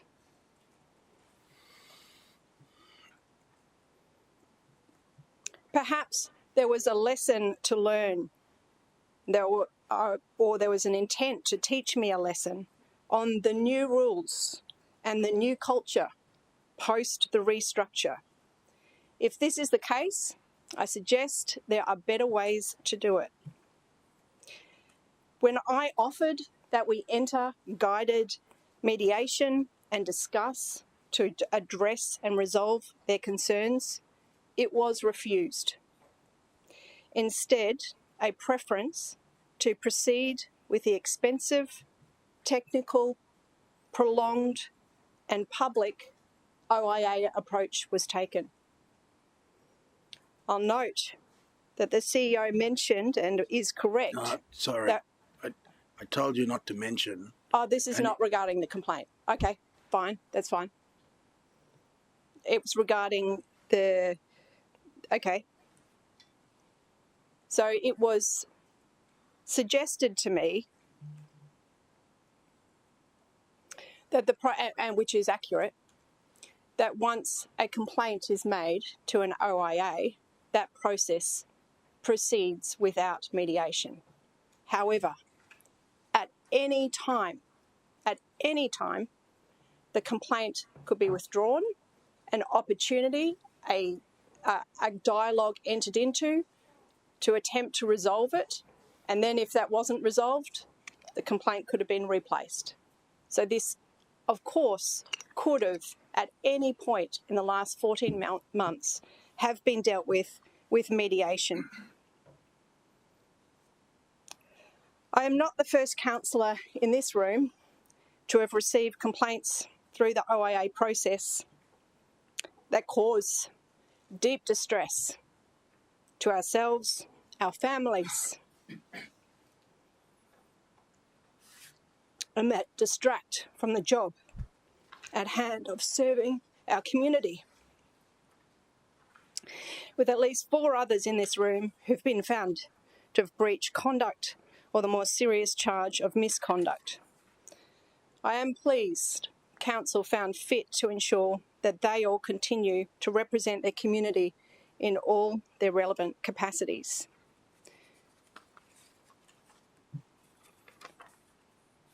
I do have some concern with the report that has been presented, as the Mayor has confirmed, my lawyer certainly does, and which is why I'm making myself available. If there's any questions that you wish to ask for context, for clarity, I'm very happy to answer people's questions. Thank you, Mr. Mayor. Okay. Councillor O'Neill. I can stay seated, Mr. Mayor. Oh, we're not going to.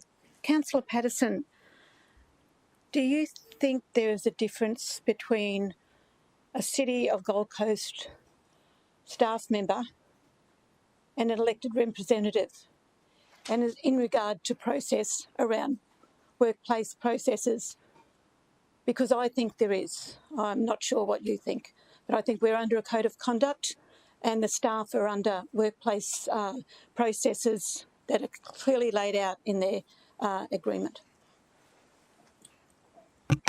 Yes, I do, Mr. Mayor. Councillor Peter Young. My question is perhaps to Councillor Patterson or perhaps to the CEO, whoever can answer really. It seems to be the case from Councillor Patterson's statement that the complaints were made by the officers directly to the OIA. Is that correct? I wouldn't have thought so, but...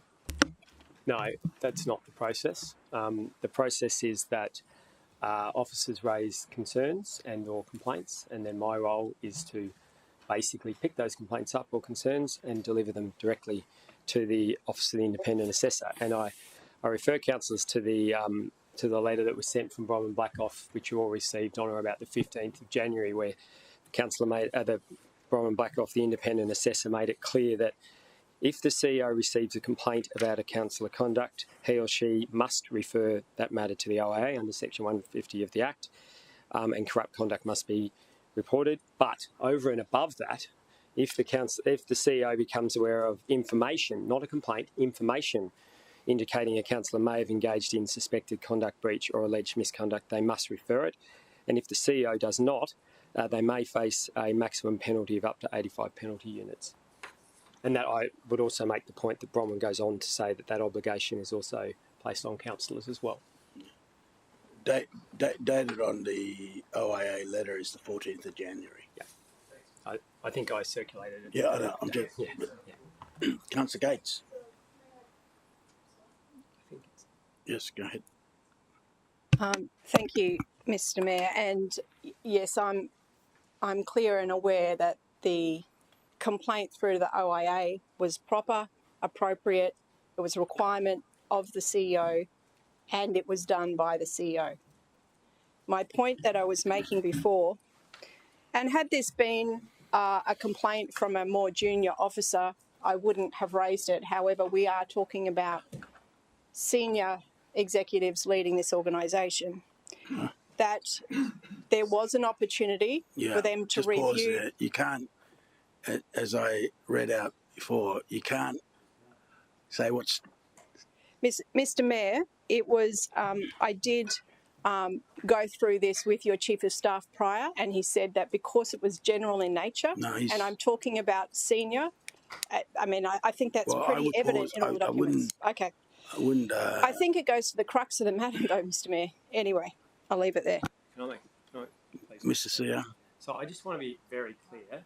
Oh, sorry. I want to be very clear that my obligation as the CEO and the city's obligation, both as it regards to the Local Government Act and complaints and for work health and safety, does not distinguish between junior and senior officers. My obligation, there is no distinction between senior and junior officers.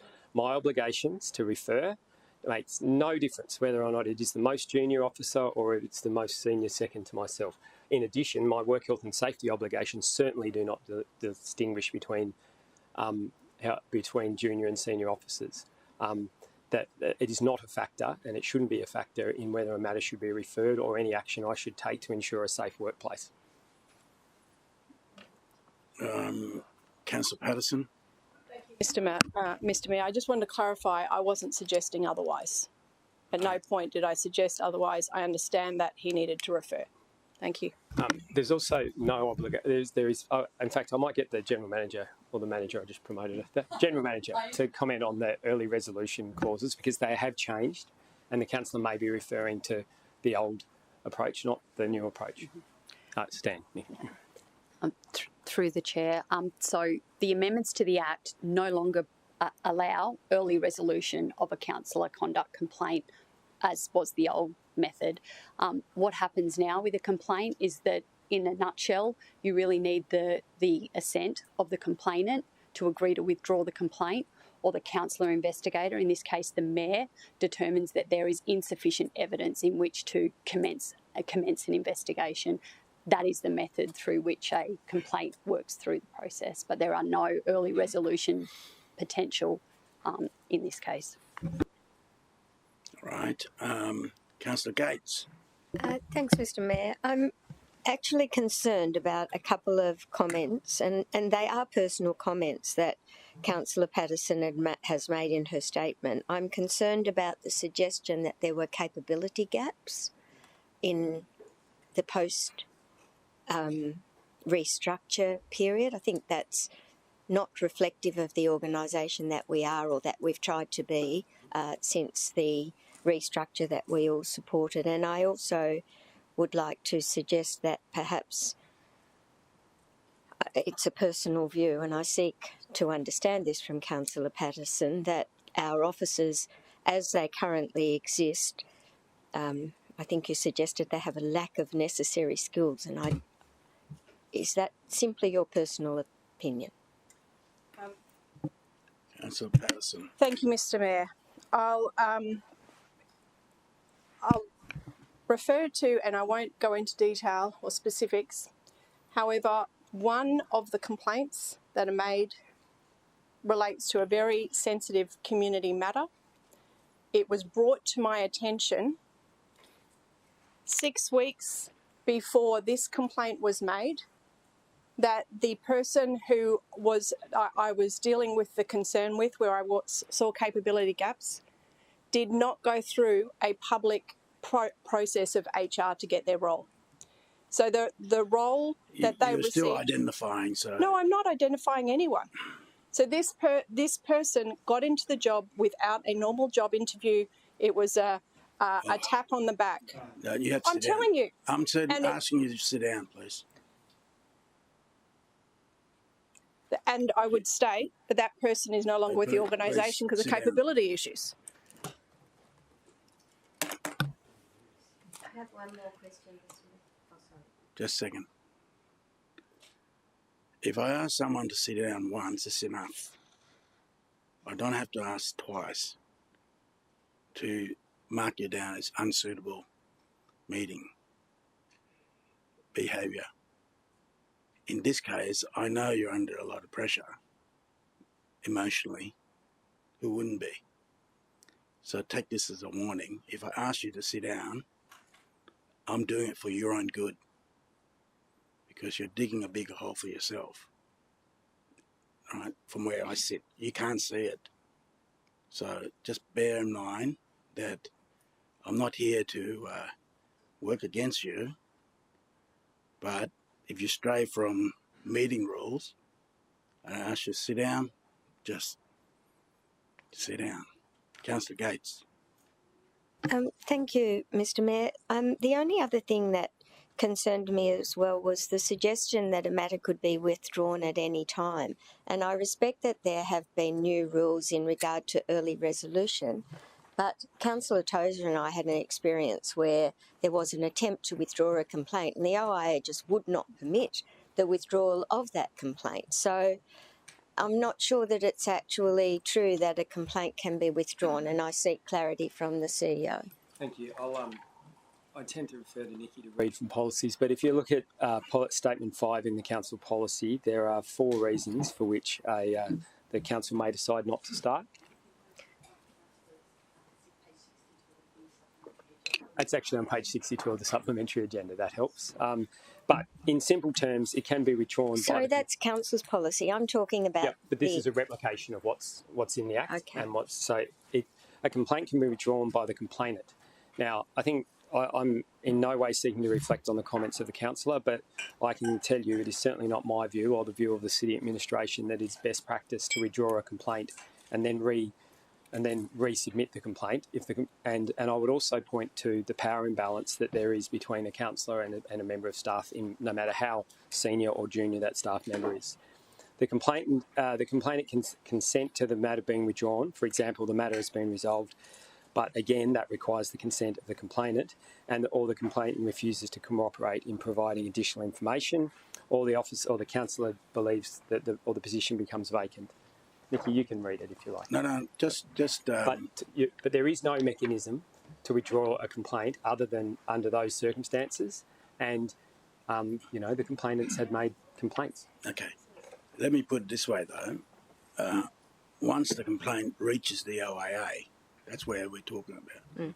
once it reaches the OIA, it's out of your hands. Yes. It's with the OIA. And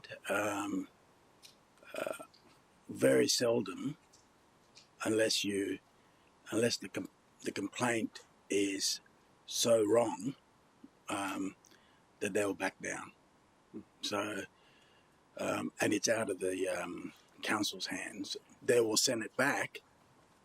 Then I've got to investigate, and then I can go, all right, independent investigator that I engage, and if that person said, oh, there's nothing in it, then I bring it to council, and that's where we're at right now. So I just feel that once complaint's made, you got to catch it before it goes to the OIA. And that's covered in Section 150AEA of the Local Government Act. Very good. I remember it well. Councillor Hamill. Mr Mayor, a question for you to Councillor Patterson. In your statement, you suggested that you had no idea that any officer had a concern, and that first you knew of anyone having a concern was when the OIA complaint was received. Would you please confirm that at no stage has an officer of any level suggested to you informally or formally that your approach or behaviour was inappropriate or causing issues with staff? No, that's right. That's correct. Follow up. For you to CEO, Mr CEO, is that your understanding of the situation? Well, Councillor, you place me in a difficult position, but I'll answer the question honestly. I have, on occasion, had conversations with Councillor Patterson about her behaviour prior to this. I can think of one specific example. Okay. Councillor Tozer? My first question was actually Councillor Hamill's. The claim that Councillor Patterson made was that the first time was the OIA. Had there been previous matters that indicate a pattern of behaviour from Councillor Patterson? I feel like I've got an answer on that one. Councillor Patterson seems to think that that's not the case, but Mr Baker has indicated that he thinks it is. There's a claim in Councillor Patterson's statement where she requested mediation, and I just wanted to get to the bottom of that. I think Nikki indicated that mediation isn't an option, and can I just confirm when mediation, at what time was mediation requested? That's a question through you to Councillor Patterson, probably. And also probably double up question, was it done in writing? Yeah, so it was done in writing. My lawyer prepared it. I can't remember the date of it. So there was a formal request in writing for mediation. I also note that during this time of frustration, I did reach out to the CEO and request that I get training, because this was, I got that whatever it was not working. And the CEO said, yes, that'd be great. However, the only way that I can fund, which is completely accurate, I can fund training for you is by you doing a GBI, general business item. And at the time, I whether it was the awkwardness and the publicness of it, rather than choosing to do that, I declined.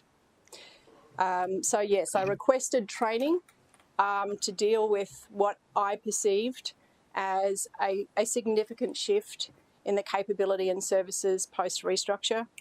And I also asked for mediation in writing. Thank you.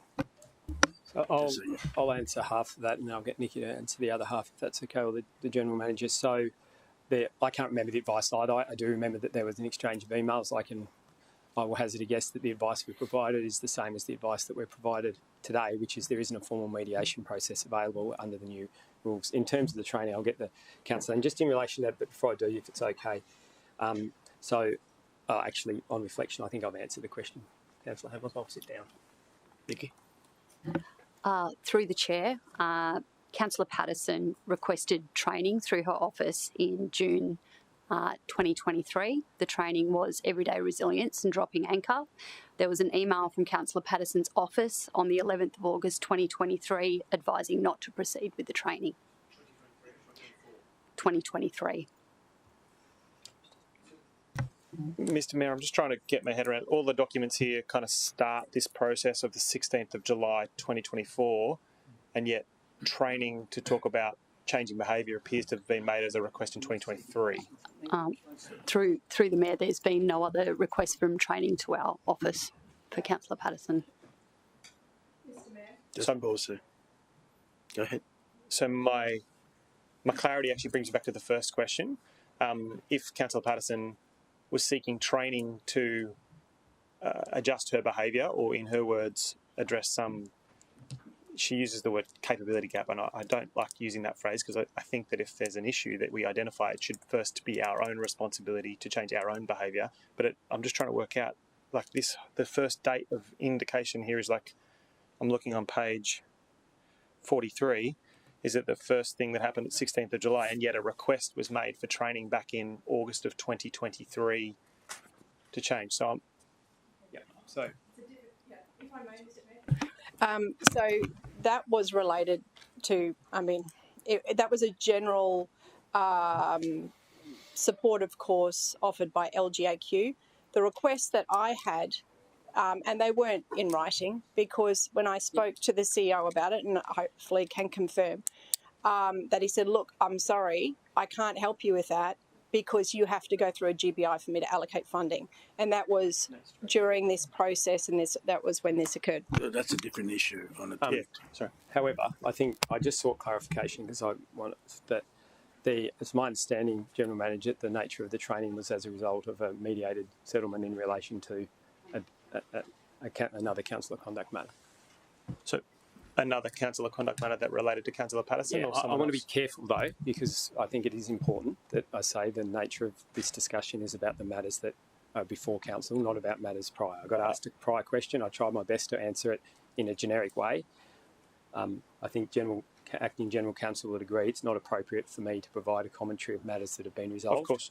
But that was the nature of that training. Yeah, I'm just trying to get to the bottom of was this the first time this pattern of behaviour was identified? And it occurs to me that in 2023 there was some inquiries made about training. My last question actually relates to comments that Councillor Patterson made in her statement that talked about the public process. And the way I took those words was that the matter was kind of mediated in the public domain through the media. My question is perhaps through you, Mr Mayor, firstly to the CEO and then to Councillor Patterson, at any time through the investigation process or through normal council processes, was there any evidence that any officer or the CEO or anyone in the office of the CEO provided information about the conduct of Councillor Patterson to the media in an unsolicited fashion? I think we've dealt with that matter, Councillor, via a report. I think it was 1 round ago, 2 rounds ago. But a matter was investigated, and the report found that there was no evidence to substantiate that anyone in the office of the CEO had spoken to the media in relation to that. And so, to the best of my knowledge, no, I will not talk about the investigation because I'm not the investigator. Of course. So, Mr Mayor, then my question then to Councillor Patterson is, at any time did you speak to the media about these matters? Thank you, Mr Mayor. So before the matter was leaked to the media, no, I hadn't.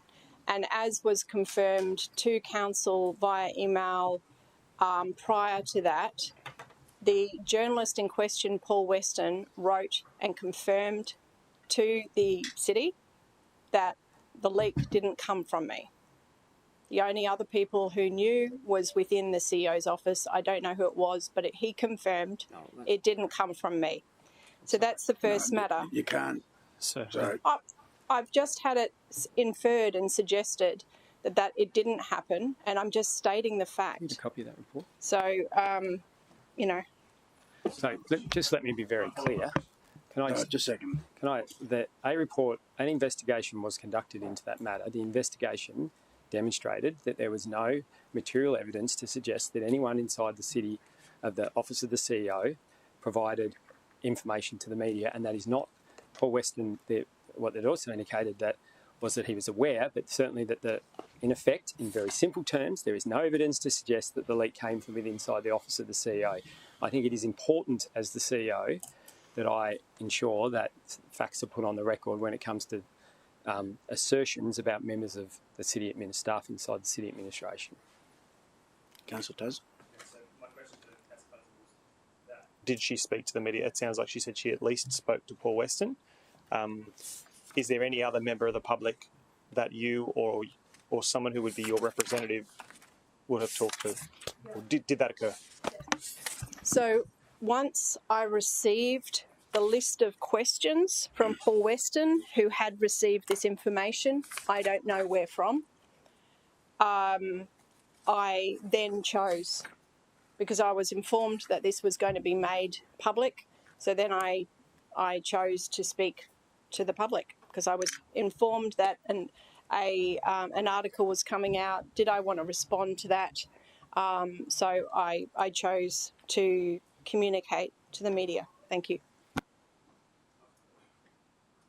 All right. Okay, Councillor Gates and Hamill. I just have one more for Councillor Patterson, Mr Mayor, because in talking about training that might be available, I believe, my understanding is that Councillor Patterson would like training to cope with the shortfall in capability gaps rather than training to address any behaviour that may have been considered inappropriate.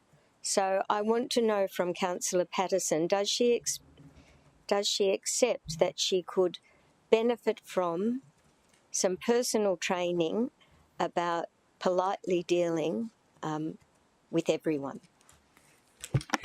100%, absolutely. And I think if I could, I think the appropriate thing, which is what any executive would do, would be having one-on-one executive training. So it's regarding, I suppose, emotional intelligence. That's what it's relating to. So You pause there. these issues. Pause there. Yeah, sure. Mr. CEO. Yeah, I in no way think this is a deliberate action, but given that training is one of the potential sanctions and the councillor's not allowed to participate in debate relating to sanctions, you're actually not allowed to talk about the possibility of receiving training. Wasn't a deliberate action, but just to keep everyone clean. Councillor Hamill, thank you. Mr Mayor, my question is through you to the CEO. In Councillor Patterson's statement, she connects these issues with the organisational restructure, which is about 3 years old now. Could I please seek clarity if any other councillor in that time has received a similar complaint? No. Okay. Any other questions? All right, councillors, I'll be motioning to go to close because I want to go into specific allegation and then look at recommendation and sanctions. Prior to going to close, I wonder if you'd indulge me on just one matter that I think is important. Okay. I'm the CEO of this organisation. I have a huge amount of respect and loyalty to my staff. Very serious things have been said about my senior staff here, which I think are untrue. And I think it would be remiss of me as the CEO not to put on record that I fundamentally reject any suggestion that there is a deficiency in the management team that I lead. I'm incredibly proud of that team. I'm incredibly proud of the hard work that they do. And I would say we're going to have good days and we're going to have bad days, but I want to put on record as the CEO, the councillors' comments have not been reflected to me by other councillors who sit here today, and I want that put on the public record, please. Okay. All right. I think it's probably time that you... Okay, thank you. Councillors, because I'm going to go specifically into the report, I move into close. Second to Councillor Gates. Reason is that I want to talk specifically into the investigation report. All in favour, show of hands. Against, motion carried.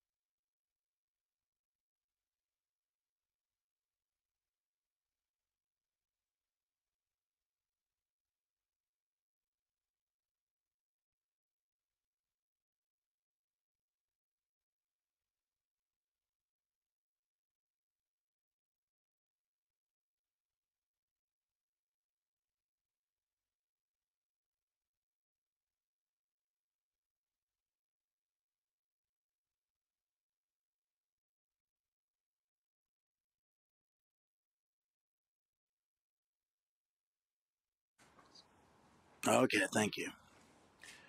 Right, councillors, last item of our agenda.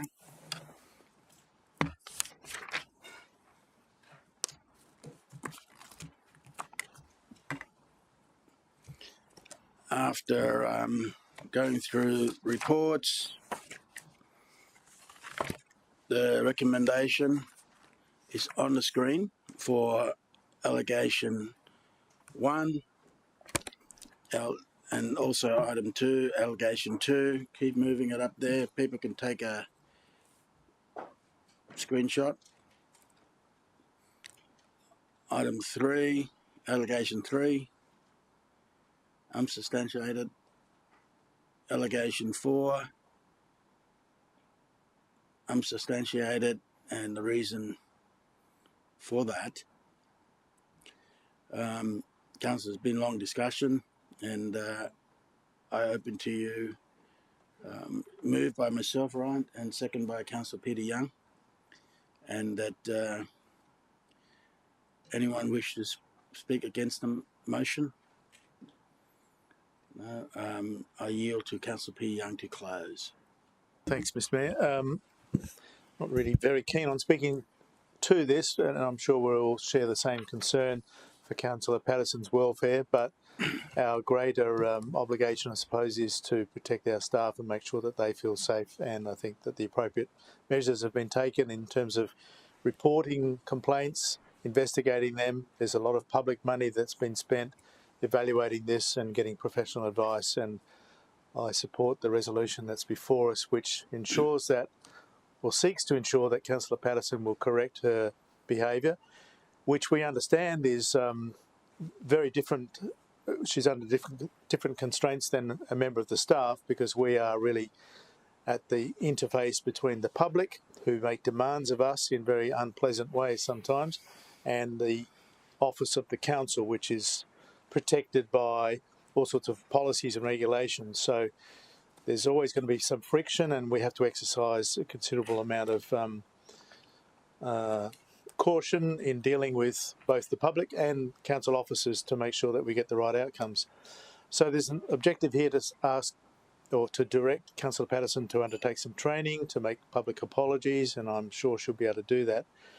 One thing that did concern me, though, in our deliberations earlier was the lack of remorse evident from Councillor Patterson, and I think that contrition is really necessary, and I hope she finds that in her heart. This is by no means a pleasant thing to do. We're all subject to this evaluation by our peers. It's not a nice thing. I'm sure we all want to encourage Councillor Patterson to continue doing a great job for her community and within the council structure, and not to be diverted from that course, but to take these small actions which will result in the betterment of her ability to represent the people. Thanks, Mr Mayor. Very well said. Councillors, division's called. All in favour, show of hands. Mayor Tate. Just a second. Are we meant to ask Councillor Patterson? She's not allowed to vote, right? No, but I understand Councillor Patterson. I just thought I'd stir you up. All in favour, show of hands. Mayor Tate, Councillor Young, Councillor Taylor, Councillor Curtis, Councillor Hemmel, Councillor Fowler, Councillor Gates, Councillor Wilkinson, Councillor Martin, Councillor Lacastra, Councillor Doran, Councillor Tozer, Councillor Marshall, Councillor O'Neill. Against? Motion carried, unanimous. And of course, Councillor Patterson is not in the room. Before I close, is she still out there? She's gone? Oh, okay. Mr. CEO, there's no other matter? The meeting's closed at 17:26.